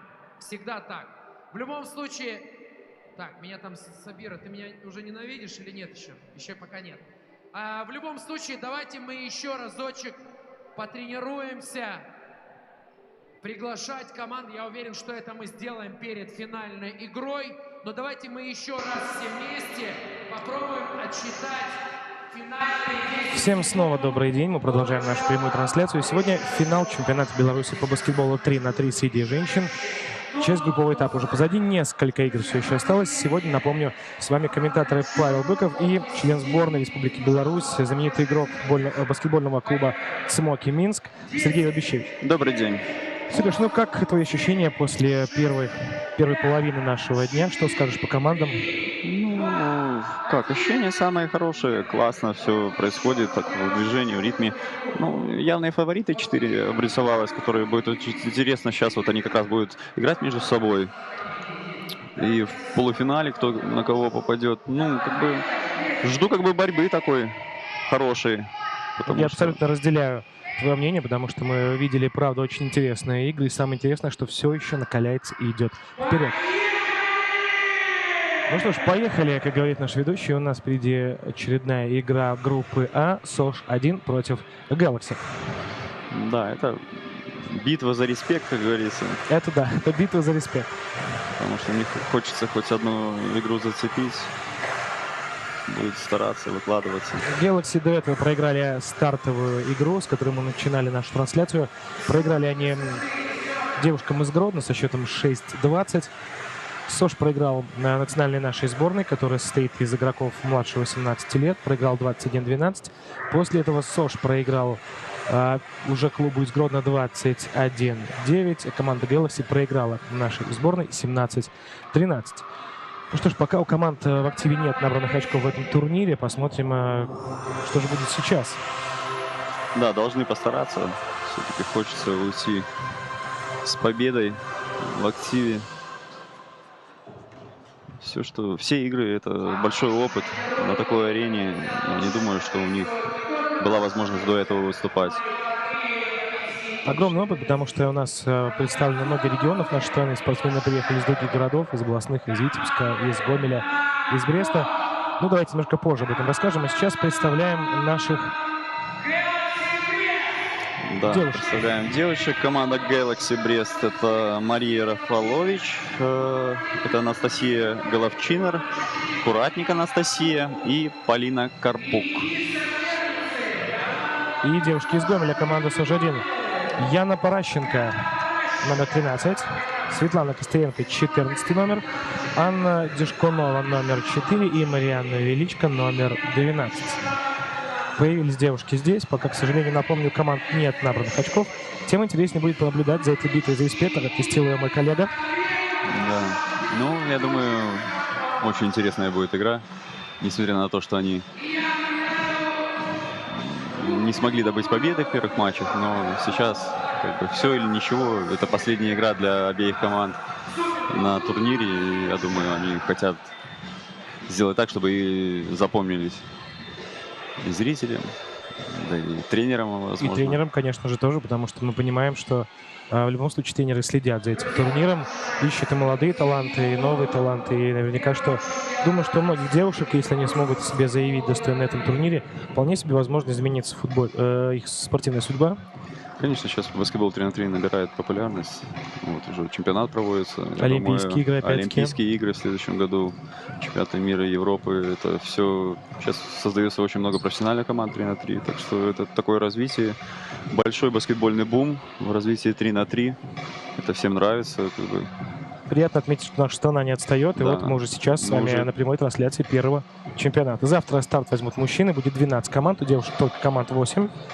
Завтра сильная половина человечества вступит в борьбу. И мой коллега Сергей, который сейчас комментирует для вас, завтра включайтесь и посмотрите его не только в деле как спортивного комментатора, но и в деле как профессионального спортсмена. Я уверен, что он наверняка запомнится вам и сегодня, и завтра. Тем более. Да, спасибо. Приходите обязательно. Здесь очень классно. Центр города. Можно отдыхать, парк с детьми. Все условия. Фастфуды работают. Лодочки тоже, если покататься, позагорать. Здесь можно в теньке, очень комфортно посидеть, посмотреть. Опять-таки призы от нашего ведущего. Мы постоянно разыгрываем для детей. Здесь тоже специальная программа. Не бойтесь, что вашей семье будет скучно, если завтра вы решите провести воскресное утро, доверить его нам, баскетболистам. Здесь будет и правда интересно.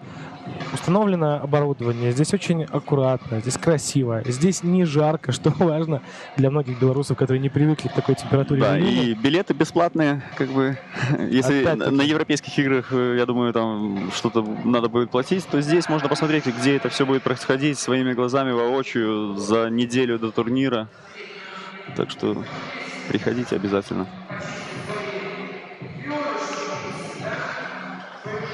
СОЖ и Galaxy готовы.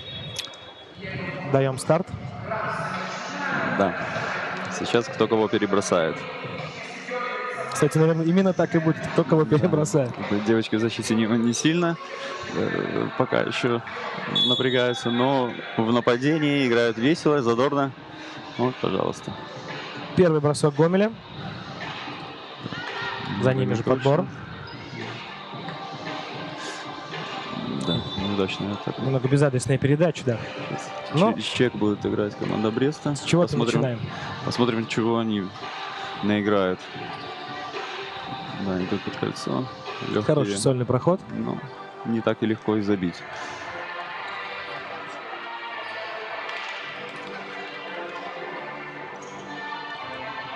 Да. Хороший контакт. Допускается в баскетболе 3 на 3. Вот и счет открыт. Брест выходит вперед. Команда Galaxy зарабатывает свое первое очко в этом матче. И сейчас полетит, да, треха. Ой, 2 очка. Подбор. Опять быстрый вывод нужен. Спорно всегда в пользу защищающей команды. Никакого стрелочки, ничего нету. Кто в защите, тот и владеет мячом.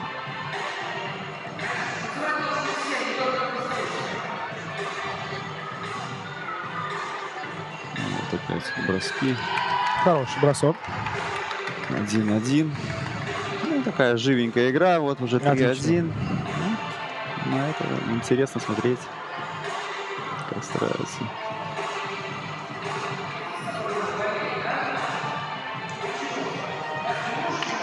Три-два. И вновь на периметр. Атакует. Кольцов. Хороший проход такой. Зрелищная, интересная Да, игра. с выстрелянной рукой, силовой такой, я бы сказал, в мужской манере. Приятно, я думаю, что команда просто понимает, что терять уже нечего, нужно раскрываться, нужно креативить, и от этого, конечно, игра становится еще краше, еще интереснее. Ну, приятно, что девочки улыбаются. Никакой вражды, как бы смотрится баскетбол 3 на 3 очень грубо, но поверьте, что после игр все намного добрее, чем в баскетболе 5 на 5. И сейчас по инстаграму ходит хэштег «Семья 3 на 3». Он не просто так появился, а как бы очень много заводится друзей, которые знакомых в разных странах, которые вот с этим хэштегом ты только пишешь, и тебе помогают всячески, как могут. Не отстает ни одна из команд. Хорошо, Да, зрелищно живо играет, атакуют. очень красиво все смотрится. Даже ошибки эти, ну ничего страшного. Не ошибается. Сглаживается зрелищность. Да, не ошибается только тот, кто ничего не делает, так что...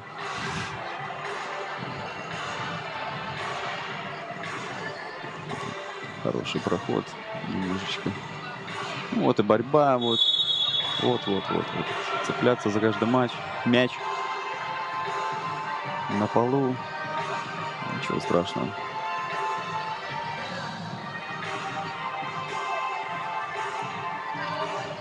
Раны затянутся, а эмоции останутся на всю жизнь. Поэтому вот борется Конечно, девочка, прыгает принять в аут. участие в первом чемпионате страны дорогого стоит. Каждая из этих команд уже какую-то историю свою в лепту внесла. Так что только позитивно. Все, даже несмотря на результаты, только позитивно рассматривать. Полетело. Здорово играют, конечно. Ну и судьи решили вмешаться, напомнить о себе, что они тоже присутствуют. Первый фол дали. Фолят девушки из Galaxy.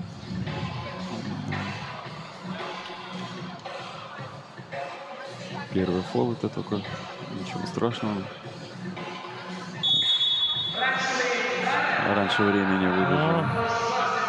Ну, тоже из большого желания.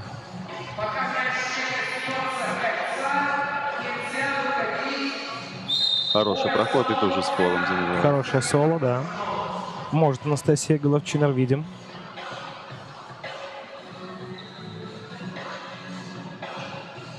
Уже подтягивается. Основные силы. Да.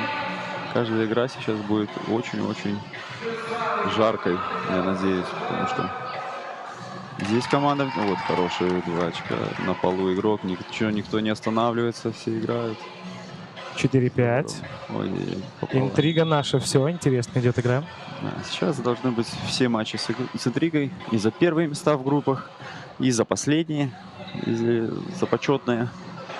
Так что сейчас начинается самое-самое интересное. Хороший чек. Пытаются быстро играть, вот, что им не хватало в играх против заведомо, как бы, по их мнению, ну, и общественности сильных команд.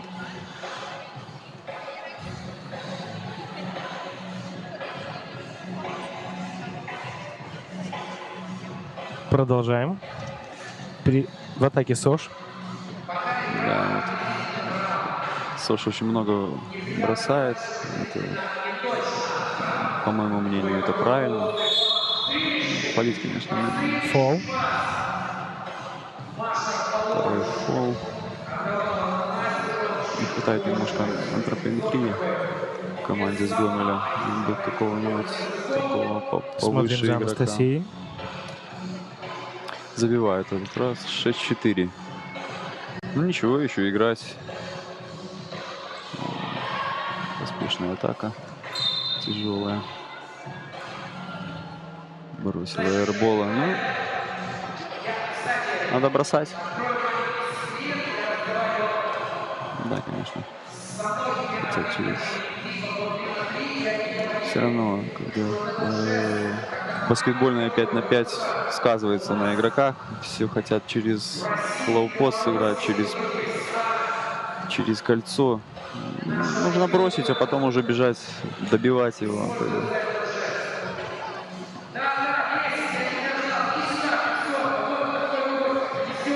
6-4, атака Гомеля. 4 минуты прошло. Не могут придумать. Вот поджали хорошо поджали. Ну вот, пожалуйста. Неплохая атака получилась. Из ничего. Плотно играет в защите. Видимо, игры с более массовитыми соперниками какие-то плоды дали, потому что уже по-другому двигаются, уже раньше разбирают игроков. Поэтому и растет и общий уровень. Нужно играть больше турниров с хорошими, сильными командами.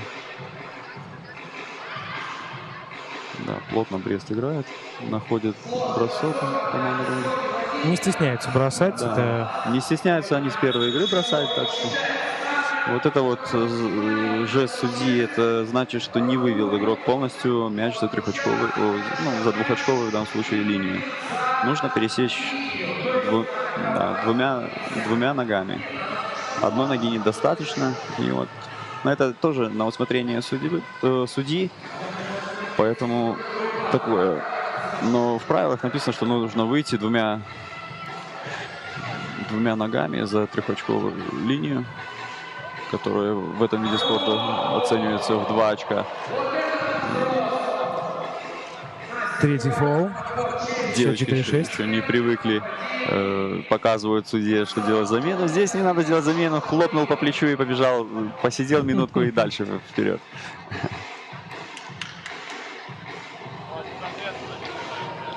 Увеличивается разрыв. Но вот пока никак не пристреляются.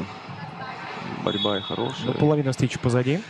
Да, половина уже стараются, очень сильно стараются. Молодцы. Приятно смотреть, что выкладывают спортсмены. Да, Нет да. какой-то дежурности этой Никто игры, да? не отбивает номер, хотя Круто. задач никаких, как бы, ну, молодцы. Улыбаются, удовольствие получают. Так и надо делать. Это сейчас его назвали баскетбол 3 на 3, всю жизнь это назывался стритбол. Уличное такое движение, которое дружелюбное, активное и доступное каждому.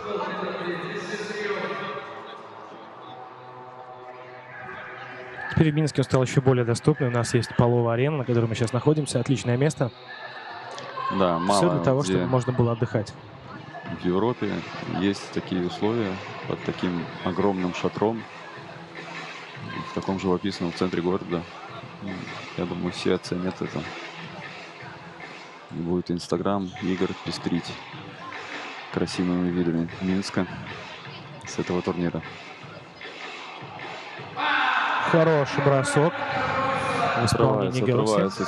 Ну, не надо ничего падать духом, ничего. Девочка из Гомеля, нужно продолжать гнуть свою линию, броски с периметра. Вот они просто промазали 2-3 раза и уже боятся, тушуются. Но этого делать не надо, потому что 2 раза промазал, 3 забил, и вот и отлично все. 3,5 секунды остается на атаку. Очень сложно. Надо получить и сразу бросить.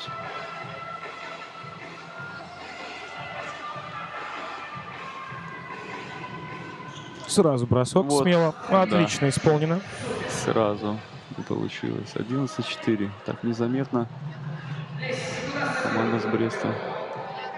Вот эта веточка чуть-чуть не идет. Не идет броски девочек с гомельской команды. Да, через небольшую паузу судья дает все-таки свисток. Наверное, был фол сзади по голове. Брестская четверка. Полина Карпук будет исполнять штрафной бросок. Да, у нас 2 Карпук. В Гродно и здесь, И Брест. в Бресте.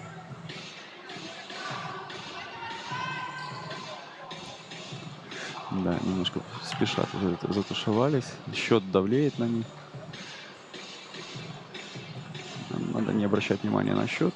Нужно побольше вот. Надо было уже пропустить, пускай бы забил одно, и отвечаешь двухочковым. Расстраиваются девочки очень быстро. Только что улыбались, получили. Расстраиваются, фолят, уже 5 фолов мы Да, видим. А еще уже 3,5 минуты играть. Да, следующий. Остался 1 фол непробивной. Все остальное будет караться 2 штрафными бросками. Вот и подбор начали проигрывать. Вот. Тяжело. Немножко надо успокоиться. Еще 3:20 играть. Ничего страшного. Хороший счет. Можно догонять. Продолжаем наблюдать противостояние Сожи и Galaxy. Раз Да. за разом Анастасия забивает эти вот очки с хороших длинных 2 шагах.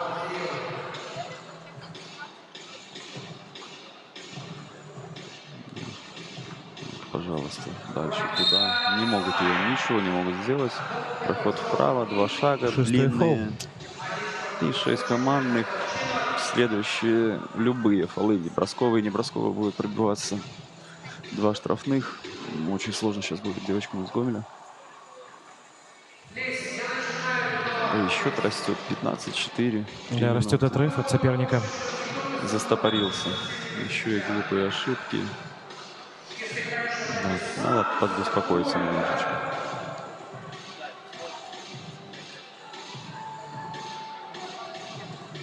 Такая наигранная передача на Анастасию Головчинер, которая периодически оказывается стремительно под кольцом. Очень хорошие 2 шага у нее, длинные. Поэтому она обходит своих соперниц легко. Хорошая атака. Еще. Время заканчивалось, пришлось бросать. Но... Вот. Девочки из Гомеля. пытаются.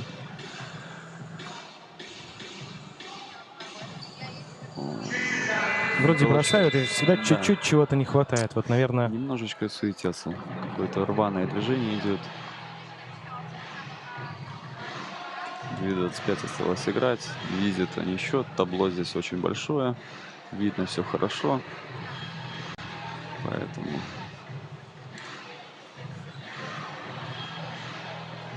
Все смело. Все, уже не бросают. Уже сейчас время закончится. Да. Уже боятся бросить. А здесь нужно бросить, а потом бояться.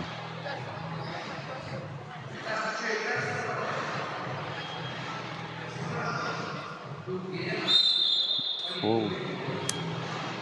На одном движении всю Вот игру. это уж да. 7-й фол. 2 броска. 2 броска. Приближаются на всех парах мчаться Galaxy к своей первой победе в этом турнире. Да.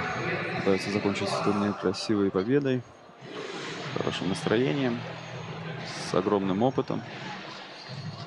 Все должно... Одни плюсы. 2 из 2. Да. Надеюсь, порадуются арене, на которой они...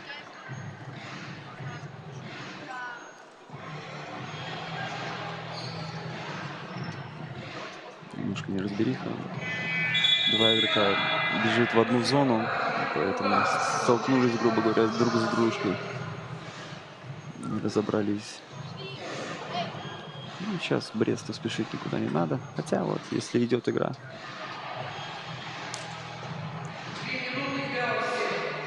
Вот, пожалуйста. Получилось. Наконец-то. Есть. Наконец-то пришла долгожданная Духовчкова. И сразу И тут же же ответ. Расстроилась, не побежала. это вытворяет.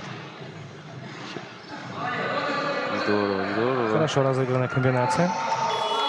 Что ж вы, дамы, сразу-то так не играли, девчата. 19-7 уже счет. Да, очень сильно упустили середину игры. Сейчас догонять тяжело.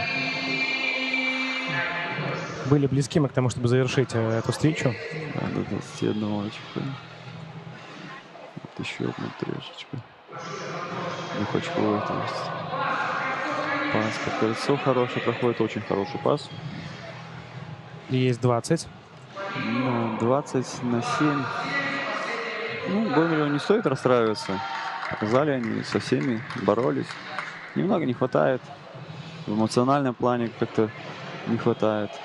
Где-то опыта, где-то психологии не хватает, наверное, Да, потому что... видно, что мало-мало играют еще на этом, но вот так вот. Надо использовать все возможности. Тем более такие хорошие, как игра на чемпионате Беларуси первом, на арене мирового уровня. Паркет, который вот стандартам ФИБА соответствует. Все, завершили. За 13 секунд до окончания времени этой встречи команда Galaxy все-таки дожимает своих соперниц из клуба СОШ-1 и зарабатывает свои первые очки на этом турнире. Да. Ну, нужно поаплодировать девочкам. Боролись, бились. Хотя турнирные задачи никакие они не решали. Ну, молодцы. Очень здорово, что приезжаете. И немедля мы переходим ко второму матчу. Команда из Могилева, команда «Максимум». Давайте представим. Команда «Максимум» Могилев. Светлана Горелик, Евгения Беловешкина, Валерия Сидоренко и Валентина Сивопляс. И Тим Чибисов, команда из Витебска, номер 7 Полина Гусакова, номер 12 Виктория Камаева, 5 Мария Окунева и Екатерина Лебедева, номер 11. Ну что ж, играет Витебск, играет Могилев. Да, хрупкие девочки вышли, улыбаются. Приятно смотреть на них, конечно.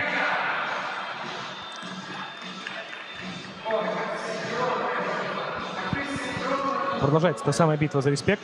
Да, потому что турнирных задач. Но это последний вот матч, который турнирных задач пока не ставит.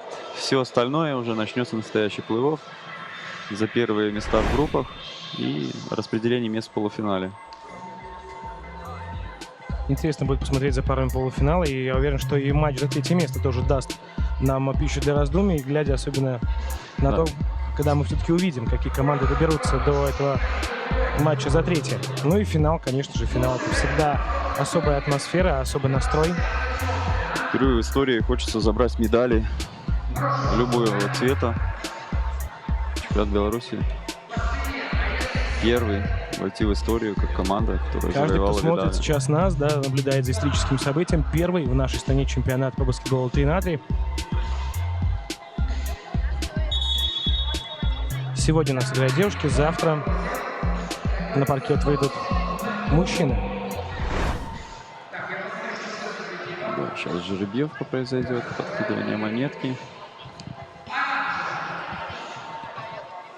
Тим Чибисов Выбрали девочки из Могилева. против Они Максимума из Могилева. Они могут выбрать, начать игру в нападении, либо выбрать в защите, и тогда в случае овертайма достанется мяч им в овертайме, если такое вот произойдет.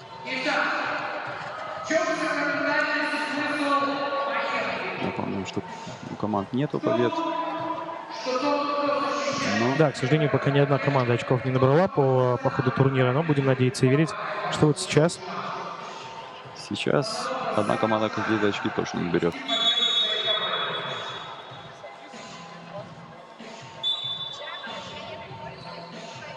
Итак, готовы мы к старту.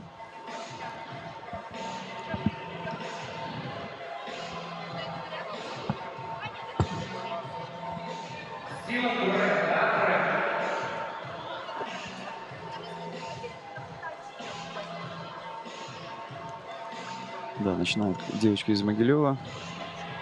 Максимум. Посмотрим, что они предложат. Начали обратный отсчет. Играем. Сразу вылетит за периметром.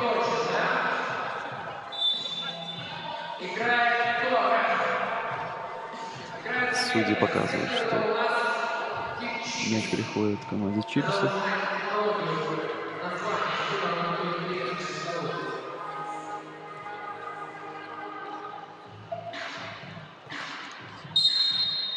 Хвалят девочки. Ну, это только первый фол. Все еще впереди. Даже первая минута еще не прошла. Мы уже ведь наблюдаем за первым фолом.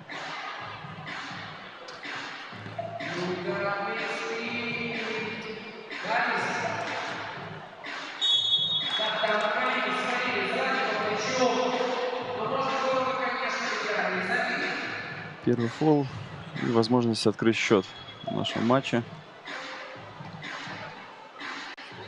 Чуть-чуть не Не получилось. получилось немного. Ничего, Витязь не сдается. С мячом Огличанки. Хороший сольный проход. Здесь пас читался, поэтому передача была прервана. Остается мяч у команды Могилева. 3,5 секунды. Нужно сразу атаковать. Либо закончится время. Время. Ну, вот оно и закончилось. Как-то не посмотрели на периметр. На табло. Надо атаковать с периметра сразу же. Такой агрессивный чек. За это могут судьи предупредить. Нужно все-таки отдавать мяч в руки. Ух, хорошо. Обошла просто славянский проход. Да. Потому что мне показалось, что специально выставляла Да. в такую позу, специально укрепляла плечо одна из... Хотела подставиться, но грамотно. Красиво. Штрафный не идет пока. Обязательно пойдет. Отбор. Как веселее играют. Не тушуются девочки с Чипсов, что было в прошлых матчах. Они сразу же испуганными глазами смотрели на соперника. И мало что получалось. Что не говори, порой отсутствие турнирных перспектив все-таки подстегивает немножко расслабиться и уже по-другому относиться к игре. От этого выигрывают все, и болельщики, и непосредственно сама игра. Но я думаю, что и сами игроки получают куда больше удовольствия. Да, сейчас их задача получить максимальное удовольствие от игры, от турнира, от места, где они находятся. Поэтому вот так вот, 2-1. Хороший бросок. Хороший бросок из-за периметра и выходит сразу же вперед. Боятся бросать, пытаются залезть. Тяжело все-таки с такой конституцией. Вот девушки из Витебска противостоять против двух хрупенькая девочка. защитников. Встречают ее довольно жестко. Но тем не менее, давайте дадим должное. Отваги не занимать. При этом, при всем, Да. двигаться вперед. Молодец. Не вывели. Все-таки не вывели. За периметр нужно выводить мяч, чтобы Такая простая ошибка. Да, это все из-за нехватки опыта.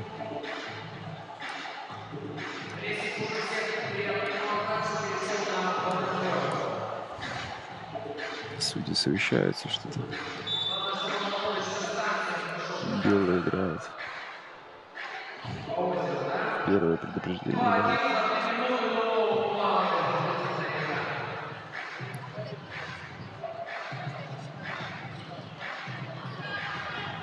Опять на шагах пройти. Не очень получается. Надо побольше бы атак с периметра.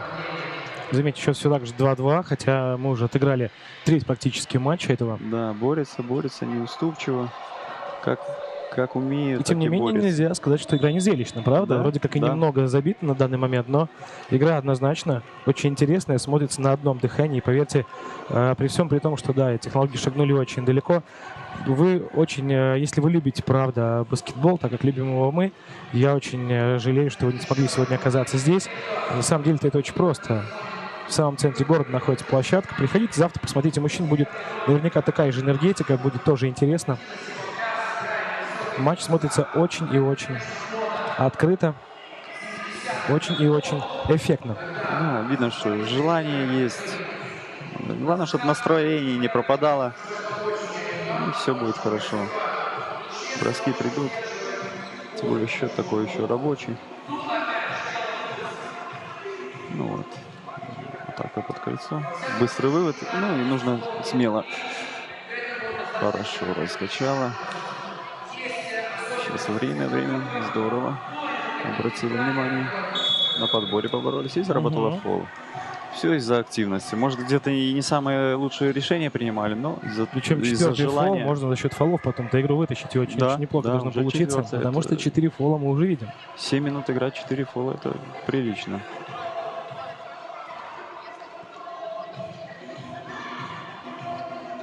Играем. Опять время Да, не следят за девочкой. невнимательно. Немного невнимательно. Потому что хочется отыграться, понимают, что разница очень и очень небольшая. И время еще есть. Хотят улучшить себе позицию, но уже тут очень мало времени. Если маломальскую хорошую позицию имеешь, то лучше ее реализовывать.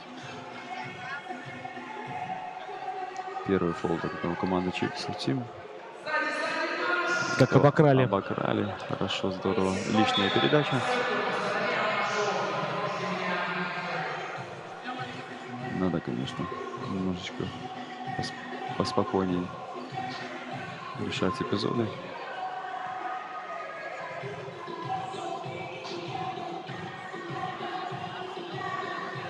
Не закатывается мячик.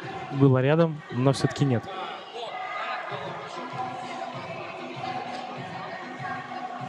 Ах, хороший бросок у девушки, да? Такая миниатюрная, бросок, будь здоров.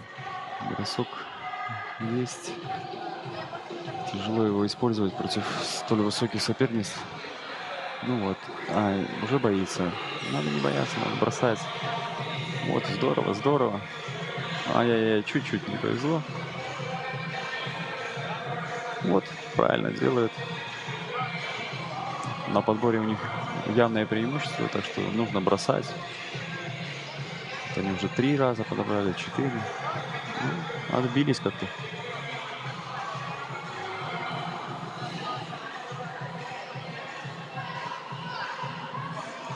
Опять из-за периметра атака на подбор. Проигрывает Чубисов Тим подбор весь. Атака. Нет, не хотят атаковать. 6-2. Средний. Ну, если им так удобнее, то пускай набирают очки таким способом. Вот уже элементы шоу-тайм. Да. Подборе доминирует на подборе команда Могилева. Не подходит. Да, весь подбор забирают.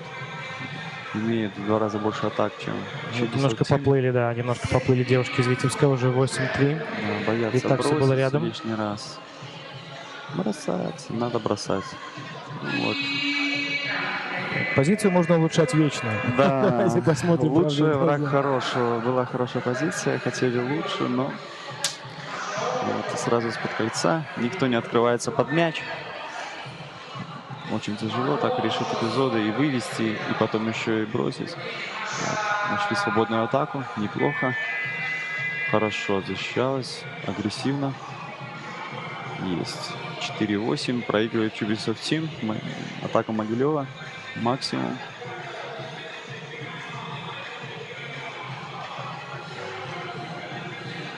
Ох, как ловко. Вот. Ну, такая миниатюрная девочка. Ну, пытается, лезет туда. Молодец, борется, не выключается, видишь. Да. Достойно уважения. Хороший бросок. Хорошая атака. Еще. О, неплохо. Перестали агрессивно идти под кольцо, перестали зарабатывать фолы. Вот, заработали 5 фолов. Надо еще поработать над фолами, и можно, в принципе, попробовать за счет Да, этого можно за последние 3 попробовать. минуты вырвать все-таки эту встречу. Агрессивно пробует сюда пройти.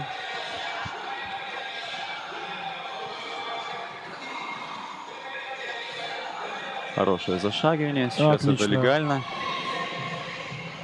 Как в детской спортивной школе все. Нашли свой бросок команда «Максимум». И залетает. У Могилева Да, залетает раз за разом. Подсели физически девочки Чибиса. Очень много борьбы на подборе, поэтому тяжело уже водить и бросать мяч. Сейчас нужны быстрые атаки, сокращать дистанцию, надеяться на то, что перехваты придут, либо фолы в данном случае. Вот такая себе атака. Такая интересная техника броска, без прыжка совершенно. Девочки стараются. 13-4. Ну, если получится сейчас грамотно, может быть, проработать вопрос с фолом, да, где-то, может быть, чуть-чуть Да, по спортивному узлу ведение. спровоцировать. Да, вот туда надо лезть, но неплохо остался мяч. 2,5 секунды до конца атаки. Надо быстро атаковать.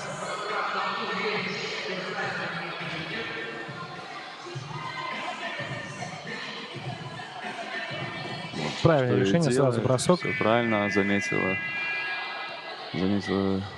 секундник. Прекратила атаку, все правильно. Подбор пришел, еще одна атака. Не хотят почему-то бросать. Побаиваются немножечко. 4-13. Ну, немножко и команда «Максимум» сбавила обороты, не так сильно фолят, понимая, что фол может аукнуться. 2,5 минуты, это все-таки еще четверть игры. Да, ну, им спешить точно некуда. Они ведут по счету, уверенно, спокойно играют. Еще чуть-чуть время сбросилось, и все правильно, грамотно сделали. Тайм-аут еще Тайм-аут. взяли. Да, тайм-аут. Сделал небольшую паузу, надо о чем-то есть, надо о чем поговорить с девчатам. Да. Подумать, как поговорить дальше есть. вести игру. Надо что-то придумывать для победы. Тим Чибисов. Надо пробовать уже быстрые атаки, быстрые фолы. Фолы позволяют самим агрессивно играть. Надо пробовать, не сдаваться. Главное не сдаваться. Show must go on, ladies. Едем дальше. Вот уже закончился тайм-аут. О чем-то переговорили, отдохнули. Ну да, после тайм-аута очень приходит либо прилив, либо можно испортить еще какой-то в ритме, из ритма выйти. И обратно потом, да, сразу не Да, войти. сразу не Есть такая включиться. опасность. Остается меньше секунды на атаку. Нужна сразу атака. Что и делают. Сразу бросок. Да. И подбор. Полностью забрали в этой игре подбор. Девочки из Могилева «Максимум» проводят в 2 раза больше атак. Ну и счет, соответственно, хорошо обыграла. Нужна атака. Хорошая атака. Хорошо. 5-14. Решила завязать шнурки. Но, к Не вовремя. сожалению, в баскетболе 3-3 нету преимуществ. Судья не остановит никогда в жизни, чтобы ты поправил инвентарь. Надо было мяч куда-то в аут выкинуть и поправить спокойненько инвентарь. Остается 1,5 минуты. Как бы шансов мало у Чибисов Тим.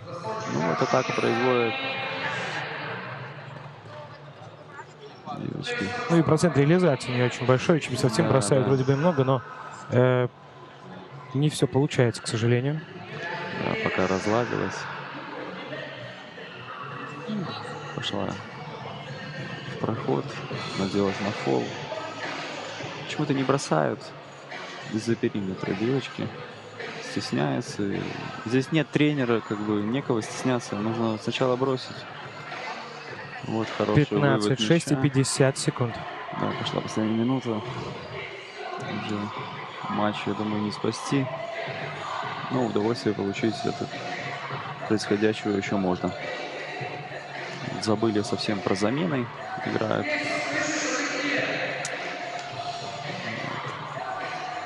16-6, чуть меньше 30 секунд осталось нам до финальной сирены. Комбинация, но остается 3 секунды, и нужно уже этой потери.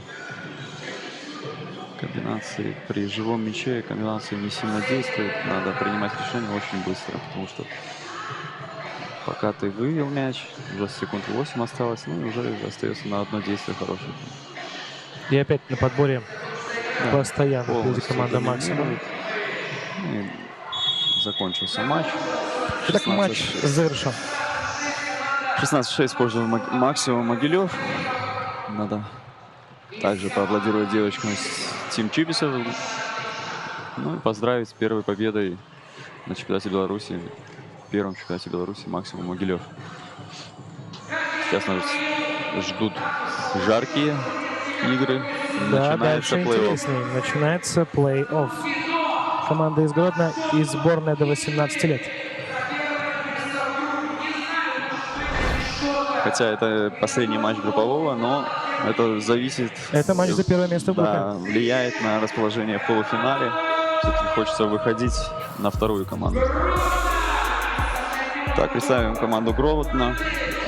Девочки Ольга Копылова, Мария Крыжановская, Валентина Мышепут и Ангелина Абражевич. Все они представляют Олимпию, город Гродно, серебряный призер чемпионата Беларуси по 5×5. Девушки из Гродно и наша сборная, собранная из игроков до 18 лет. Екатерина Лужацкая, номер 4. Дарья Строк, номер 10. Дарья, к сожалению, травмирована. Однако мы видим, как она появляется на площадке. Да, вышла и бежит, Мария разбегалась. Руфриенко, 9. И Полина Макритская, номер 5. Разбегалась, да. С улыбочкой. Сейчас, конечно, не хватает ему антропометрии, нету высоких. Думаю, сейчас на подборе будут сложности. Тем более неизвестно, как у Дарьи там с ногой. Но они играют очень интересно. Марина Руфриенко все время активно. Посмотрим.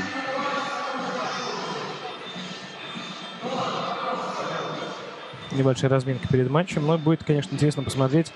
С одной стороны, конечно, мы рады возвращению Дарьи на паркет, но с другой стороны, очень и очень не хотелось бы, чтобы что-то случилось, усугубить возможную травму, очень и очень нежелательно. Я думаю, она Тем более прекрасно- для игрока национальной сборной. Я думаю, есть доктор, который дает советы, который владеет больше информацией о состоянии. Так что я думаю, что там все нормально. Но все равно бойцовские качества проявляются даже здесь.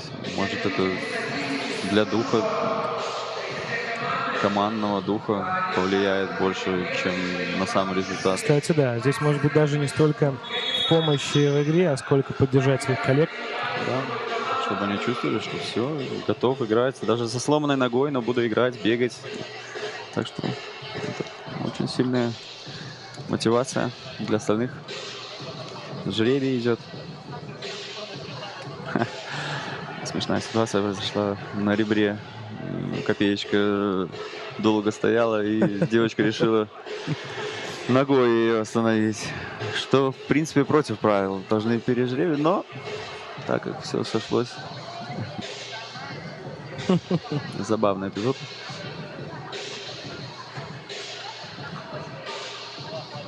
Что ж, готова наша сборная, готовы девушки из Гродно. Да, Гродно, конечно, намного опытнее. Давно играют тоже вместе. Играют 5×5 в одну команду. Какое-то взаимопонимание должно быть на уровне. Вот Дарья выходит в старту, Да, да. даже не со скамейки. Так что посмотрим. Сейчас должно быть все нормально.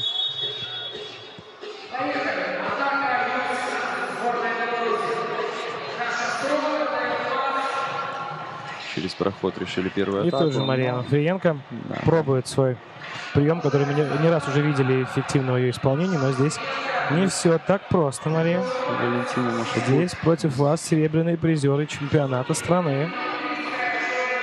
Поспешная атака сразу же. Вот здорово передачи нашли. Немножко поддало исполнение, но очень хорошая задумка была. И Было бы красиво, если бы Даша отметила свое возвращение тут же заработанными очками. Но есть Полина Макритская, которая делает счет 1-0 в пользу нашей. юниорской сборной. Вот проигрывает подбор, что я и говорил. И уже фалить не надо. С фолом забили. Не очень удачное решение. Вот. Еще один штрафной. Не забили, но подбор, весь подбор проигран. Но будет сложно. Да, стоят на периметре, сразу же атака, отлично. Здорово разыгрывают после штрафного всегда это. И вот сборная Ю-18 уже впереди. Нужно бросать в команде Гродно. Ответная влетает. 4-3. Весело начали. Да, туда лезть не стоит. Не продралась между двух соперниц, было бы это очень сложно. Однако решила попробовать.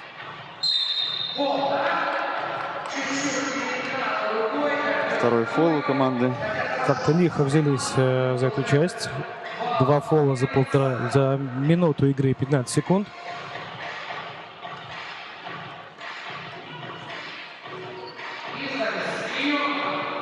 Да, чуть-чуть не пошло. Дарья двигается неплохо. Даже не хромает на ногу. Докторы наколдовали там что-то. Кинезию положили. Так что еще как минимум эту еще 2 игры придется на такой ноге бегать.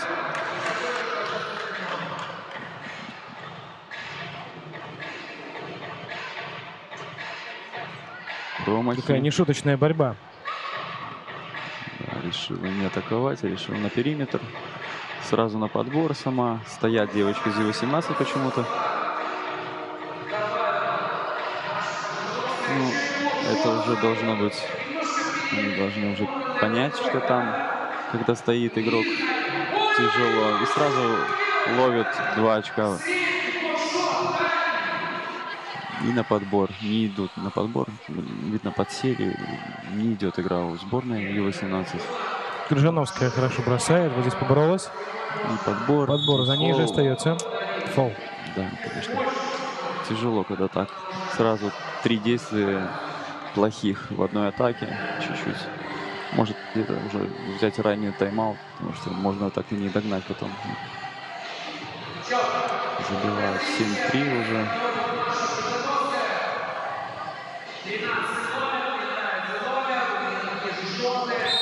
Хорошо выдавливает. Судья посчитал фол. Первый фол команды Гродно. Ну, надо набирать очки. Любым способом, да. Это отличный вариант со штрафного. Вот. Мимо. И за счет роста хорошо Тяжело, делают. тяжело, Хорошо конечно. используют, очень грамотно, не тратя лишних сил. Передача и вот хорошая атака, хорошая на периметр. И сразу же 2 очка. Еще 2.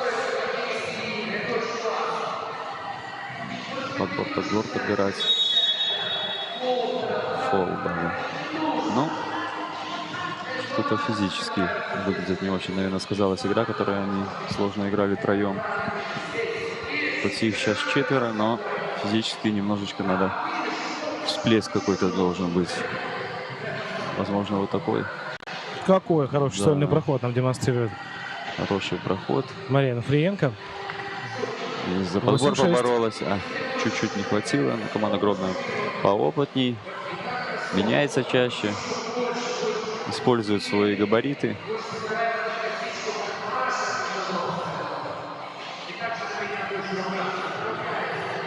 Проход с фолом. С фолом. 9-6. 9-6 уже счет растет немножечко. Вся играть еще очень-очень много. Сейчас Мария Крыжановская будет пробивать очередной свой штрафной бросок. Видно, затрипованная у нее рука. Что-то уже случилось. Но это не мешает ей забивать. 10-6. 10-6.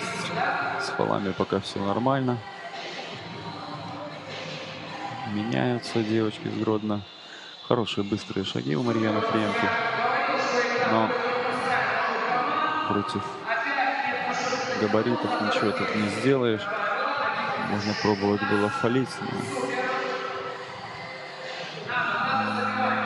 Так себе атака. Никого не задействовалась. Сама все решила сделать. Подбор. Опять же, подбор весь остается за командой Гродно. 12-6. Нужен, наверное, тайм-аут. Хорошая атака. На фол. Пробивной фол. Но это на руку Гродно, потому что это только одно очко. Сейчас, если обмениваться по одному, то игра закончится в пользу Гродно. Вот. Не стараются вывести команда Гродно. Ищет передачи. Это очень много экономит сил. Не вошла Дарья еще в игру. Часто меняется.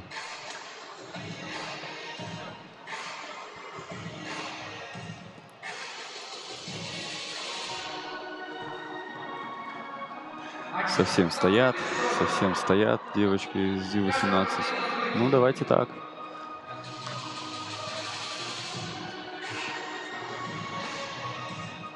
Но нет.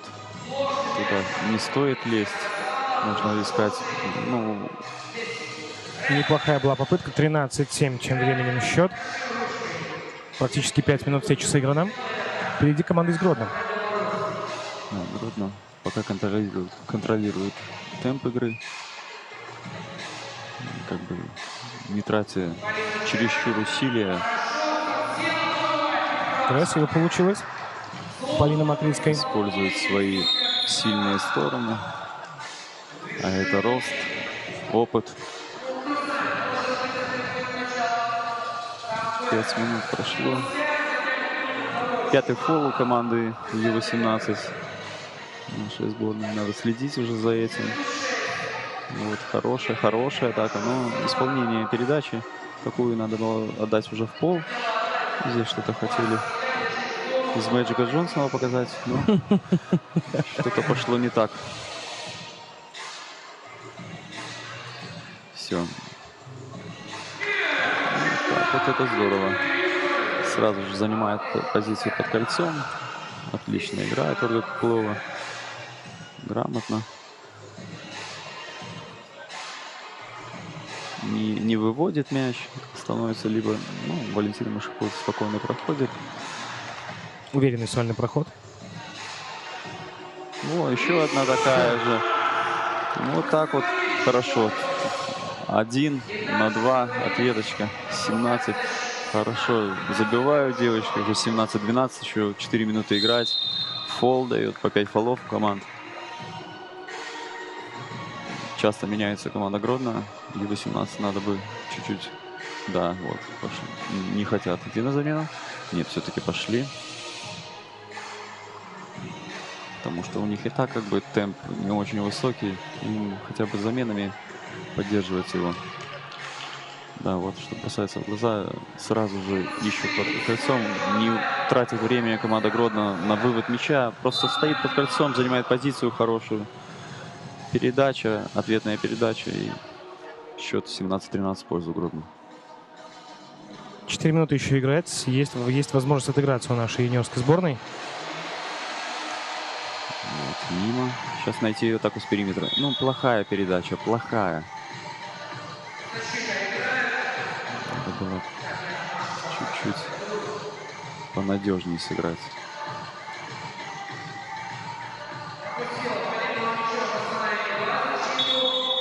Три секунды дают. Тоже, как и в классическом баскетболе. В баскетболе 3 на 3 есть 3 секунды. Их дают не часто, потому что нету времени там стоять, но Не заходит треха, хорошая. Хороший был бросок. А такие сейчас очень нужны. Ольга Копылова спокойно обыгрывает. Уже они не будут фалить. Лишняя передача. Опять на Ольгу. Мария Крыжиновская. Грамотно играет, спокойненько разбирается. Не вывел торжество. Поторопились, Нужно поторопились. двумя ногами заступить за трехочковую линию. Одной ноги недостаточно.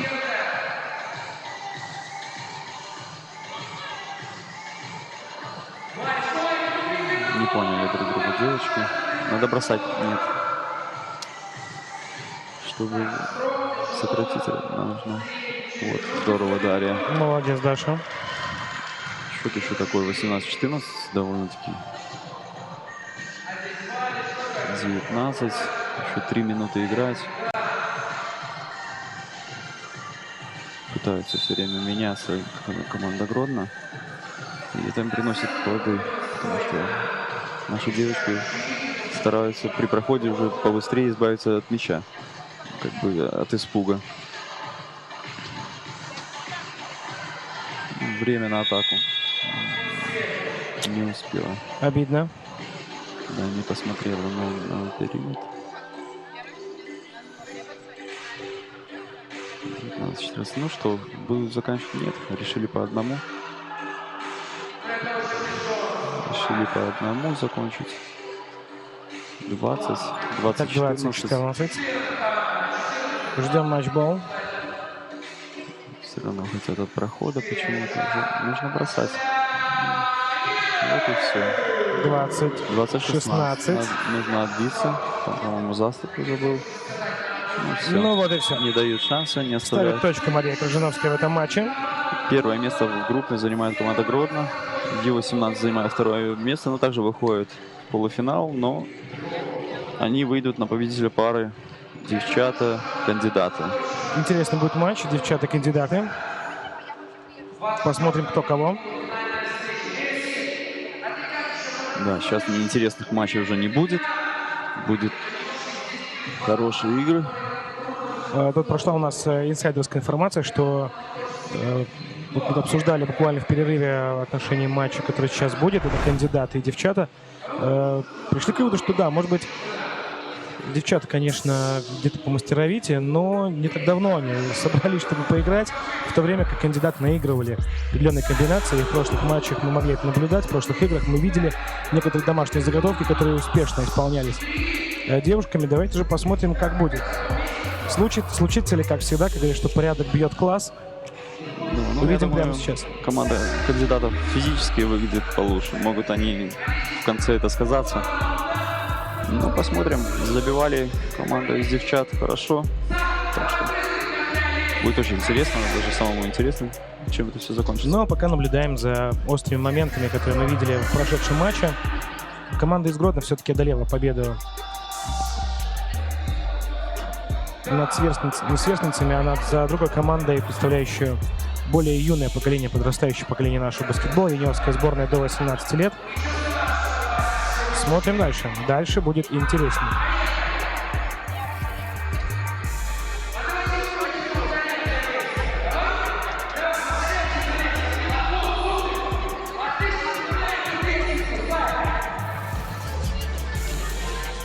Продолжается игра.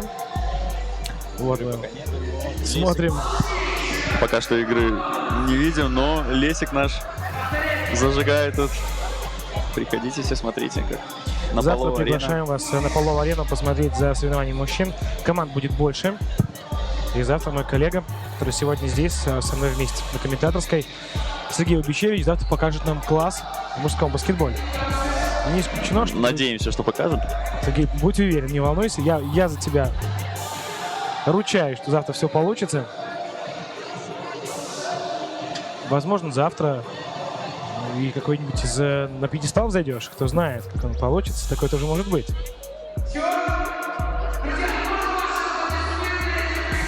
Ждет нас интересный матч, который решит, кто же все-таки займет первую позицию в группе.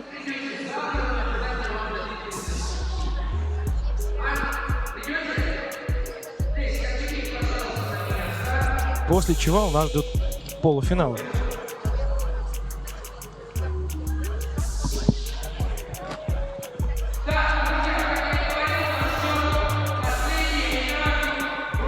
Да, также это последняя игра группового этапа.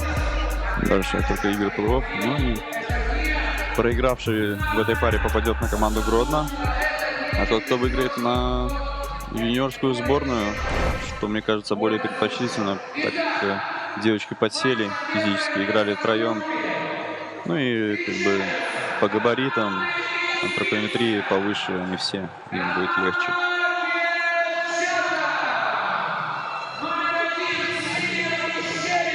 Ну, объявим команду девчата. Номер 1 Бабищевич Ксения, Виолетта Кивляк, Анна Хацкевич и Ольга Громик. Вот они, девчата. А вот и кандидаты. Город Минск. 15-я Александра Шевченко. Номер 23 Катерина Карпук. Сабира Агаева номер 8 и номер 16 Евгения Степанова. Готовы к матчу, будет интересно. Да, девочки хорошо знают друг друга, играли в одних командах, до сих пор играют даже. Сейчас сошлись по разные стороны баррикад. Ну, тем интереснее будет. Итак, кандидаты и девчата.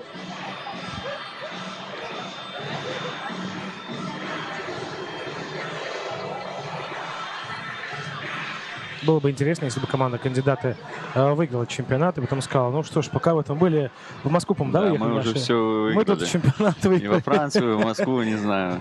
А мы самые сильные. Да? Пожелаем удачи командам. Будет интересный баскетбол.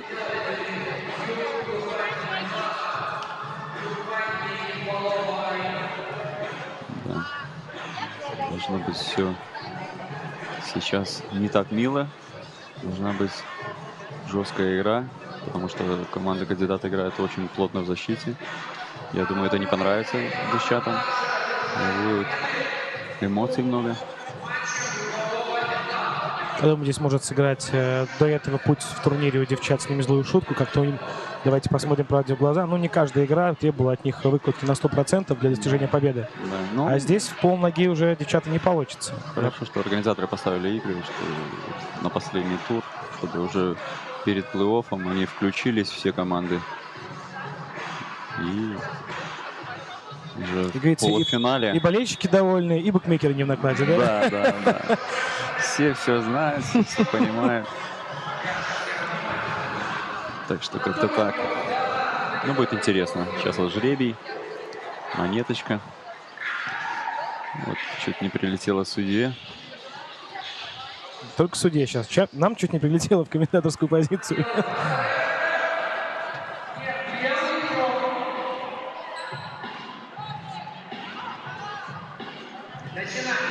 Начало за девчатами. По жребию.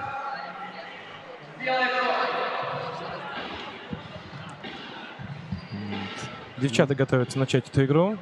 Все хорошо друг друга знают. Никаких сюрпризов не должно быть. Кто лучше готов, тот и победит.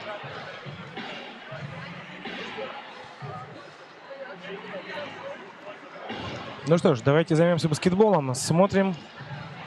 Да, получается. Игра, которая определит, кто же займет первое место в группе. И, соответственно, если мы правильно с Сергеем все почитали, в дальнейшем встретиться в полуфинале со сборной Беларуси до 18 лет. Да, что, на мой взгляд, предпочтительно все-таки и те, и другие. Это поспешная атака от Александры. Ее дело идти под кольцо. Вот с первых секунд вот такая вот борьба нужна всем. Ксения. Это мимо. Не знаю. Была Ксения близка к тому, чтобы открыть счет. Белые играют. Хорошее настроение, но с первых секунд видно, что Команды чуть-чуть. заряжены на борьбу. Да, игра становится более похожа на профессиональный баскетбол 3 на 3. Дает фол в нападении.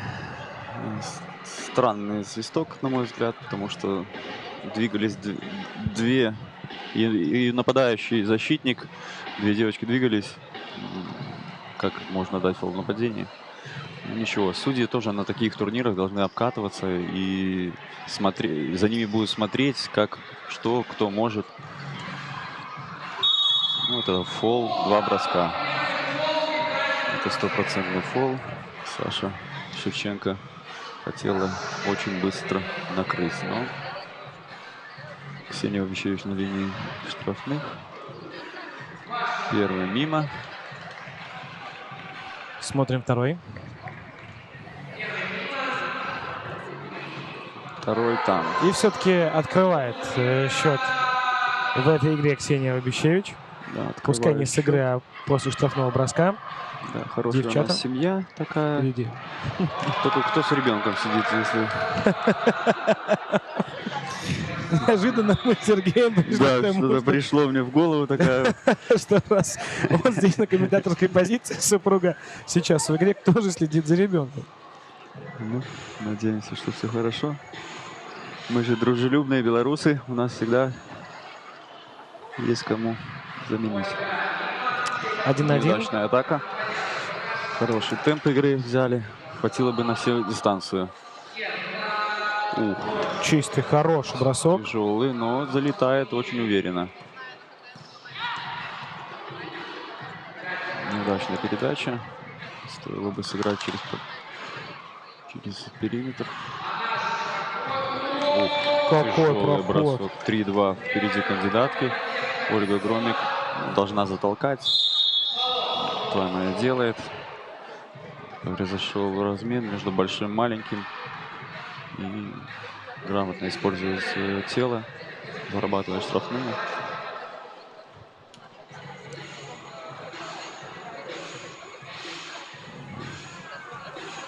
Три-три. 3-3, аут.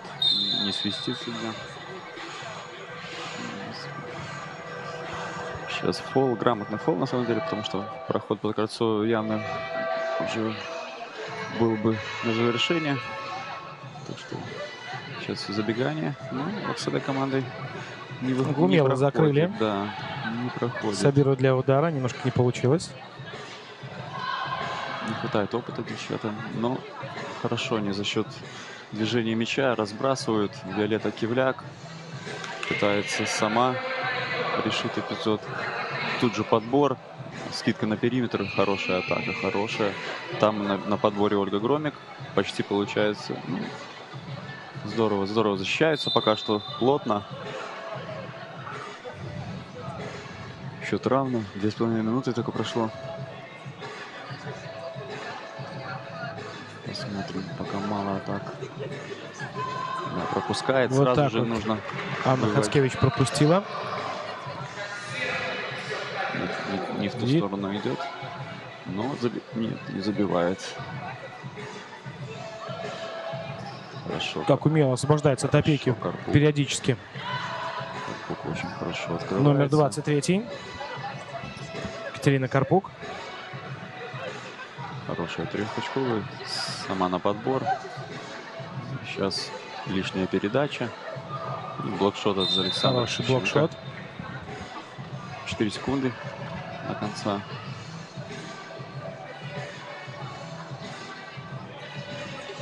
Равная игра. 5-3 впереди команда кандидаты.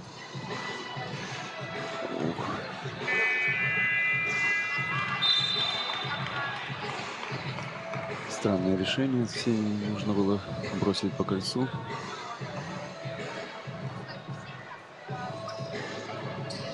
Не знаю, что делать сейчас. Пытается на индивидуальном отсутствии выехать. Тяжело, это тяжело.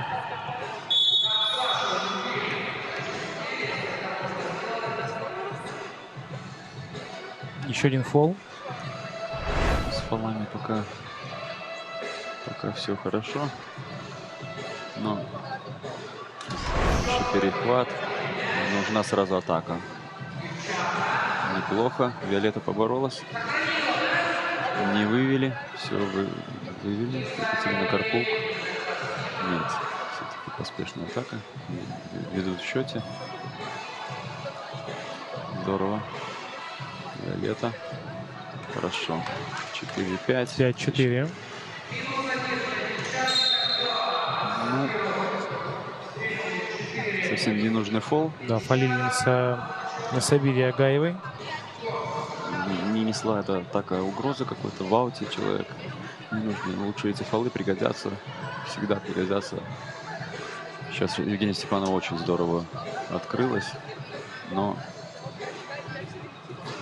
произошел размен. Большой, маленький. Громик убирает Здорово. защитника и да, Вот уже реализует. равный счет опять. По 5. 5-5. Едем дальше. По 5. Хорошо Счет играет. равный. Не успевает Ольга.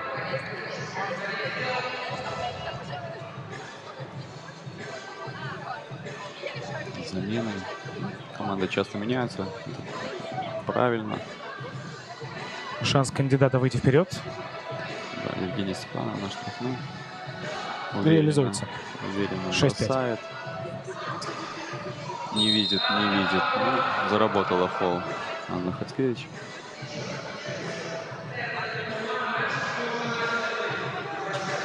Вновь 12 секунд на атаку. Можно провести хорошую. Непонятно, почему Сабира держит Ольгу Громик.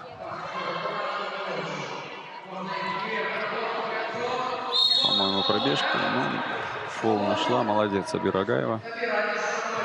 И уже 5-й фол в исполнении команды девчата. Да, нахватали фолов за минуту. Сейчас нужно быть аккуратным.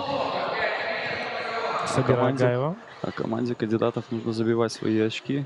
Штрафные никак нельзя мазать. Потому что в этой игре очень много будет зависеть. Двухочковый не идет у Анны Хацкевич.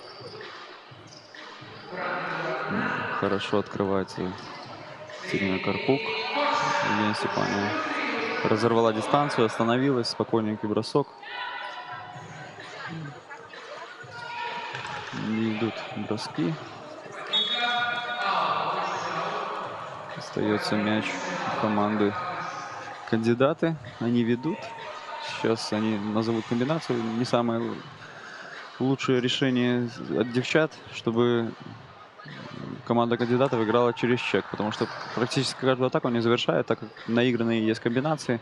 А при живом мяче комбинации не сыграешь. Им нужно оставлять мяч в игре. Стараться после забитого, чтобы он не уходил в аут, чтобы они не делали чек.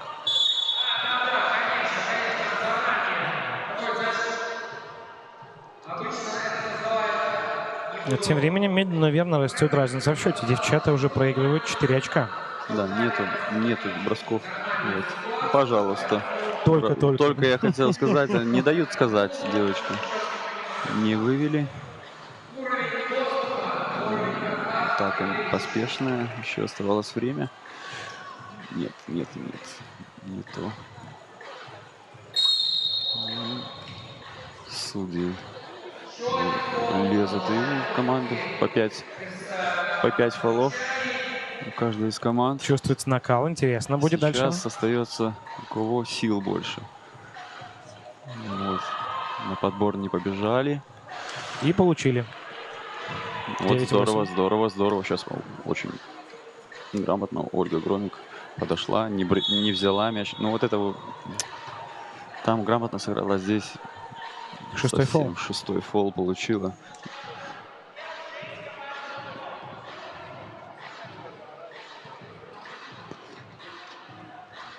Так, впереди кандидатки. Очень уверенно открывается, но Виолетта ставит блокшот и заставляет еще своим прессингом в защите потерять мяч. Сейчас нужно очень много времени еще играть. Хорошая игра, смотрится красиво. Никто не будет уступать. Пытаются все через классический пик-н-ролл сыграть. Ух ты! Ну, такое залетает, конечно. Крайне редко. Ну, я просто первый раз вижу, что такое. Не то, что редко, я профессиональный баскетболист, скажу, вижу первый раз, что такое вдруг залетело. Ну, молодец, конечно. И 6-й фол заработал. Каждый следующий фол с любой команды будет 2. Интересно. 10-9 девчата выходят вперед. Отыграли 4 очка, но не тут-то было. По 10. Равная борьба, интересная игра. Это здорово.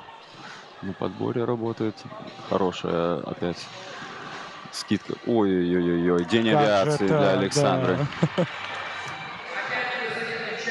Девчата ведут, пытаются... Ну, Нате, 2. отличный бросок. Вот уже ведут кандидаты. И фол. Глупый Да. фол. Евгения Степанова, Вот самый это опытный зря. игрок. Нельзя такого делать. 7-й фол. Пробить 2 штрафных, легкие. Не сделала команда девчат ничего для этого, чтобы бросить 2 штрафных. Просто пытались вывести за периметр мяч. Да, нельзя такого делать. Анна Хацкевич. Анна Хацкевич, да. Какая техника интересная, с подкруточкой. Но надо использовать, если забивает.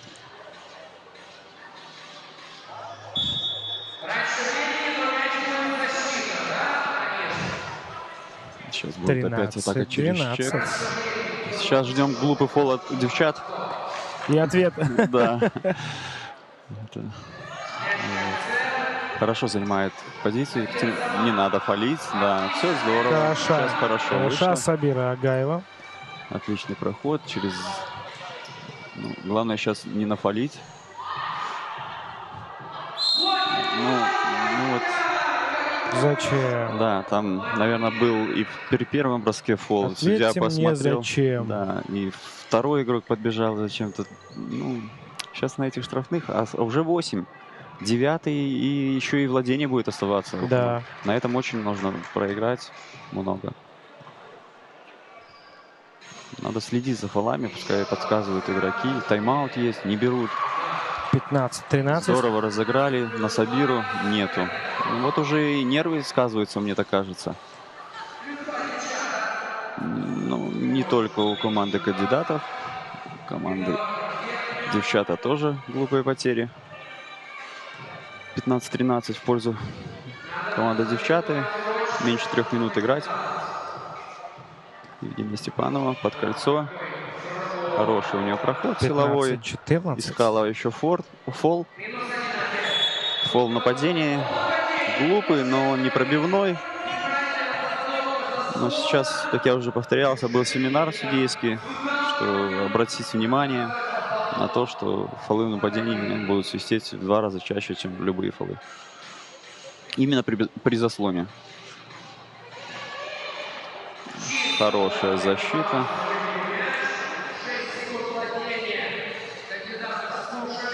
(15-14). Девчат впереди. 2,5 минуты еще играть. 6 секунд 7 на атаку. у одной команды фолов, 8 у другой. Поспешная атака. Ну вот правильно, Ольга Громик. Все, отдыхая, спокойно. Делает для команды свои. Они ведут. Сейчас нужно постараться заработать фол под кольцо. Ну, вот на Виолетту хотят сыграть. Не получилось. Используют то, что в команде присутствует Сабира Агаева, которая самая маленькая по росту. И пытаются заработать фол.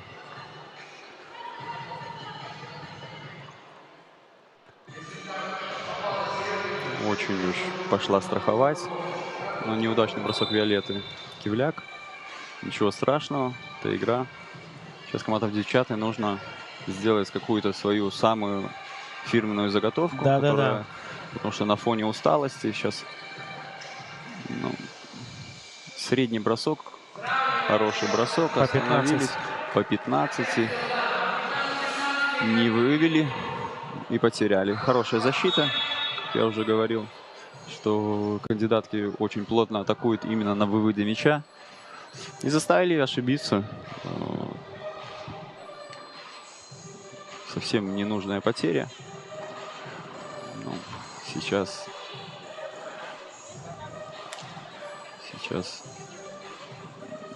атака не очень удачная. Здорово подняла. Отлично Уже несколько раз. Поспешная атака. 16-15. Зачем? Непонятно. 1,5 минуты еще играем. Сейчас полезет на фол. Явно фол. Это судья пропустили на подборе. Не пробивной, но это явный фол. Нельзя подсаживаться под игрока. Это опасно для жизни. По 16. Судьи И наши скоро стартует тоже последняя минута. плывут немножечко. Ни одного свистка за 5 минут. Сначала дали 15, сейчас нету. Это аут. Да. Покинул мяч пределы. Кинул мяч. Игровой площадки. Пошла последняя минута. 16-16. 16-16. Никто не хочет выходить на команду Гродно. Стараются девочки.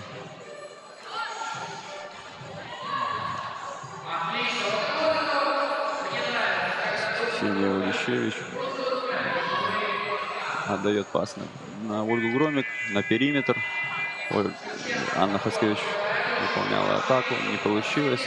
Екатерина Карпук мимо. Пошло сумбур. Надо успокоиться. Кто первый? Молодец, Сабира Агаева. Вот, выигрывает. Но... И вот не Ой-ой-ой. очень правильное решение со стороны Ольги Громик. Пускай уже пробует забить эти 1 очко и отвечаешь 2 очкой. 28 надо секунд, еще забить штрафные, но я 16. думаю, что уже в ритме Посмотрим, находится. совладает ли Сабира Агаева с нервишками. Да, так и есть. Ну, главное сейчас тоже не спешить, попробовать заработать также фол, также ответить, либо быстро с периметра атаку. Изумительно исполнено. Хладнокровно. Приносит 2 очка своей команде. Интересная игра, хорошо смотрится.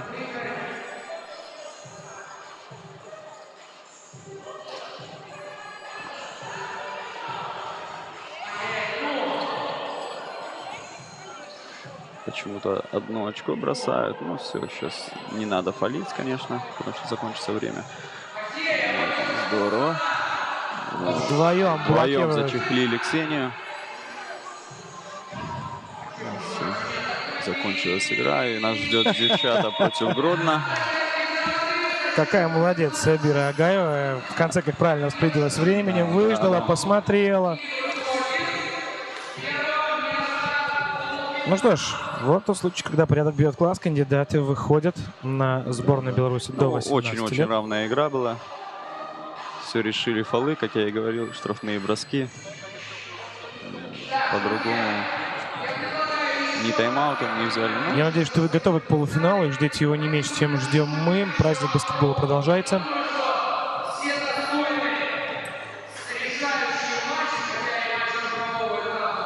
сейчас начнется самое-самое интересное. Да. Напомню, что команда Ю-18 сборной Беларуси вышла на команду кандидатов той же сборной. И команда девчаты будет играть с гродненской командой, которая прошла без поражений.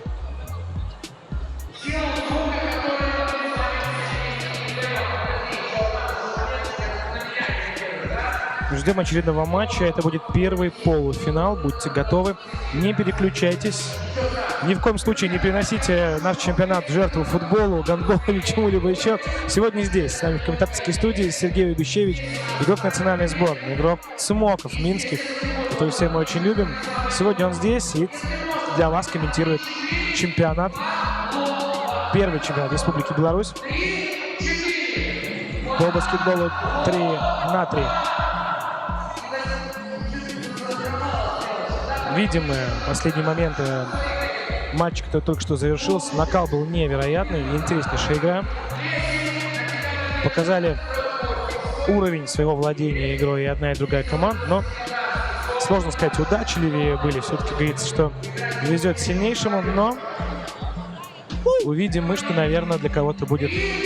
Мне кажется, что сборная Беларуси до 18 лет соперник более предпочтительный для полуфинала, нежели команда из Гродно. Но, опять-таки, сейчас, может быть, и сборная соберется и неожиданно выиграет турнир. Такое тоже может быть, это спорт.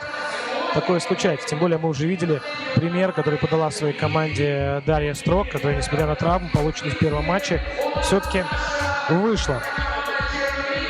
на паркет в третьем. И во многом помогла своей команде пробиться в плей-офф и добраться до полуфинала. Оказывается, самое лучшее место, а? Наблюдаем мы сейчас за моментами игры. Вот на все не повторы. Корно надо корпус сюда-сюда. И они сидят и вырубают, а в их игры идут, да? Да. А мне казалось, что в порядке вещей нормально. Ну что ж, пока вы наблюдаете за повторами моментов женского баскетбола, мы с моим коллегой Сергеем наблюдаем за Ice Girls, которые сегодня поддерживают болельщиков, поддерживают команды перед полуфиналом.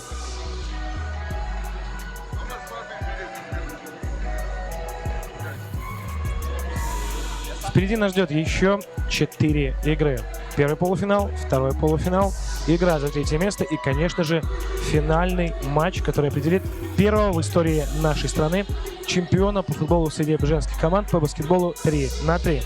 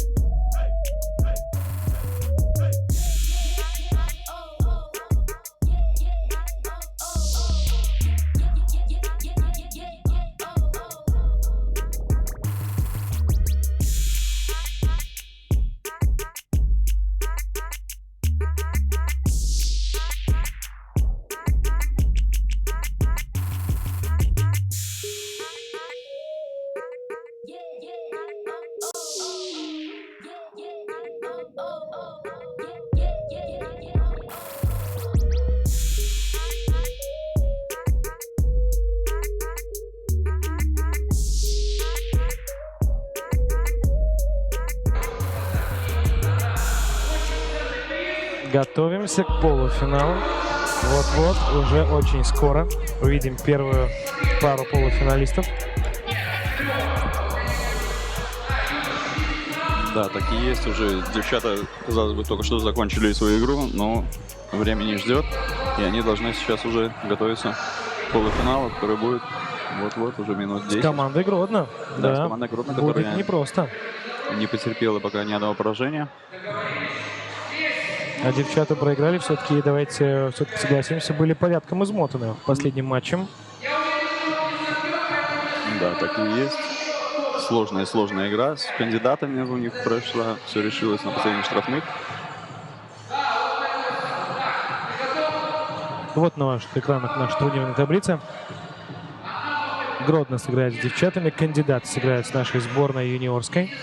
После чего мы узнаем команды, которые сразятся в матче за третье место и, конечно же, в финальном поединке за звание чемпиона.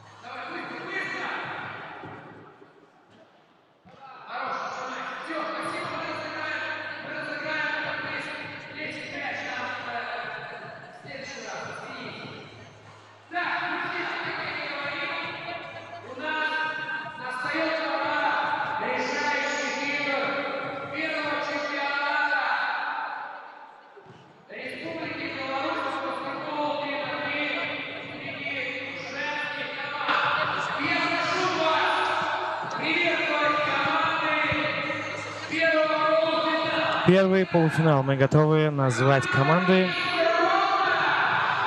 Команда из Гродно и команда девчаты. Не знаю откуда, но все белорусские. Команда Гродно. Ольга Копылова, Мария Крыжановская, Валентина Мышепут и Ангелина Абражевич. А теперь команда девчат, только-только сошедшая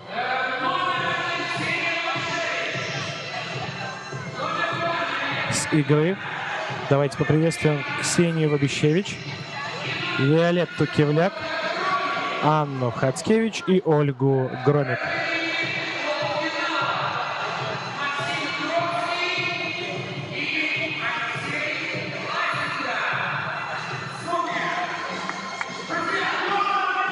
Вот он, первый полуфинал. Мы готовы узнать имя первого финалиста. Игра будет жаркой. Наверняка тифози из Гродно болеют за своих девчонок, но и болельщики из Минска наверняка ждут победы от девушек из команды девчата. Да, наверное, этот полуфинал должен быть посерьезней. Нужно и Гродно потрепать нервы немножечко. И команда девчата проведут 2 игры подряд. Посмотрим, как у них это получится. Но как бы по дистанции Гродно шли уверенней.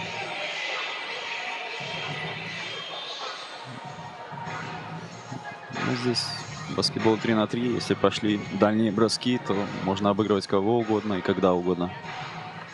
Да, если пойдет, то, конечно, в подобном формате. Может быть, мне кажется, начало должно быть за девчатами, но в концовке я не знаю, как у них хватит, сил не хватит. Я как бы ставлю, что не хватит. Немножко знаком с игроками. Ну, давайте еще не забывать, да, что девчата только-только закончили очень напряженную игру с командой из второго полуфинала, которая выступит позже и получила в сопернике сборную нашей страны юниорскую. Да, это вот еще одна была подоплека к той игре, потому что, получается, и ты отдыхаешь тогда, если у тебя второй полуфинал на 20 минут больше, и как бы соперник все-таки менее габаритный, менее сложный в плане физически. Да, они могут забросать, задергать, но как бы толкаться с ними особо не надо. Поэтому, если тебе нету сил в ногах, пошел под кольцо, толкаешься и забиваешь свои легкие мячи.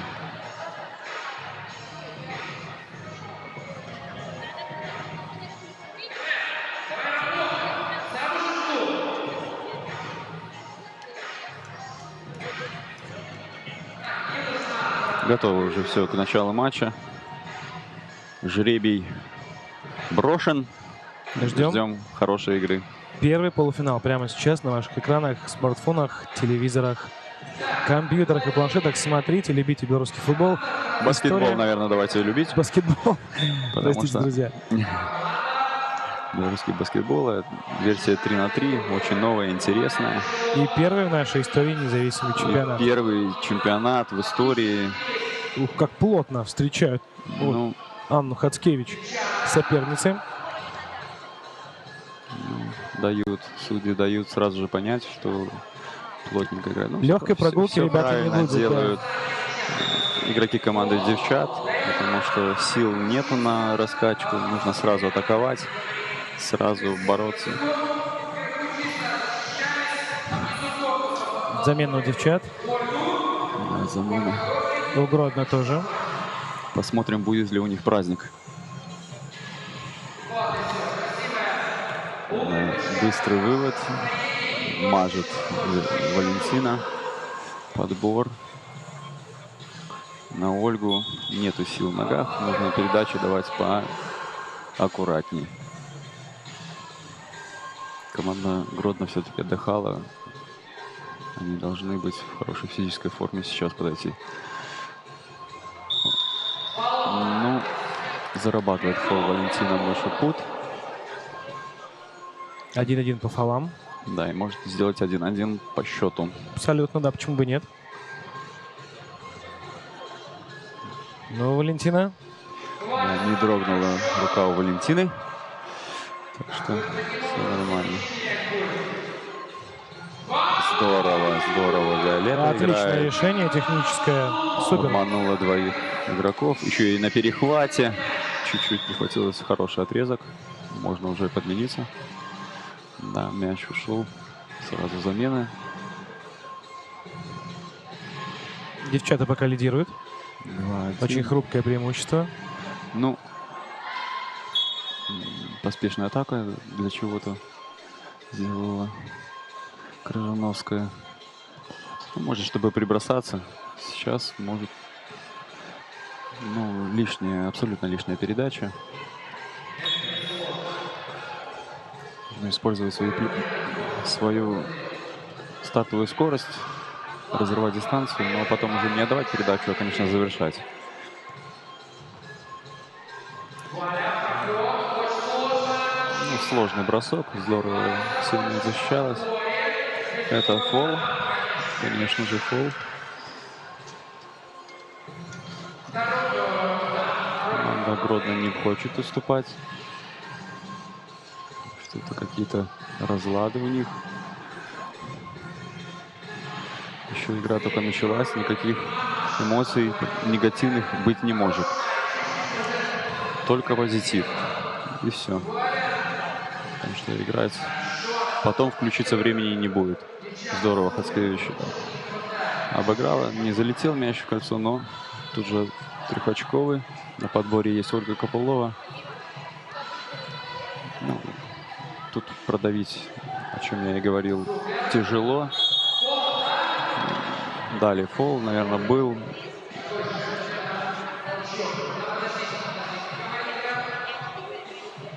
Дают в стадии полуфинала, дают намного жестче играть девочкам. Я думаю, ни та, ни другая команда так еще не играли. Все понимают накал. Бросаем, наблюдаем.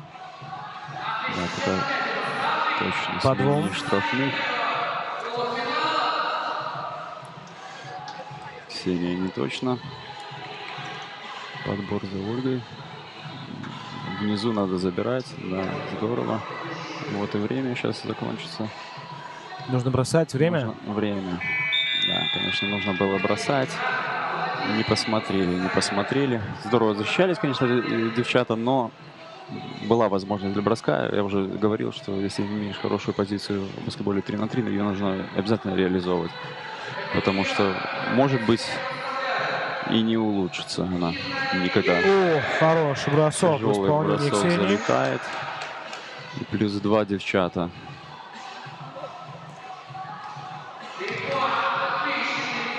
Еще и перехватывает Анна Хацкевич. Лишняя передача. Вот надо смотреть уже сколько таких передач от каждой команды. Однако. Да, и сразу же ответная. Уже проще бросить по кольцу, потому что тогда еще можно побороться за подбор. Но если ты отдаешь передачу, сразу идет передача на периметр, и ты рискуешь получить 2, что и произошло сейчас.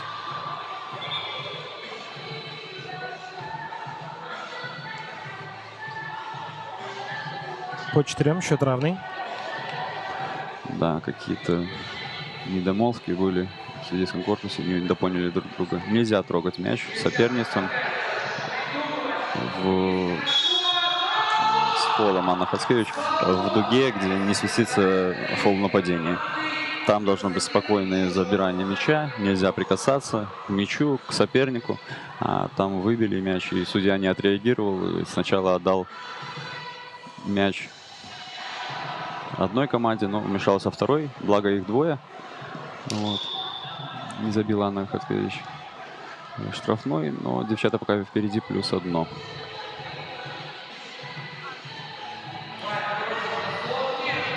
Сложный бросок для Валентины.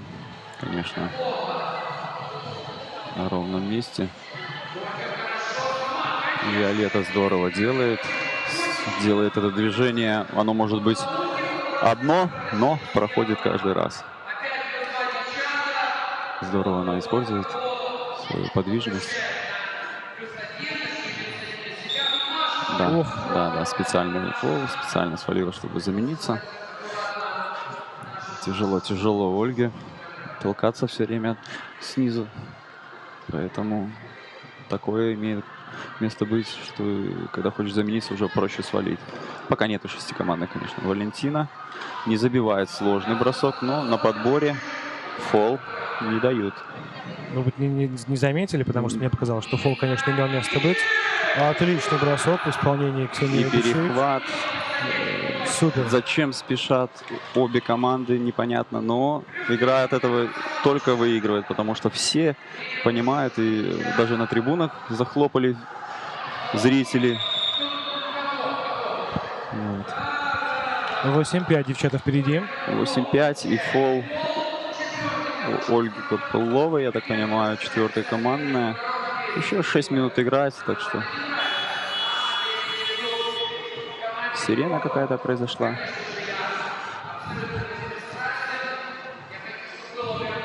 Хорошая атака. Пас на дугу. Не Да, получился Анна Пухачковой. Хацкевич надо было вывести после броска. Ничего страшного. Рассчитывала на фол, немножко не получилось. В такой ситуации, когда рядом два человека, конечно, проще вывести.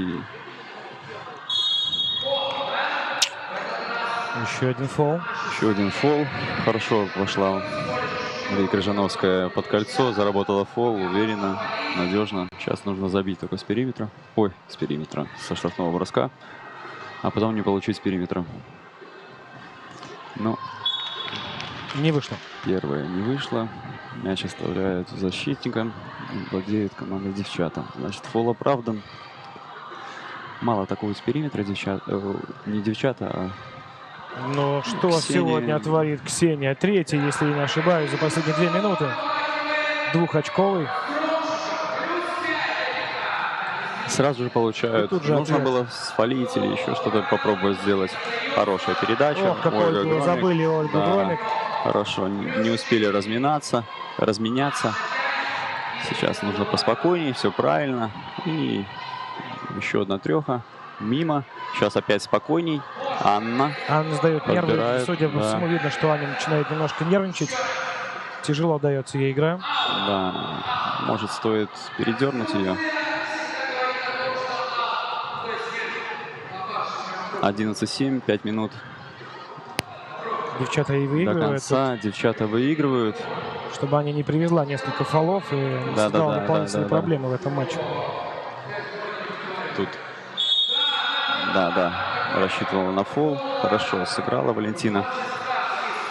И один бросков. В принципе, хороший рабочий фол. Не дали забить с-под кольца. Один бросок. Еще попробуй его забей. Ну и потом можно подобрать, время потянуть. Неплохо. Тем более вот мажут уже второй подряд бросок. А это очень, мягко скажем, раздражает остальных участников команды. Вот, стараются идти на фол. Вот так он Хороший бросок прошел, здорово, да. здорово. Спешить не будет команда девчат.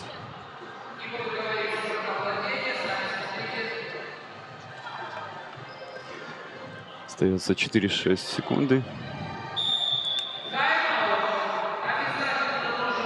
4-6 секунды. Взяли тайм-аут. Да вы что, взяли тайм-аут?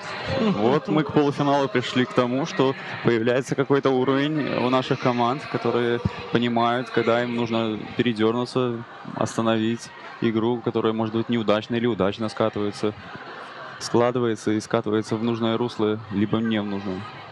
Поэтому команде Гродно тоже, ну, они непродуктивно как-то. Нужно им в защите собраться сейчас, потому что остается 4-28. 4 фола у них, в принципе, очень хороший счет.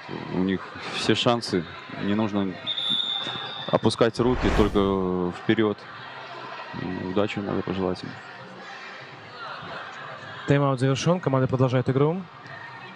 4-5 по фолам, 11-8. Впереди девчата по счету встречи. Не, опять Вышло вот время. выходят после тайм-аута и не видят времени.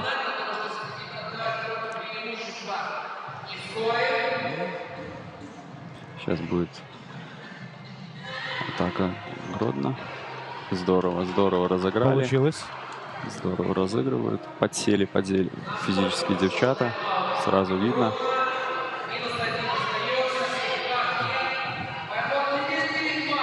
Подсели физически сильно. Ох, как разыграно. Быстро.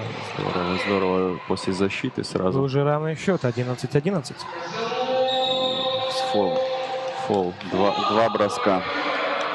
Вот это да. Неудачное решение, конечно, было такое движение на игрока. Все-таки контактный вид спорта баскетбол 3 на 3, но в цилиндр броска, так же как и в 5 на 5, нельзя входить. Поэтому любое касание карается штрафными, в данном случае 2, по 5 командных. У девчат и у Гродно игра вот начинается заново. Да, подумал, но все-таки зашел.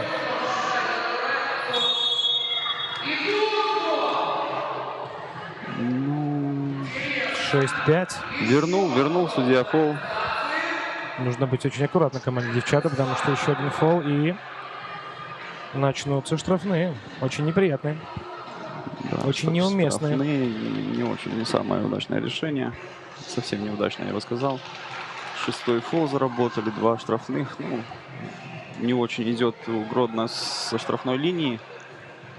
Это пока позволяет девчатам быть впереди, но шаткое преимущество, конечно, очень. Да, нету физических данных сейчас.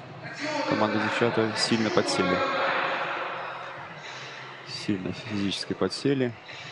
Расстроились несколькими свистками. Это женский вид спорта. Тут Какая борьба. борьба хорошая. Трешечка. Ох, как хорошо исполнено. Влетел.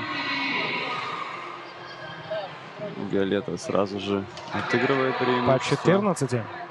Виолетта Кивляк использует свой быстрый разворот. Средний бросок. Точно. 15. Разбросались. 3 минуты до конца. Не хватает их физически. Нет, уже нет той легкости в броске. Ну, ничего, счет еще позволяет. 14-15, 3 минуты. Команда Гродно владеет мячом. Им нужно сейчас стараться больше на штрафные броски надеяться, потому что каждая будет пробивным. Ну, вот это вот... Опрометчивое такое решение, да, на мой взгляд. как бы, оно не стоит того, чтобы... Хороший средний бросок, хорошо разорвала дистанцию.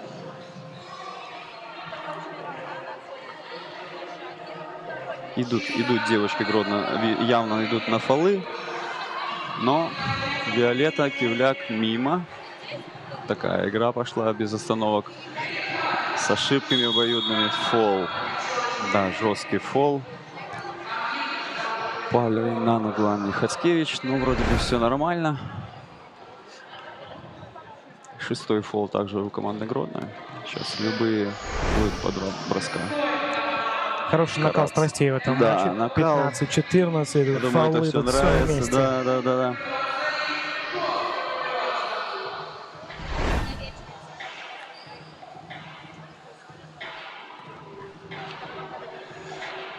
Здорово Виолетта делает. Я уже говорил, насколько у нее отработано это движение. Очень хорошо она это делает. Здорово подстраховала Ксения. Хорошо сменились сейчас девочки. 6 секунд на атаку. Вроде бы как недовольны команда Гродно. Судьи у нас приняли решение. Они уже его не изменят. Так что спорить вряд ли.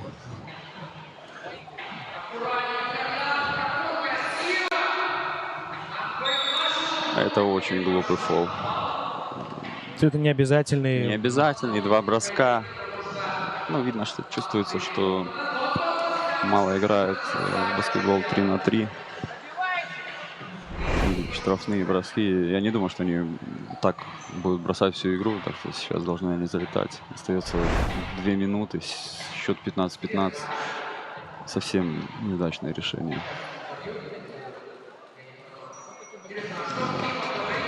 Что этого и следовало.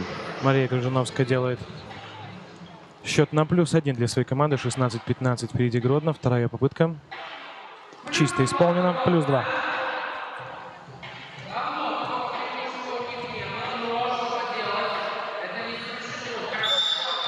То же самое И делает, еще один фаул. то же самое делает команда Гродно. Ну, догоняем. Нужно 2 из 2. Ангелина Абражевич, то же самое. Не самое лучшее решение. И сейчас кто более хладнокровен будет в Ну, Анна концовочке. немножко переживала. Я боюсь, может сказаться на качестве исполнения ей штрафных. Видели мы, что она такая... Вот об этом я и говорил. Она заряженная хорошо, но сейчас нужно Нервы. да, отбросить все и как бы... Не удивлюсь, если, к несчастью, второй тоже она не сможет забросить. Ну, молодец, Однако нет, собралась. всё хорошо. Опустили. Очень хорошо, что сложилось для команды девчат. И сразу трехочковый бросок от Ольги Отлично Громик. исполнена Ольга Громик. Вот девчата впереди. Неудачное, очень неудачное решение. 10 секунд еще играть. Зачем? Ну вот. И сейчас можно получить. Здорово играют девчата, здорово чуть-чуть поборолись. Интересная игра, что же будет дальше. 17-18. Да, сейчас главное поменьше, Все может решить одна ошибка. поменьше нервов, как говорится, холодная голова и все. Не фалить. Это вот не очень хорошее действие со стороны Марии Крыжановской. Также серия ошибок. И судья стоял рядом.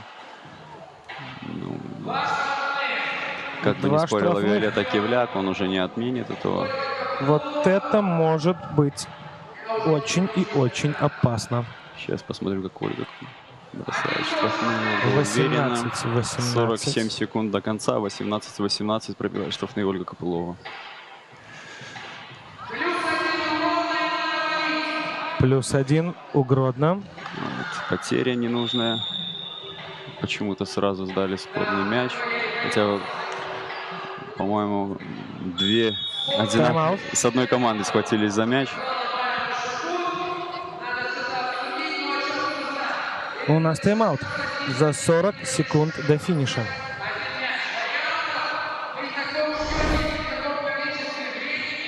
Да, 18-19. Опять же, штрафные броски в концовке. Это не самое лучшее решение. Не надо использовать эти штрафные. Пускай забивают по одному. Если бы они даже бросали по одному, то был бы на 2 очка меньше у команд. У каждой из команд было бы на 2 очка поменьше. Не стоит заводиться. В конце нужна самая холодная голова. У кого, вот, кто чувствует, они должны сейчас договориться, кто более готов. За это... Да, слышим, как подсказывают болельщики, Да, играете на за фол. это можно дать технический фол за коучинг. Видно, не совсем знают правила представители наши Гродно. Но нельзя подсказывать тренеру. Вот такие высказывания. Это называется коучинг и дается технический фол. А он сейчас для Ой, как команды нужен. Гродно не нужен совсем. Эх.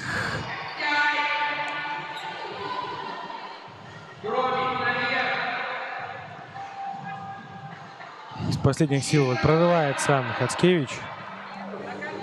Это, на мой взгляд, было довольно опрометчивым решением туда ринуться против Нужно двух было соперниц. бросить. 3 секунды. Время 19-18. Команда Гродно одерживает верх. Девушки из Гродно уже в финале. Да, девочки из Гродно в финале. Девчата поборются за... Причем они немножко отдохнут перед игрой за третье Да, место. А вот те, две кто подряд. играет следующую, Да, играли будет тяжело. хорошо, но вот глупые фолы в концовке решили эпизод не в ту пользу. Не надо всегда оставаться хладнокровным. Сейчас нас ждет второй Второй полуфинал.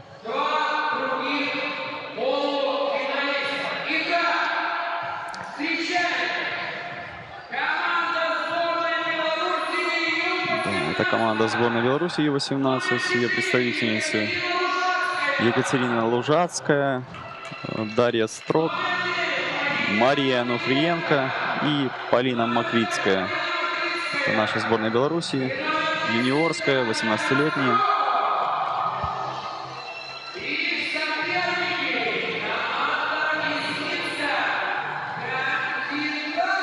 Команда кандидата готовится выйти на площадку. Номер 23 Катерина Карпук, номер 15 Александра Шевченко, номер 8 Сабира Агаева и номер 16 Евгения Степанова.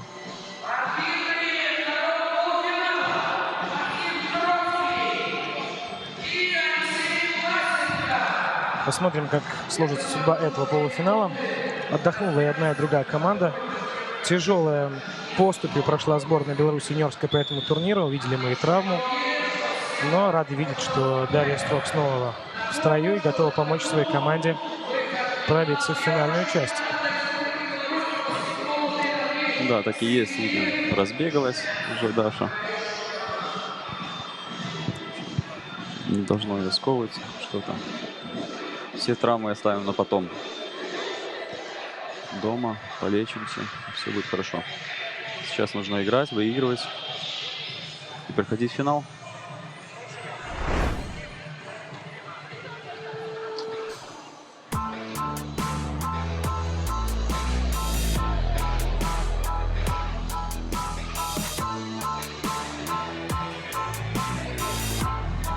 Видимо, разминку команд, ну а пока вы наблюдаете опасные моменты ушедшего матча, в котором, к сожалению, проиграла команда девчата. Интересно смотрелось на турнире, но гродненки, в принципе, не проиграли ни одной встречи за время. Да, это, пожалуй, первая встреча, где они там все решилось в концовке для них. Для них это тоже большой опыт. Я думаю, они очень рады, что вышли в финал. А девчата будут играть за третье место.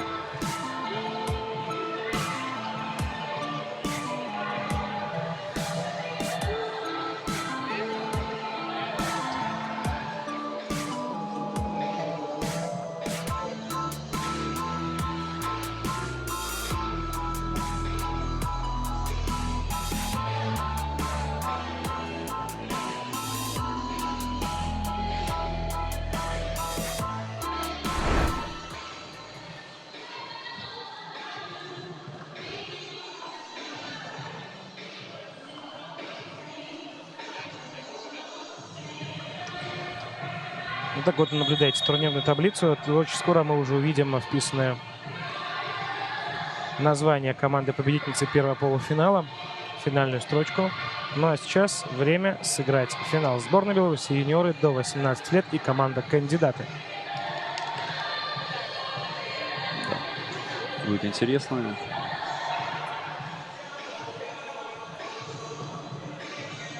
Интересная встреча двух сборных. Ну, молодежь должна показать, почему выбрали их.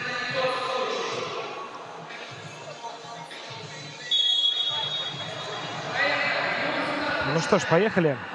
Далее отсчет 10-минутки, которая выявит второго финалиста. Сразу же получают на своем чеке мяч в свое кольцо. Пока тушуются немножко девочки из Ю-18. Нужно подуспокоить, потому что таким нервными движениями не обыграть столь мастеровитых игроков, которые уже давно тренируются именно в баскетболе 3 на 3. Хорошо сейчас подняла Александру. Ну, фол не бросковый, значит, неплохой фол.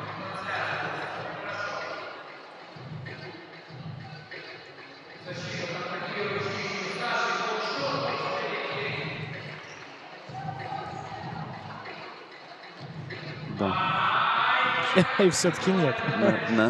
На длинных шагах легко так обходит, но чуть-чуть не получилось. Вот опять глупые ошибки. И, пожалуйста, с-под кольца 3-0. Еще ничего не сделали кандидатки, чтобы вести в 3 мяча. Просто ошибаются игроки юниорской сборной. Ну, надо бежать к игроку. Ну вот, 5-0. 5-0. Минута и 5-0. Это очень сложно. Сейчас попробуй догони. Неудачно. Вот, открывают. И опять не разбирают игроков. Опять получают свободно бросок из-за периметра. Сейчас он не зашел в кольцо, но нельзя так делать. Потому что когда-нибудь они точно забьют. Неплохая атака, но на подборе никто не был готов из партнеров по команде. Здорово Мария Нафриенко Уже обыгрывает. известная нам соло Мария Нафриенко. Да, очень хорошо делает проходы в любимую правую сторону. Длинные шаги у Карпук. На подстраховке подловили. Легкие 2 очка. Легкие 1 очко. Не пытаются выдумать что-то игроки нашей юниорской сборной. Фол. Да, простой проход, простой вот. Нужно сейчас, когда физические кондиции не самые оптимальные, нужно делать то, что ты самое простое и то, что ты умеешь лучше всего. Потому что другое вряд ли получится на усталости. Все-таки это 4-я игра, как-никак, за день. В один день так много игр. За короткий промежуток. 4-я, не факт, что последняя, самое главное. Но это точно не последняя, потому что кому-то... Да-да-да. Кому-то просто играть за 3-е, а кому-то играть за финал. Да, совершенно верно. Кому-то придется бороться за медали, а кто-то уже будет в медалях.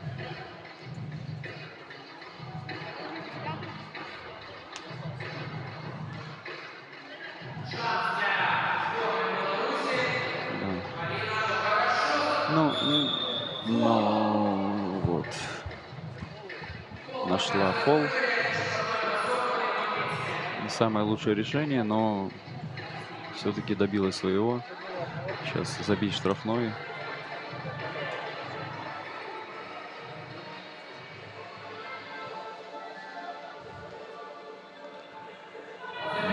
Ну, на подборе Мария Нафриенко сразу же за периметра. За дуги не идет пока. Бросают все уверенно. 9, 7, 8. 8-3, извините. Да, 8-3. И сразу плотненько на выводе мяча стараются.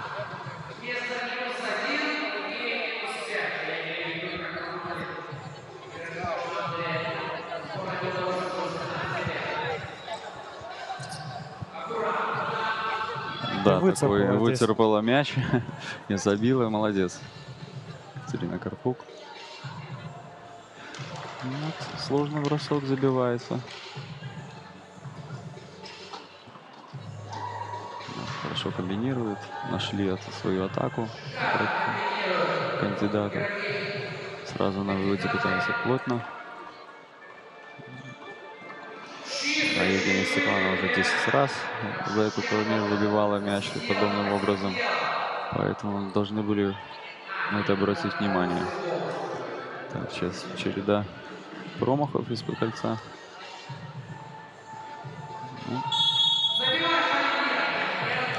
Все-таки штрафной. Не получилось у Полины забить, но, может быть, получится со штрафного.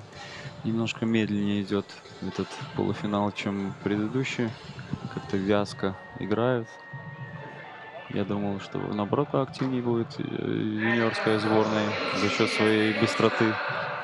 А они как-то втянулись в игру команды кандидатов.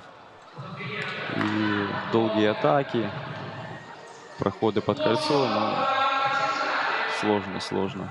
И сразу же на выводе получают. Долго.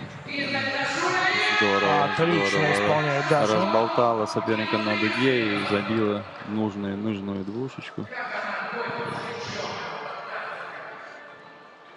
Ну, надо повторять.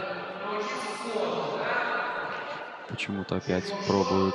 Ну, сейчас Получилось в этот раз у Полины. да. Видно, нашла ключики. Между собой столкнулись девочки. Ну, все-таки Александр Шевченко за счет роста и длины рук. 11-8. За счет роста и длины рук забивают эти важные очки из-под кольца. Что юниоркам надо больше бросать сейчас. Ну вот опять это проходит комбинация. Немножко неудачный пас. И сразу же ответочка. Вот и 11-10. Игра опять. Ну, ничего не могут сделать с центровой командой кандидатов. Надо атаковать больше с периметра. Ну, немножечко поспешное решение. Но здорово. Энергия хорошая. Догоняют, не тушуют. И счет при этом, заметьте, не растет. Какой-то глобальной разбежки мы не видим. 12-10. Да, держат на дистанции кандидатки от себя сборную. Но все это очень быстро может измениться. Хорошие полуфиналы. Нету игр, которые за явным преимуществом. Сейчас вывели Александру на бросок из-за дуги. Показывает, что можно и засчитать. Бросок-то был хороший. Жалко только, что не провалился в кольцо. И половина игры уже позади. 4-0 по фолам. Если Даша не вышла, сложный был бросок. Сложная передача. Сложный бросок. Ну вот. Сейчас нужно юниоркам отвечать своей атакой. Желательно результативной. Ошибается на передачу. Кому фол?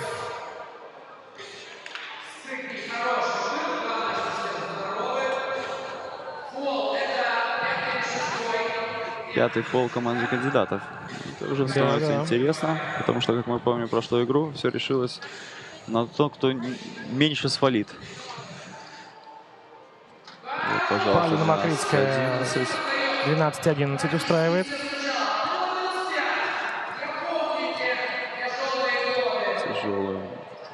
Тяжелая передача. Подбор подбирают. Видим 12-11, 4 минуты все еще нам играть. Ой, хороший бросок. Сабира Агаевой. Бросок из-за дуги, результативный. С фолом забивает. 6-й фол. Ух ты. Еще и пробивной. Вот сейчас игра начинается. Вот теперь для будет еще интереснее. Да, одни. Эта сборная 18 может сейчас очень плотно играть в защите. Очень плотно. 4 раза подряд могут фолить в течение минуты. И прекрасно себя чувствовать, набирая очки. Да, сейчас 14-13. 6-й фол у кандидаток. Судьи не разобрались. Один фол. Конечно же, это только 6-й фол, а не 7-й. Предупредили. Нельзя давать легко бросать из-за периметра. И сейчас пробовать идти на фол, потому что будут менее жестко играть команда кандидаток. Ну, сложная попытка. Да, сами придумают. Но, как я говорил, желательно сейчас сделать самое простое, самое движение, которое получается лучше всего. С закрытыми глазами, что такое ты можешь сделать. Потому что уже набрали фолов кандидатки. А здесь можно фолить. Здорово, хорошо, все правильно. Первый фол. Еще 5 раз можно так срывать атаки. Мне кажется, даже судья не выдержит и столько свистеть. Поэтому здорово, одну и ту же комбинацию пытаются проводить на Александру. Не считать. Опять хороший, очень хороший тактический фол, потому что шансов не было против центровой. Ну, сейчас кандидатки захотят изменить комбинацию, и на этом нужно их подловить, потому что им тоже не устраивает, что на них все время фолят. Вот о чем и речь. Потеря. Фолить нельзя уже, нужно лезть, все правильно, лезть туда. Вот нарисовался фол. Потому что до этого свистнули 2 раза такой фол Ю-18. броска. Да, но у них нету бонуса по фолам. А сейчас 2 броска и шанс выйти вперед. Все правильно. Хорошо тактически сделали. Чуть-чуть не удалось. Ничего, есть еще второй бросок. Маша не нервничает, все хорошо. Да. Сравняли. Сравняли счет.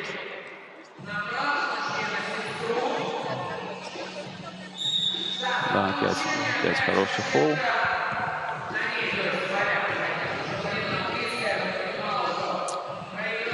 Менее жесткая игра, менее жесткий полуфинал получается, но тактически больше, как бы, если там на грубую силу, то здесь как бы на тактику идет борьба.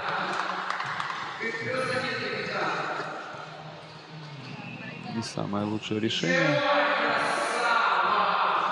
Нужно, конечно. Сейчас фолить нельзя. Не использовали фол, который у них еще есть. Не хотят почему-то идти под кольцо. Вот, здорово. Легкие 1 очко, потому что стараются не фолить. 16-15, 2:28 до конца. Все еще, ой, как хрупко. Да, и 7 фолов у команды кандидатов. Каждый фол, кроме фола в нападении, у них будет пробивным, и пробиваться не 1, а 2 штрафных. Упал темп. Темп игры совсем низкий. Неплохо. Побороться. Ну, выключились.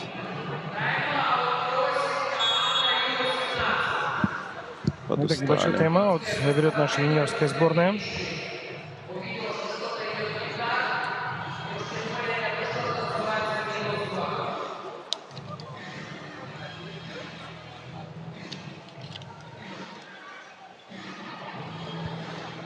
Есть возможность сейчас у команд подумать, как отыграть эти 2 минуты. Тактику какую-то избрать. Напомнить, кто забыл, что у команды, например, Ю-18 есть еще в запасе 3 фола. Не нужно давать таких легких очков. Нужно все время раздражать соперника этими фолами. Ну и самим стараться побыстрее реализовываться. 2:05, 17-15.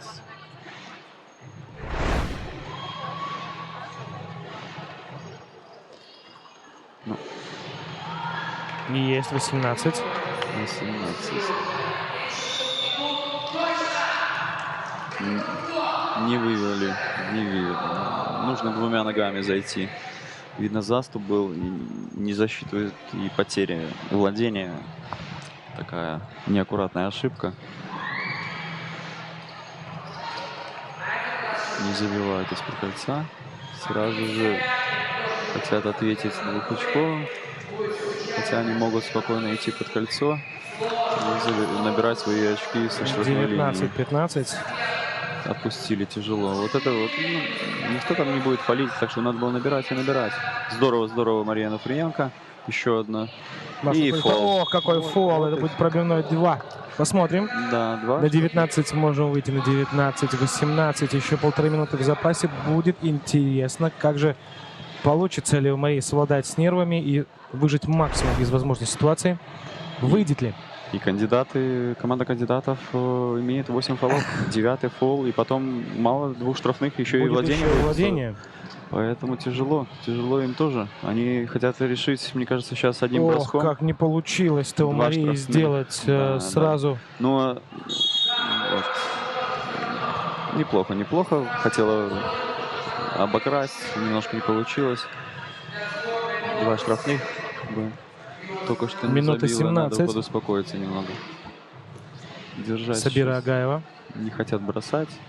Доводят мяч до верного. Как обычно ведут, отдает туда под кольцо. Умело там распоряжается. Вот. Ох ты! 18-19. Минута времени.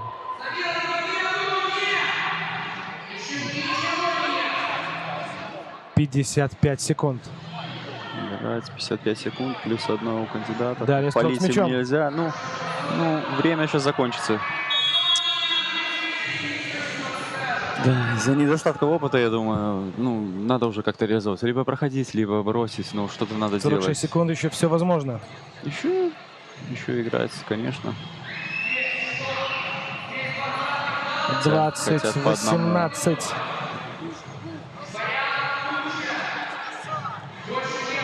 Здорово, здорово. 20, 19. Ну,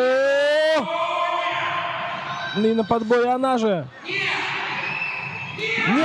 Нет еще. 22 секунды остается. Самира Агаева нет. Что происходит? Мария! Такой сумасшедший матч. Приелка делает нечто невероятное. Просто 21-20 сборная юниорская, которая выступала. Травма была сначала у Даши. Второй матч проиграли. Третий на жилах как-то вырвали. И вот они, друзья, в финале. Да, в финале, причем заслуженно не сдавались. Вот вся разница в этих вот... У меня мурашки покажу, посмотрите. Да, здорово, отличная игра. Вот за это все Изумительный полуфинал. завелись трибуны с этих, все рады. А мы все ближе к той ситуации, о которой мы говорили, что приедут наши сборные, да? Вот это да, друзья. Да, финал. Хороший. Вот вам и юниорки. Мяч круглый. Кто больше хотел. Будет время сейчас отдохнуть юниорок, прежде чем принять бой в финале. Это будет сложно.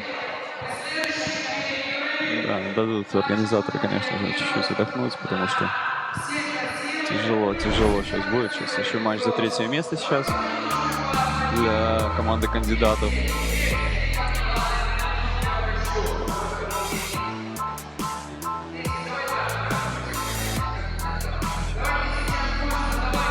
Помним мы, что команда Гродно уже играла с командой Ю-18, 27-16. Тогда сильнее были девушки красивого западного города Гродно. А теперь посмотрим, удастся ли взять реванш юниоркам.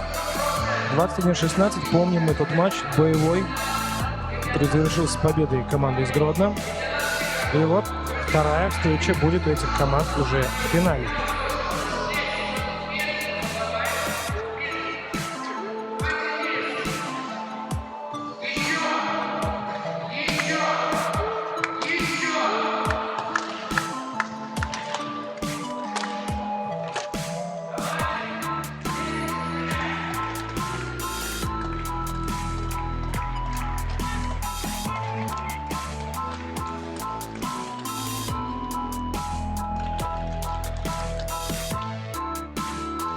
Еще два матча мы покажем в прямом эфире. Это будет матч за 3-е место и матч, конечно же, финальный, куда же без него.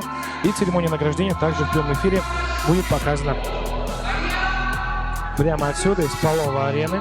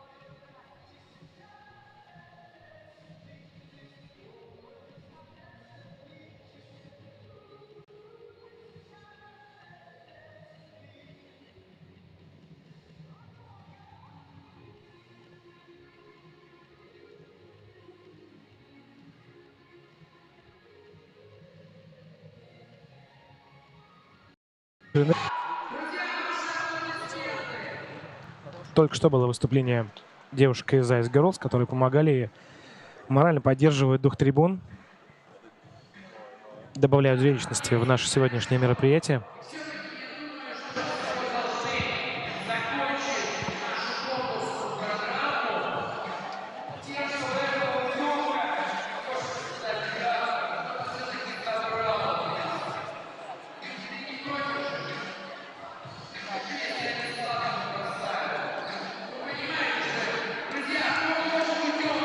Девчата и кандидаты. Это команды, которые поборются за 3-е место. Но пока небольшой интерактив от нашего ведущего.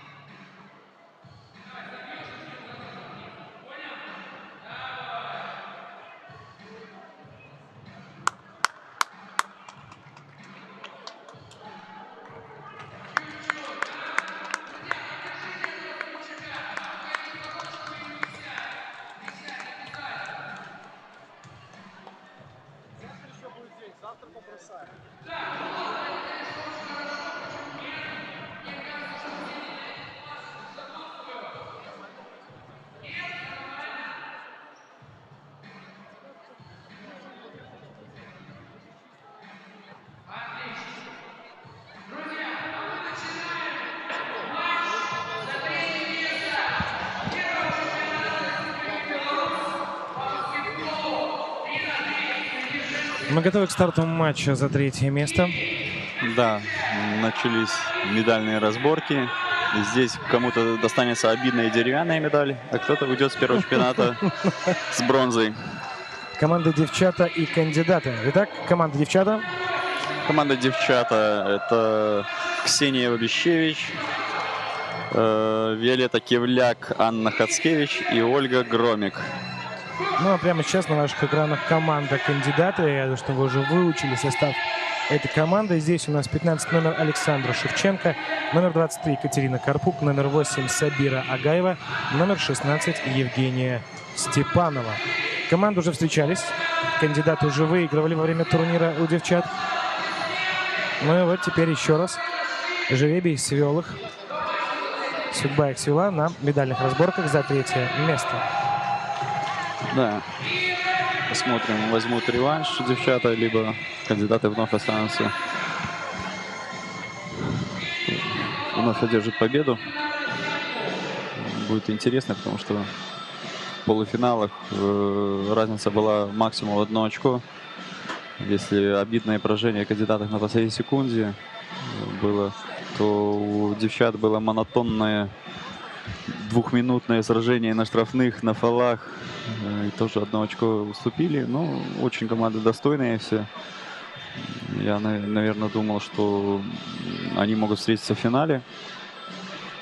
Ну вот этим и интересен баскетбол 3 на 3, что не совпадают прогнозы разные. Очень трудно что-то спрогнозировать. Скоротечные матчи.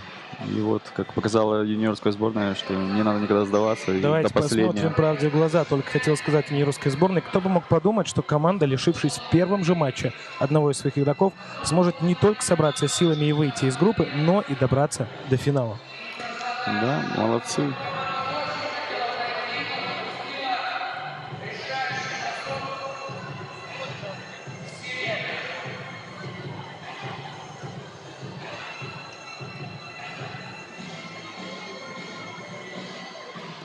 Скоро начнется матч.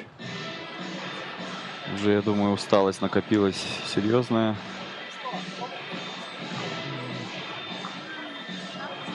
Надеюсь, что и в этой встрече тоже уже, поскольку...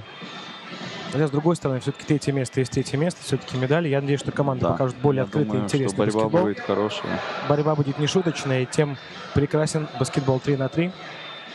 Да, потому что выигрывается только 1-е и 3-е место, так что нужно здесь побороться. Жеребьевка.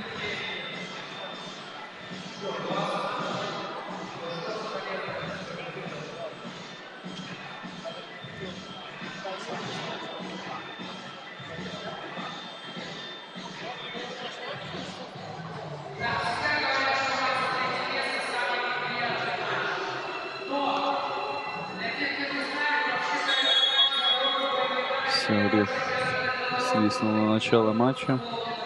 Разминку закончили. Ну, сейчас начнется самое интересное. Мы вместе с вами смотрим первый в истории нашей страны финал среди женских команд по баскетболу 3 на 3. Девчата против кандидатов.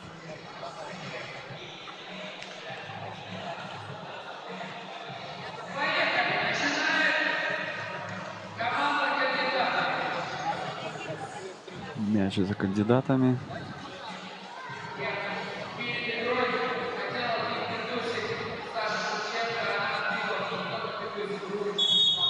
Устали девушки, но здесь уже битва характеров. Хороший сразу же проход пропускают. Отбили в защите. Я думаю, у кандидатов должно быть сил побольше. Должны они поувереннее проходить. эту дистанцию. Все-таки девчата это, как говорится, спонтанная команда. А кандидаты, которые тренируются уже более месяца, тренируются вместе. Конечно, момент сыгранности, особенно в таких моментах, Да, когда сейчас уже на фоне физически усталости. начинаешь подсаживаться, и играет огромнейшую роль. На фоне усталости. Опять-таки, сыгранность дает возможность не делать лишних там движений, Да, да. более собранно работать, зная точно позицию, на которой окажется в какой-то момент один из твоих партнеров, удачно отдать передачу, в принципе, выжать максимум из той ситуации, которую сами и создали. Да, видно, подустали и те, и другие. Я думаю, маленькие болячки у всех проявляются. 5-я игра за сегодняшний день — это очень много. Это на самом деле очень тяжело. Это марафонская дистанция. Но Даже сложнее. Это не просто марафонская дистанция. Ты еще бежишь со снарядом в руках, бежишь рваным темпом. да, здесь все отличие, что постоянно включаешься, выключаешься из игры. Нужно как-то к этому приспосабливаться, разогревать свое тело, ноги, чтобы были готовы. Потому что нет времени на раскачку. Закончится игра уже, когда получится раскачать свое тело или еще что-нибудь. А 5-й игре, я думаю, уже там главное сохранить. Тут не столько на подготовку организма, а как на сохранение, накопление энергии, которая, чтобы хватило на всю дистанцию. Ну вот, накрывает Александра. Тоже, как я говорил, не самое лучшее решение бросать через нее броски, потому что очень высокая девочка с высокими руками. Серия ошибок. Как-то пока веловато начали, но старания. Вот Анна Обокрали Хацкевич. там Сабиру Агаеву. Анна Хацкевич это сделала. И хороший сольный проход, завершившийся набранными очками. Отличный проход. 3-2.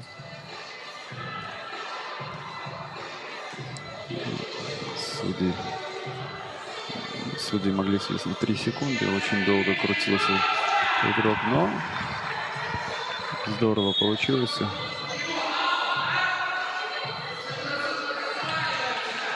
Нету пока огонька в глазах девчат. Как-то они сильно устали. Ну, как бы бороться надо. Вот. Кандидат. Ну, такая игра пока раскачивается. Хотя уже прошло 3 минуты. Видно, не отошли после поражений в полуфинале, потому что выглядели они в полуфинале намного интереснее, поживее. Фол и первый бросок штрафной.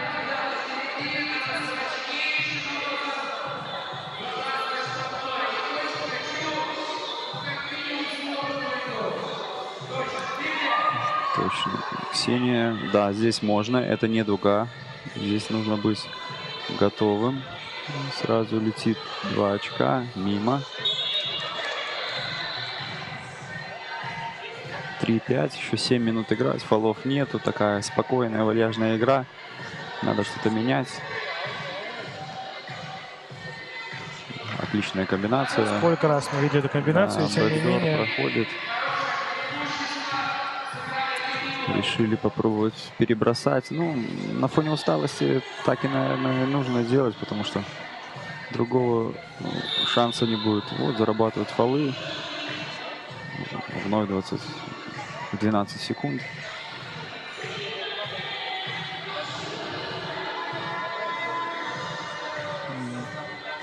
Опять игра от броска, неподготовленная, поспешная немножечко.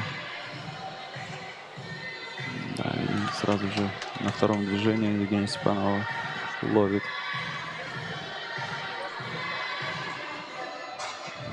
Увеличивается разрыв между кандидатками и девчатами. Но Да, вот сейчас здорово Анна Хацкевич. Анна Хацкевич. Сабира Агаева не получилось у нее сделать еще 2 очка вынести. Анна опять забирает этот подбор. Нужно сыграть какой-то пик-н-ролл. Ну, здорово открылась. Пропустила Екатерина Карпук. И да, нельзя трогать только в дуге, где не дается фол нападений. все, что остальное, ты можешь перехватывать, выбивать, поджимать. И уже второй раз команда из кандидатов, и обращает внимание судей. Ну, Евгения Степанова может говорить, что она еще не владела мячом, но, может быть, она и права, потому что нужно овладеть мячом, а потом только можно атаковать. Если она еще не овладела, то атака запрещена. Вот Александра. Тяжелый разворот, конечно. Сейчас через чек будет атаковать команда девчат. Команда кандидат тоже вначале смотрелись хорошо, а сейчас подсели физически. Вот чек проходит простой, ни заслона, ничего. Просто получил человек и бросил. И Ксения выводит свою команду вперед. 8-7. Да. Девчата начинают Сразу лидировать же в этой airball. встрече. Подустали девочки. Глупые решения какие-то приходят. Надо успокоиться всем, взять тайм-аут, может быть. Где-то еще фолов нету ни у кого. Здорово. Через паузу сыграла Виолетта Кивляк. Здорово. Выглядит сейчас хорошо. Свежий. Да. Тоже двухочковая атака на подборе кандидатки. И Екатерина Карпук забивает. На встречных курсах интересно идет игра. 9-9 после половины встречи позади. Еще одна трехочковая от Ксении.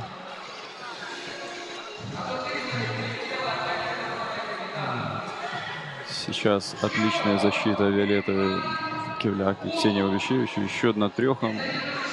Но Ольга Громик на подборе дважды. Громик на подборе. И сейчас опять полетит. Остановились девочки, стоят. Не знают, что делать. Бросает вроде.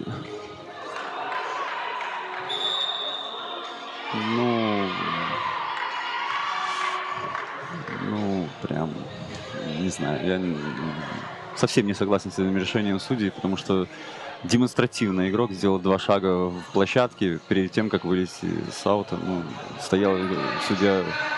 Но им тоже надо учиться, где на каких-то турнирах нужно все-таки, не думаю, что у них есть возможность там часто обслуживать. Да, подобные встречи я тоже так думаю, что... Если даже у нас это первый чемпионат, ну, а в другие страны есть свои судьи, которые также хотят получать опыт.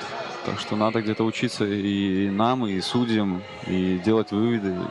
Потому что как-то повеселела команда девчат, кандидатки наоборот как-то подсели. Вот вроде бы скоротечная дистанция, но насколько меняется настроение, особенно в женском баскетболе.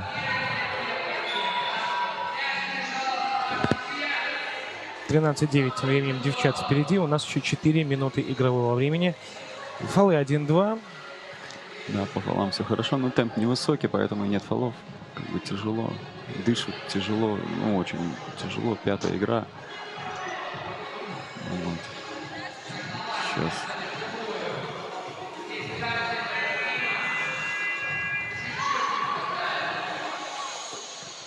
Да.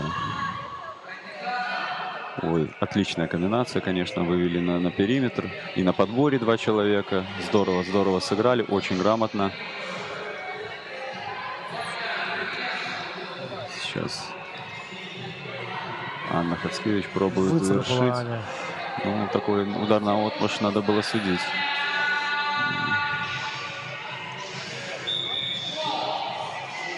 Ну, игра превращается немножечко в каламбур какой-то, несуразные движения.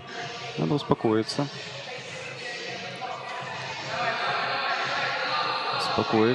Сыграть вот чек. Что видно у девчат, что у них нету домашних заготовок через чек. И поэтому им тяжелее играть. Они все время пытаются на индивидуальных действиях обыгрывать. Вот. Если бы у них было 1-2 домашние заготовочки, которые можно использовать через чек, то это значительно бы увеличило их потенциал. Как мы уже сегодня говорили, порядок бьет класс. Да. Это 100%. Неплохой фол, потому что произошел мисс-мяч. Большой с маленьким. Большой по-любому забивает. Ну, хороший фол. Не дали забить. Так что Бабищевич молодец. Ну и та, что на площадке, тоже неплохо. Напомню, друзья, завтра моего коллегу Сергея, с кем мы сегодня вместе комментируем для вас финал первого в истории нашей страны женского чемпионата по баскетболу 3 на 3. Вы увидите в деле, увидите в трансляции.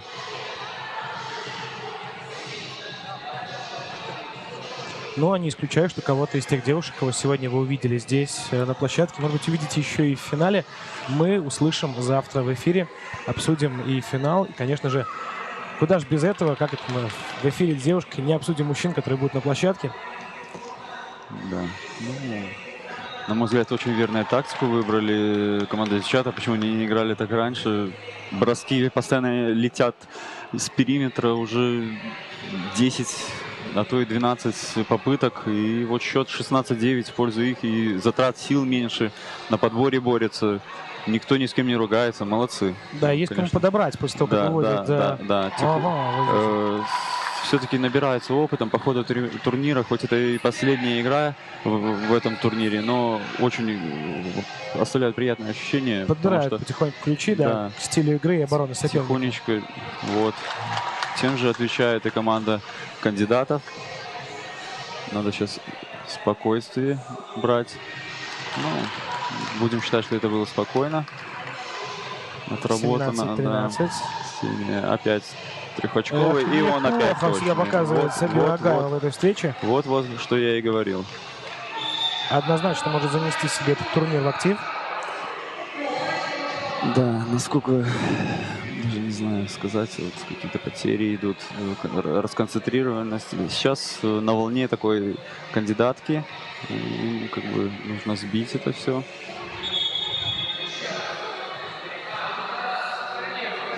У нас небольшой перерыв, техническая заминка.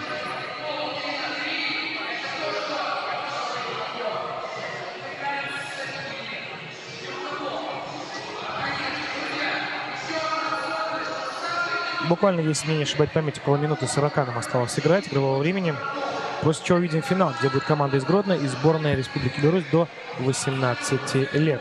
Минута 29 до конца, 17-15 девчата впереди, но кандидатки находятся на чеке, на атаке. Вот.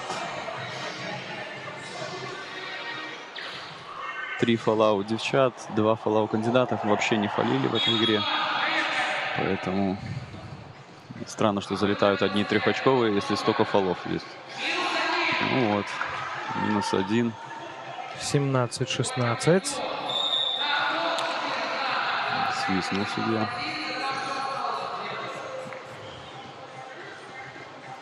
Третий фол только кандидаток, можно смело свистеть, судить, играть. Все нормально.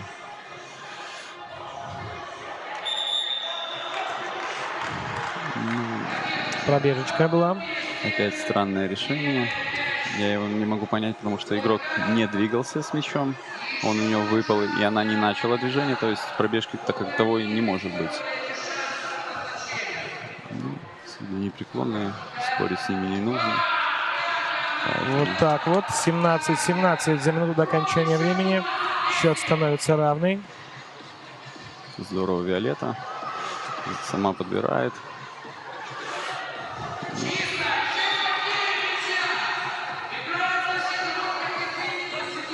Немножко упускают судьи ритм игры. Не свистели, подуспокоились и судьи тоже. Немножко надо брать и показывать, что они на площадке главные, они рефери, а не допускать как бы, 45 секунд. не сказать, что ляпы, но вот одинаковые решения. Нужно судить и в ту сторону, как бы. Не могу этого приветствовать, потому что явно, что выбил из ритма команды, как бы непонятно своими действиями. Они должны помогать игре, а не выходить на первые роли. Поэтому я понимаю прекрасно эмоции. Тут еще последняя минута 5-го матча, и тут неточная атака. Это пробежка. если игрок падает с мячом и отрывает ноги, 2 ноги кверху, то это пробежка. Сейчас опять судейская ошибка, потому что спорный мяч все время в пользу защиты. А так как мы помним, атаковали девчата. Сейчас фол. Опять в концовку приходит какое-то неуправляемое действие. Все должно быть четко. Рефер должен... Хотелось бы, да, чтобы немножко дали все-таки именно подуспокоили. поиграть Да, в нашу успокоили игру. 19 секунд. На подборе кандидаты. 10.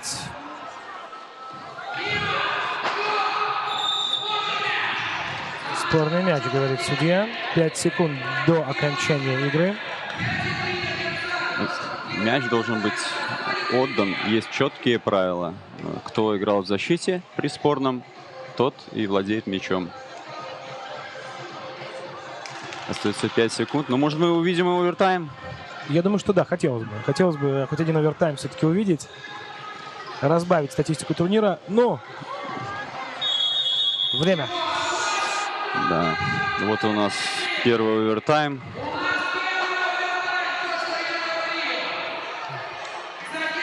В матче за третье место мы увидим овертайм. 17-17 закончилось основное время. 17-17. Сейчас будет игра до 2 очков. Неважно, это будет попадание из-за дуги, либо 2 раза по одному. Ну, до 2. Начинает... Я не помню, кто разыгрывал первый мяч. Кто... По-моему, начинали мы с кандидатов. Да, начинали, если кандидатки, то сейчас мяч должен перейти к девчатам. Очень устали, я думаю, все. Сейчас, Последний рывок, девушки, последний рывок. я думаю, будут пробовать сразу решить эпизоды. Фолов хватает. Видели мы, что Ксения очень хорошо работает из-за дуги. Я не исключаю, что сейчас попробуют именно ее умением отправить двухочковый. Почему нет? Ну да, я думаю, что и защитники готовы, что будет атаковать Ксения. Так что я бы выбрал кого-нибудь другого.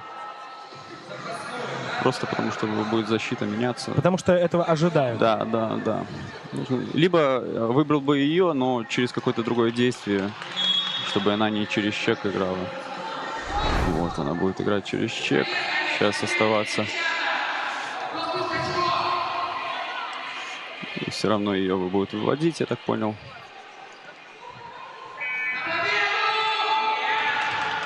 Да, не прошел неплохо. Нашли все-таки атаку. Сейчас нужно играть ближе, потому что это мгновенная смерть. Да. Подбор проигрывает. Очень интересная игра. Не получилось так. Решают, что можно поиграть по одному очку. Сейчас странный эпизод, конечно. Но надо играть дальше. Мяч остался у команды девчат.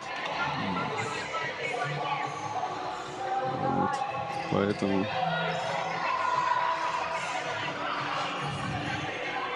Виолетта. На подборе Анна. Анна Хацкевич на подборе. И потеря, глупая потеря. Да. Надо, конечно, от этого избавляться. До 1 очка. Времени тут уже сколько хочешь. Зачем-то фолят. Ну, неплохо, потому что если ты проигрываешь, то есть еще команда. Нормально все. Хороший фол.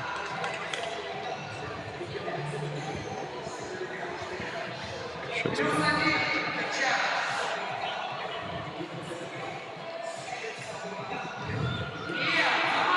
Неужели? Нет. Продолжается игра. 1 очко. Еще будет атака. И снова нет. Подбор. Вот это Надо накал. успокоиться. Интересная игра, конечно, в овертайме. Как видно, не играли никогда в овертаймы. Блокшот. Да.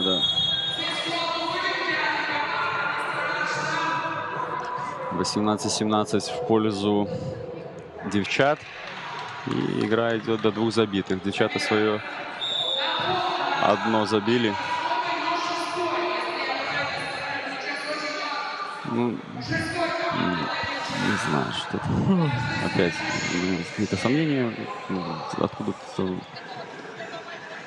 Ой, не хочется это комментировать, но имеем то, что имеем. Но, к сожалению, такие эпизоды решают исход матча. Еще один блокшот. Еще один блокшот. Сейчас было все чистенько, красиво. Не вижу смысла лезть под Александру. С руками, с ростом. Остается 6 секунд на атаку. Очень нервная. Куда? Через низ маленькому игроку. Ну, ошибка Ольги. Нельзя давать. Если ты имеешь преимущество в росте, то нужно всегда верхом давать. А здесь, да, мы явно видели, что Сабира бы первая добиралась до мяча. Да, да, нужно вверх.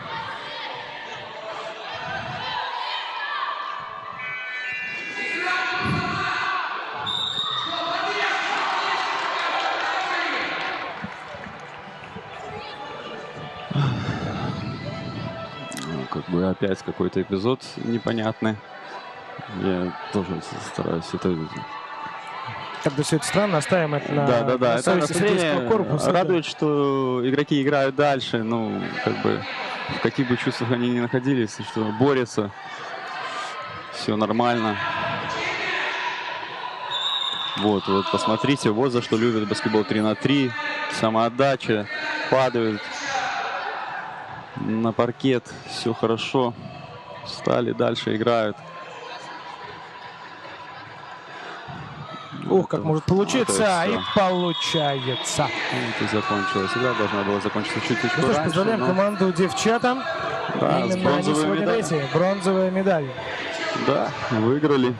Ну, Команда кандидаты, увы, не выпадает на пьедестал. Но оставляет за собой 4-е место.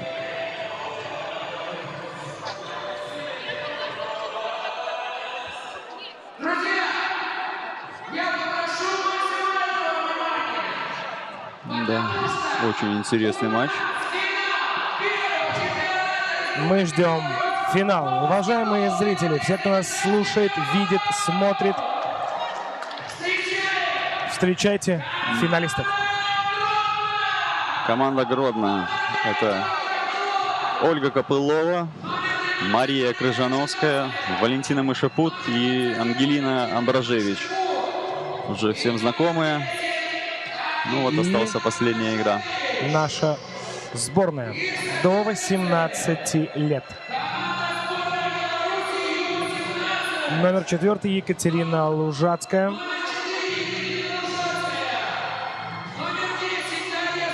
Десятка Дарья Строк. Мария Ануфриенко номер 9 и Полина Макритская номер 5.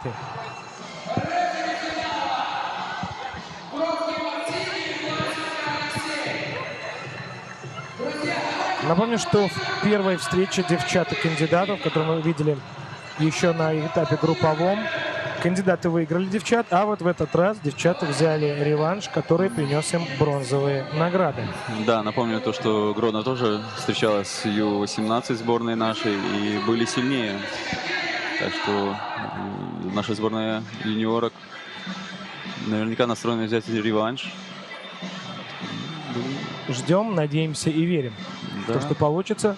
Как видим, в одном матче все-таки реванш состоялся, и Да. девчата забирают Сложно, бронзовые овертайме. награды.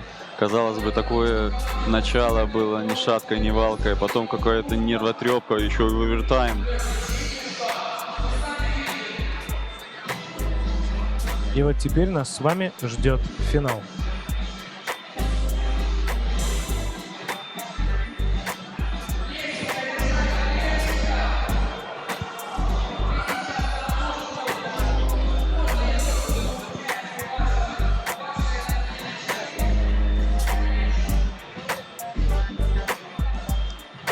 Да, может быть, несколько неожиданный финал, но это и интереснее.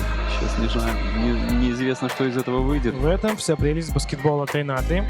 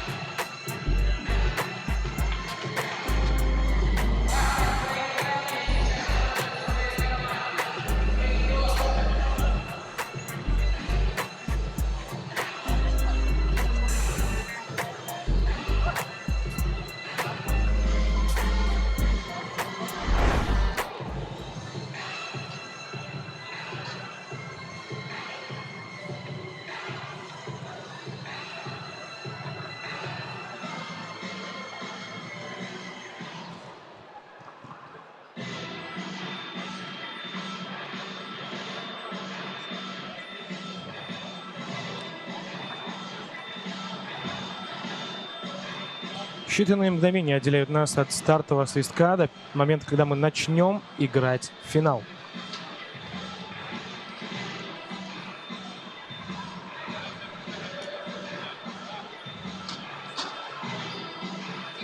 Разминаются, разогреваются спортсменки. Ну что ж, Гродно или все-таки сборная юниорок окажется сегодня первой?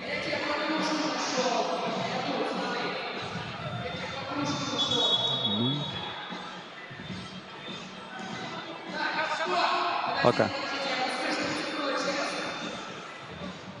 Сейчас мы все узнаем. Сейчас жребий подкинут. И начнется финал. Первый в истории финал первого чемпионата Беларуси.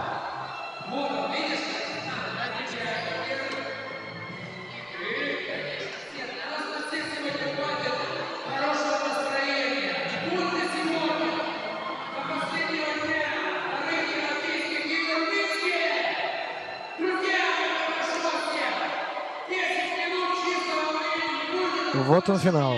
Гродно против юниорской сборной Беларуси.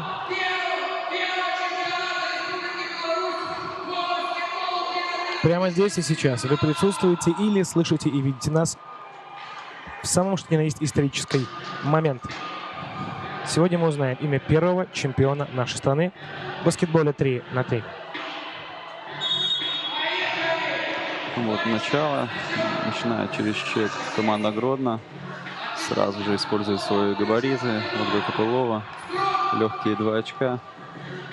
Ну, надо сейчас закидывать эти сумасшедшие броски из-за дуги. Не надо лезть туда. Не совсем понимаю, даже чем низкорослая Даша лезет. Да, у нее хороший бросок, ей нужно этим пользоваться. Поэтому...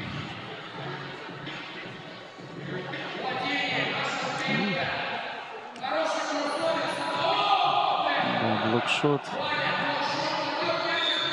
Кого ушел мяч? В пользу защиты дает мяч судья.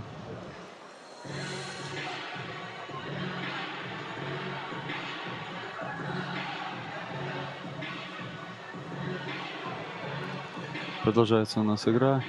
Обыгрывает. Опять вялое начало. Но Гродно в этой игре будет явно посильнее. Хороший был в счет исполнения Крыжановской. Блокшот. Спокойнее играет. Да, сил нету, да, но нужно гнуть свою игру, которую вот добрались юниорки до финала. Быстрые, резкие проходы и скидки на атаку. Искать эти двухочковые броски. Заканчивается время, не уследили. Пока не могут войти в ритм игры.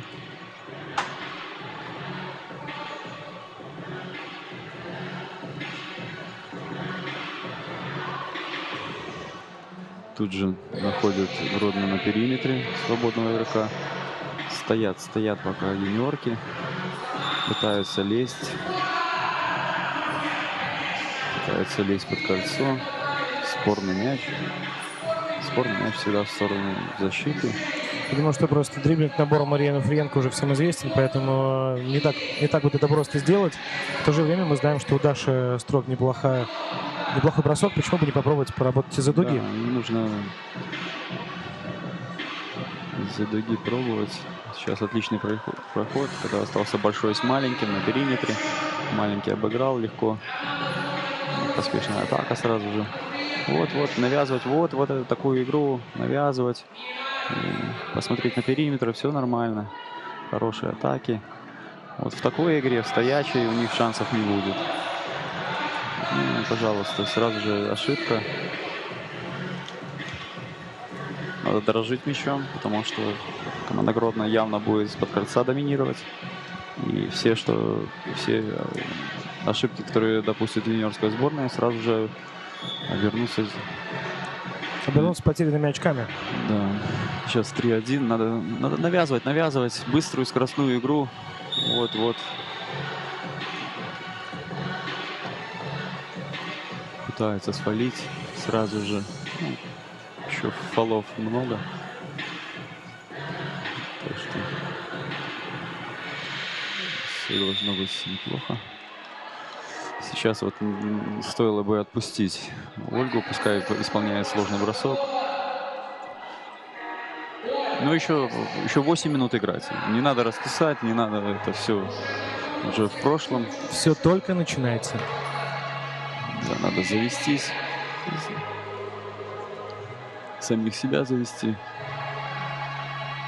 Искать атаки. Неплохо обыгрывала. Хороший разворот. Ошибаются игроки Гродно.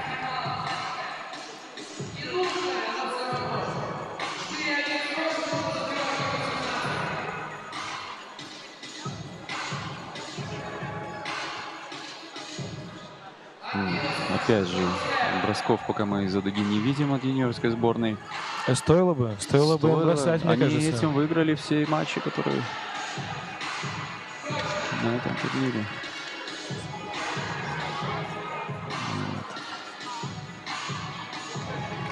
Вот это хороший подбор. Так что мы сразу упускают.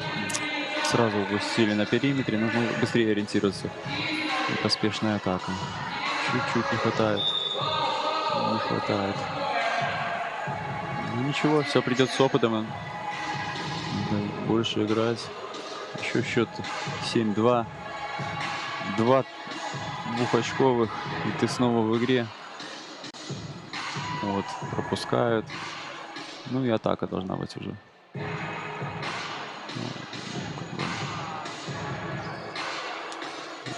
Олимпия сразу же выносит мяч, не делая никаких дриблингов. 9-2 счет. И уходит в отрыв. Уходит очень быстро в отрыв. Хорошо Марьяна Нуфриенко использует свой проход.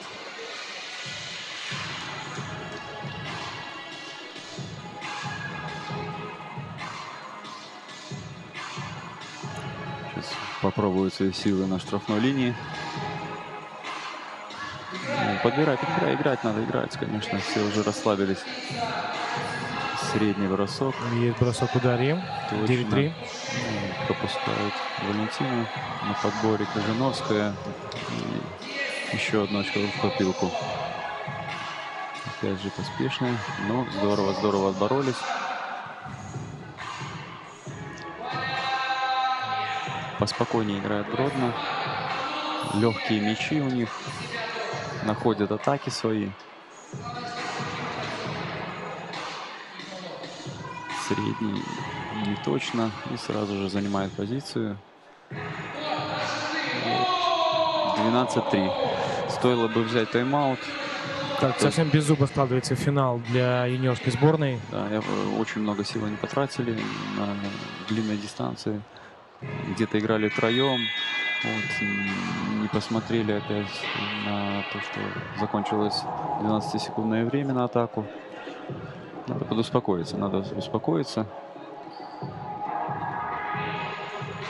Сбить ритм. Не могут они в силовой борьбе не вывела. Не показалось тоже, что мяч, да, не покинул. Не покинула, двумя ногами не стала. И сразу упускают. На подборе никого.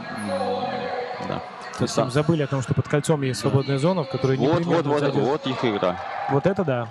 Вот. Так Все пошло. могут И играть, сразу же потери. Вот это женский баскетбол. Нужно нащупать. Не надо улучшать, если есть хорошая позиция.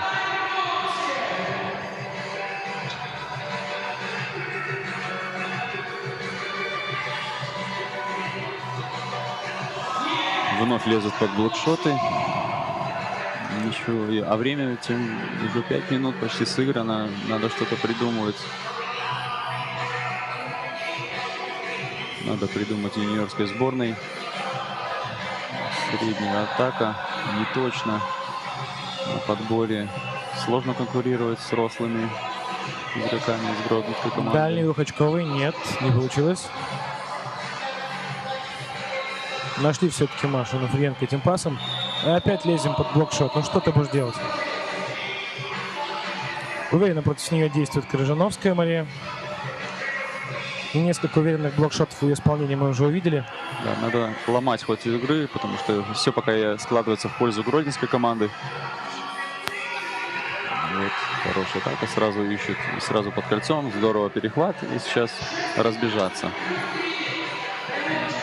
Продемонстрировал нам Здорово, здорово. очередной раз Мария Ефременко свои способности в сольной игре. Опытная Ольга Копылова никуда спешить не будет. Нашла свою позицию, забила. Такой же средний ответ. Ну, 1 на 1. Это игра для гродненской команды. Вот еще и фол зарабатывает штрафной. Нужно использовать двухочковую линию, потому что по-другому не выиграть. Ольга исполняет штраф. Удачно его исполняет. Точно. 15 очков набирает команда. Разрыв 7 очков — это, конечно, немало.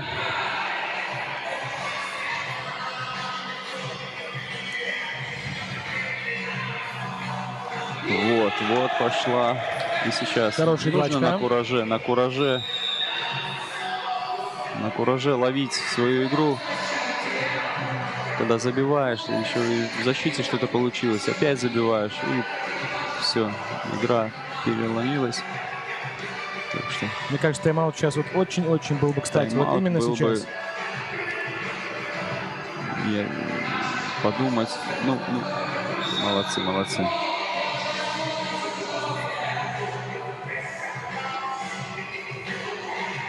Фол дают судьи. 15-10. Ну, надо сейчас реализовывать и все, и догонять. Немножко поспешно. Сейчас можно за это поплатиться. Нет, но опять же на подборе. Конкуренции у них мало. Поэтому... Ну, отличная комбинация. Хорошо нашли Кожановскую на дуге. Хорошо подобрали. Опять вниз. Свободный средний. 16-10. Навязали свою игру. Гродненская команда, конечно. 16-10. 3 минуты до конца. 3-10. Надо атаковать. Почему-то совсем забыли о своей тактике дальних ударов, которая приносила плоды все это время, весь турнир для сборной юниорок. Почему-то здесь они это не практикуют. Нельзя сказать, что соперник не дает им возможности для таких атак. Наверное, слишком, сильно ввязались в игру, которую играют гродненцы, а здесь переиграть их очень сложно. Да, они играют, Гродно играет свою игру, которая на протяжении спокойная, вальяжная, с быстрым выводом и возвращением обратно под кольцо. Не столько много дальних атак, но качественные атаки, много свободного движения. Вот уже 17-10, 2:40. Сейчас время, смотрите. 2 секунды для атаки. Запихали все-таки мяч. Да, сразу же свободный Тут же получит угол. ответ. Да, свободный 19-11. 19-11. К несчастью, боюсь, что, наверное, все-таки судьба финала уже предрешена. Очень сложно будет играть Тяжело, 10 очков. Тем более, учитывая, что никак не хотят менять рисунок игры юниорки, а пытаются обыграть гродненчанок в тот баскетбол, в котором те куда более мастеровитее, сильнее и удачливее. И... Нет, все-таки Нет, эйрбол. игра еще немножко продлится. Поборемся еще немного. Тайм-аут. Ну вот. Да, немного не вовремя, но, наверное, команда Гродно, может быть, взяла. Да, наверное, тайм-аут взяла команда Гродно. Потому что смысла брать уже тайм-аута юниоркам нету. Судьи не обращают внимания. Сейчас можно получить технический фол для юниорок.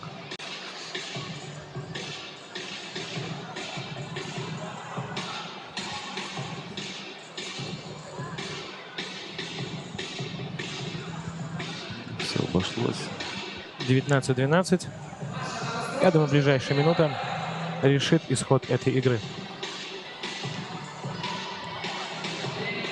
Все равно хотят пройти туда, полезть. Нужно разорвать дистанцию и забить спокойно из-за дуги. Есть 20-12. Ответ 1 на 1 это не то, что не надо.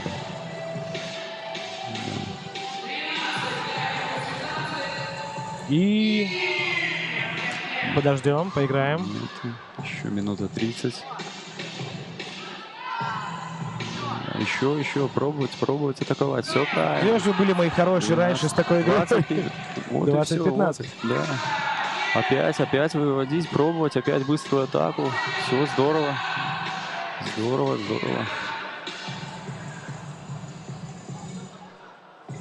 Почему-то и Гродно начала бросать из-за периметра. Но сейчас надо забивать. Немножко не точно. Гродно пытается закончить двухочковый. Да, и заканчивает финал. И первыми в истории чемпионами Республики Беларусь по баскетболу 3 на 3 становится команда Гродно. Поздравляем всех гродненских болельщиков, всех, кто переживает за белорусский баскетбол. Сегодня праздник баскетбола. Первый чемпионат завершен. Дамы и господа, давайте поблагодарим Сергея Лобищевича, игрока национальной сборной, игрока баскетбольного клуба «Цмоки Минск», который любезно помог сегодня нам насладиться этим праздником. Большого. Спасибо большое. До встречи. Удачи тебе, Сереж, завтра. Мы будем за тебя болеть, будем комментировать. Обязательно не раз и не два упомяну о твоих действиях там и сравним их с тем, как ты сегодня отработал. Друзья, Сергей покидает нас. Впереди у него тоже церемония награждения. Супруга его сегодня стала бронзовым призером. Но мы с вами продолжаем и смотрим церемонию награждения. Очень скоро она состоится. Сегодня первое место осталось за командой из Гродно. Девушки из Гродно отлично провели турнир, отлично прошли дистанцию. Никто не обвинит их в том, что у них были легкие соперники. Никто не обвинит их в том, что им сегодня везло. Да, где-то, конечно, чуть-чуть фартило, но мы помним, что везет тому, кто сильнее. Мы готовы к церемонии награждения. Первый в истории нашей независимой страны комплект наград в баскетболе 3 на 3 прямо сейчас в прямом эфире найдет своих обладателей. Завтра мы посмотрим, как состоится чемпионат 3 на 3 среди мужчин. Ну а сейчас давайте приготовимся к тому, чтобы наблюдать, как же будут награждены наши спортсменки. Ну а пока кадры драматического финала прямо на ваших экранах.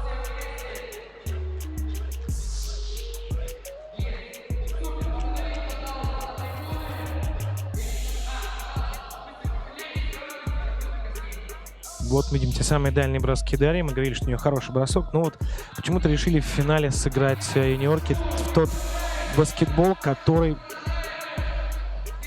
практикует команда из Гродно. И, конечно, в таком подходе к игре тяжело очень их переиграть. К сожалению, им это не удалось. Ну что ж, небольшой перерыв. Очень скоро церемония награждения первого чемпионата Беларуси в баскетболе 3 на 3.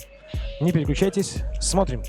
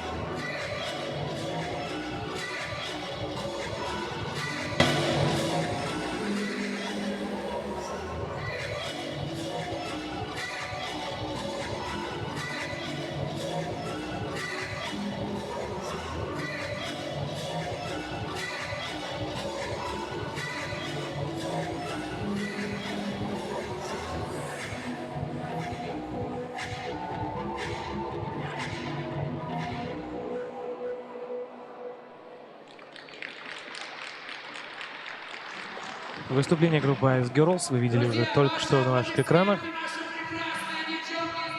Мы готовы к тому, чтобы объявить именно победителей. Ice Girls покинули площадку. Все готово для награждения.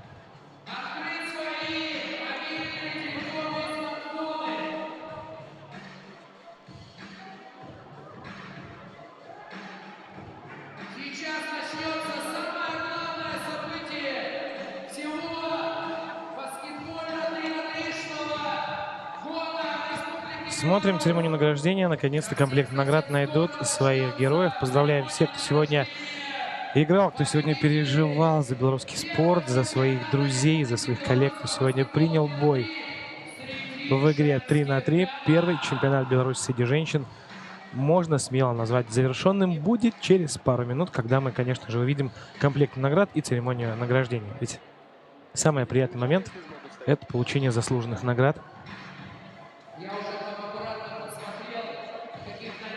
Нон-стопом сегодня матч одни за одним. Огромный физический стресс испытали спортсмены. Выложились на все 200, а то и 300%. Время воздать им должное. Включайте сторис, включайте прямые эфиры. Все-таки вы присутствуете при написании этой большой и красивой странички баскетбола 3 на 3 Республики Беларусь. Конечно, вы можете сказать, да что это? Несколько мгновений, и вы увидите всех победителей. Первым всегда быть очень сложно. Поэтому вдвойне, втройне, вчетверне цените эти призы.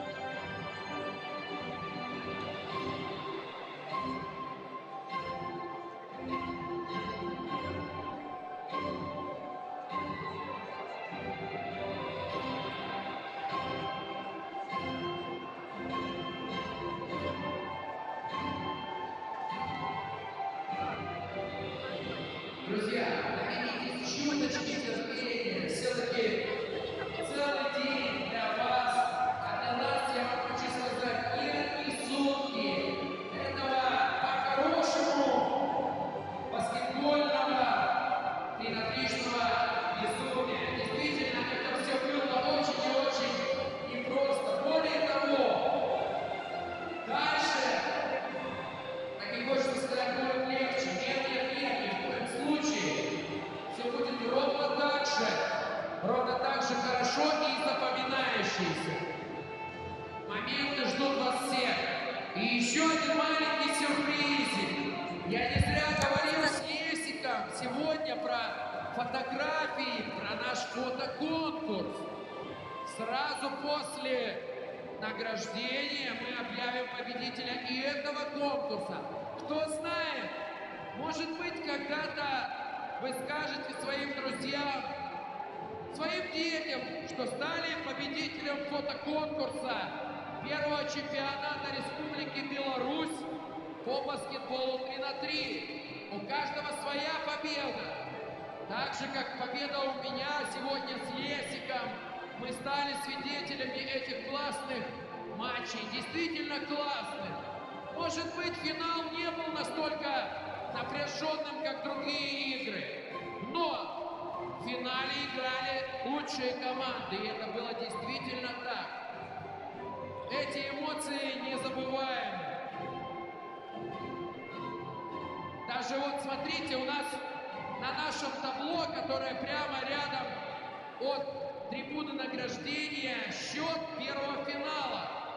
И счетчик времени, остановленный на времени, которое осталось до завершения матча. Мне кажется, что ровно столько же времени у нас остается до начала церемонии награждения.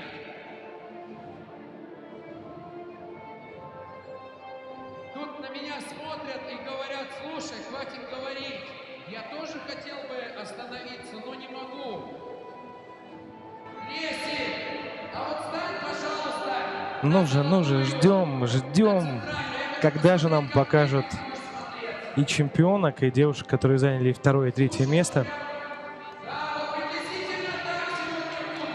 Вот он, талисман грядущего спортивного праздника, вторых европейских игр, которые пройдут в Минске. Очень скоро они начнутся.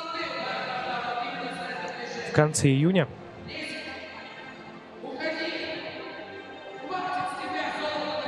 21 июня мы начнем, ну и там уже 30-го закончим.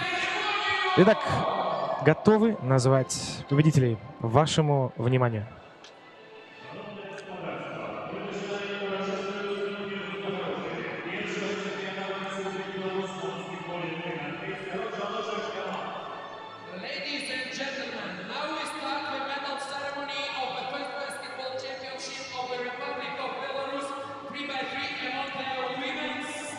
Почетный караул курсантов с команды инженерного института МЧС. Участники нашей церемонии.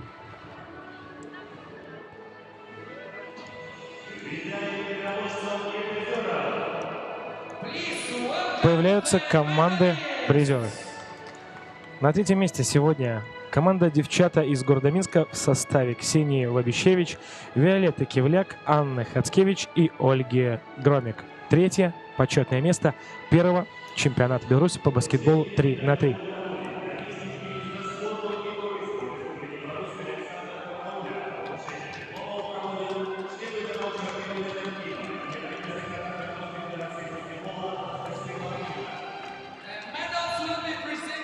Видимо, что готовы девушки к награждению. Самая красивая церемония прямо для вас здесь и сейчас, церемония награждения.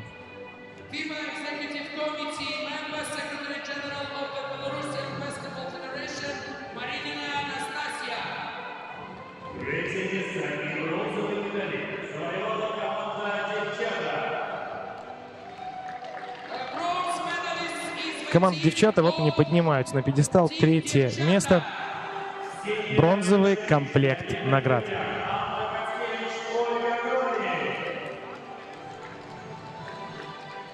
Первая награждает Ксения Лобищевич, Виолетта Кивляк, Анна Хацкевич и Ольга Громик. Бронзовый комплект наград нашел своих обладателей. На втором месте сегодня наша юниорская сборная. Девушки прошли тяжелейший этап. Чуть не потеряли в первой же игре одного из своих полевых игроков. Мы помним, какую обидную травму получила Дарья Строк. Но воля к победе выше любой боли. Поэтому она все-таки, превозмогая себя, продолжила турнир, пропустив только второй матч. И далеко не последнюю роль сыграла в том, что команда добралась до финала и стала обладательницей серебряного комплекта наград.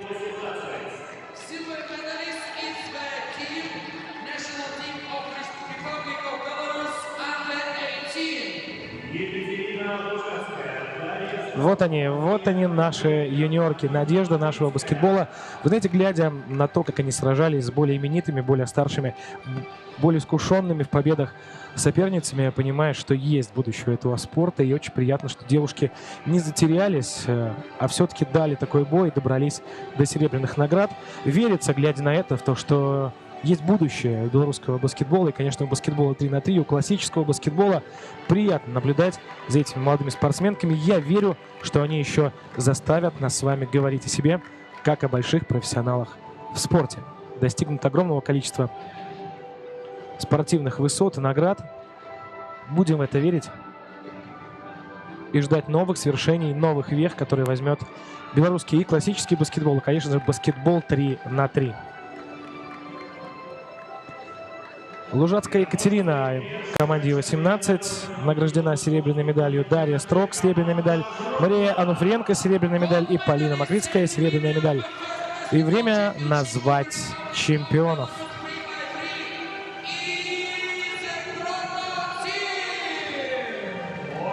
Вот они на ваших экранах. Команда из Гродно. Ольга Кополова, Мария Крыжановская, Валентина Мышепут и Ангелина Амбражей.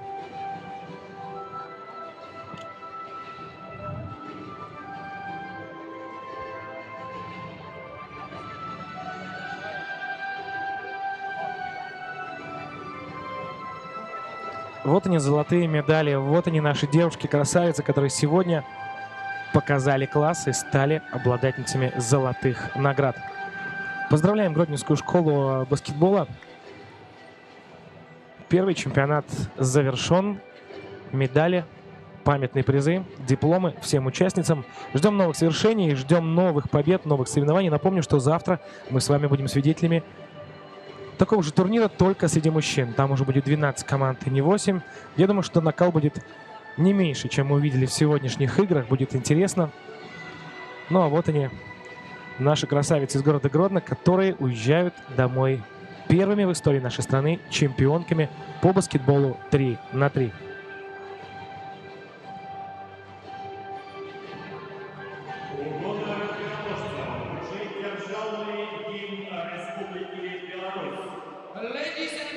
Звучит государственный гимн Республики Беларусь.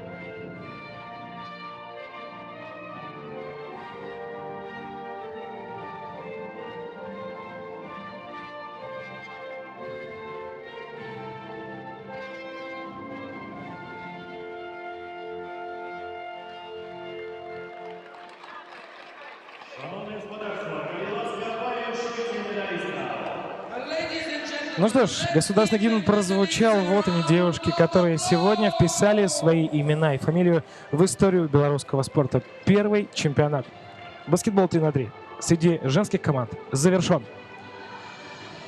Памятные фото с участницами. Я думаю, каждый, кто сегодня добрался до половой арены в Минске, это проспект Победителей 4, прямо недалеко от Дворца спорта, получили огромное удовольствие. А главное, стали частью истории, которую только что эти хрупкие девушки написали в историю нашего спорта. И все только начинается. Первый чемпионат. Впереди еще много других побед. Новые чемпионаты, новые вершины. Все это покорится этим спортсменкам. Мы ждем с нетерпением новых встреч здесь, на игровых площадках.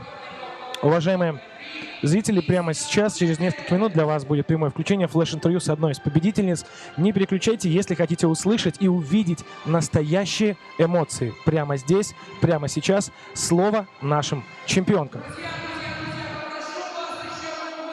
Буквально полторы минуточки вашего внимания. Я спущусь к вам с командного пункта, и мы объявим победителя нашего конкурса фотографий в Инстаграме. Напомню, что перед началом дня мы просили всех желающих публиковать свои фотографии в Инстаграме с нашим хэштегом Минск 2019, нижнее подчеркивание, FreeXFree. Итак, да ладно, неужели это они? Друзья, и если я правильно понимаю, то победителем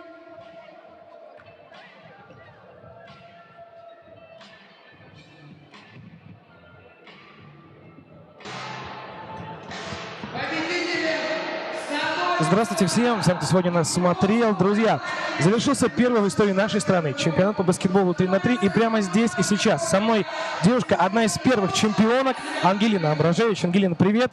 Здравствуйте. Очень простой вопрос, всем наверняка он интересен. Ты первая в истории нашей страны чемпионка по баскетболу 3 на 3. Какие ощущения сейчас, когда пройден этот этап, сыграно столько матчей, столько нервов, столько всего? Что ты чувствуешь?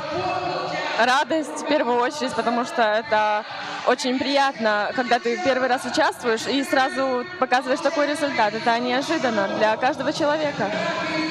Я знаю, что в баскетболе 3 на 3 ты совсем недавно, насколько я помню, играешь в нашей молодежной сборной, классический баскетбол. Какие есть особенности, что-то, может быть, мешало, было непривычно, во что пришлось адаптироваться и войти заново, чтобы показать этот класс и стать первой?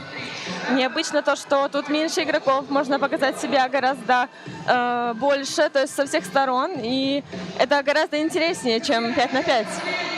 Слушай, и последний вопрос. Скажи, пожалуйста, теперь ты чемпионка. Что ты сделаешь первое, когда приедешь домой? Что ты будешь делать? Я буду собирать сумку на сборы на У-20 и поеду туда. Друзья, как видите, спорт — это не только медали, это в первую очередь огромный и тяжелый труд.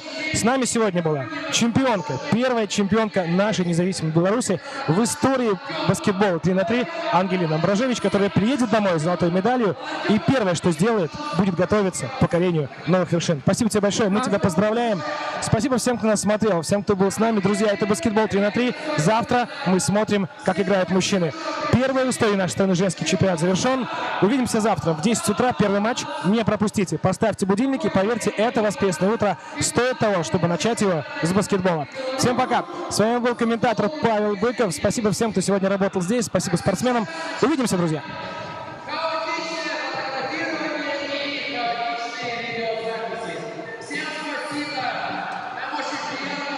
До новых встреч. Спасибо.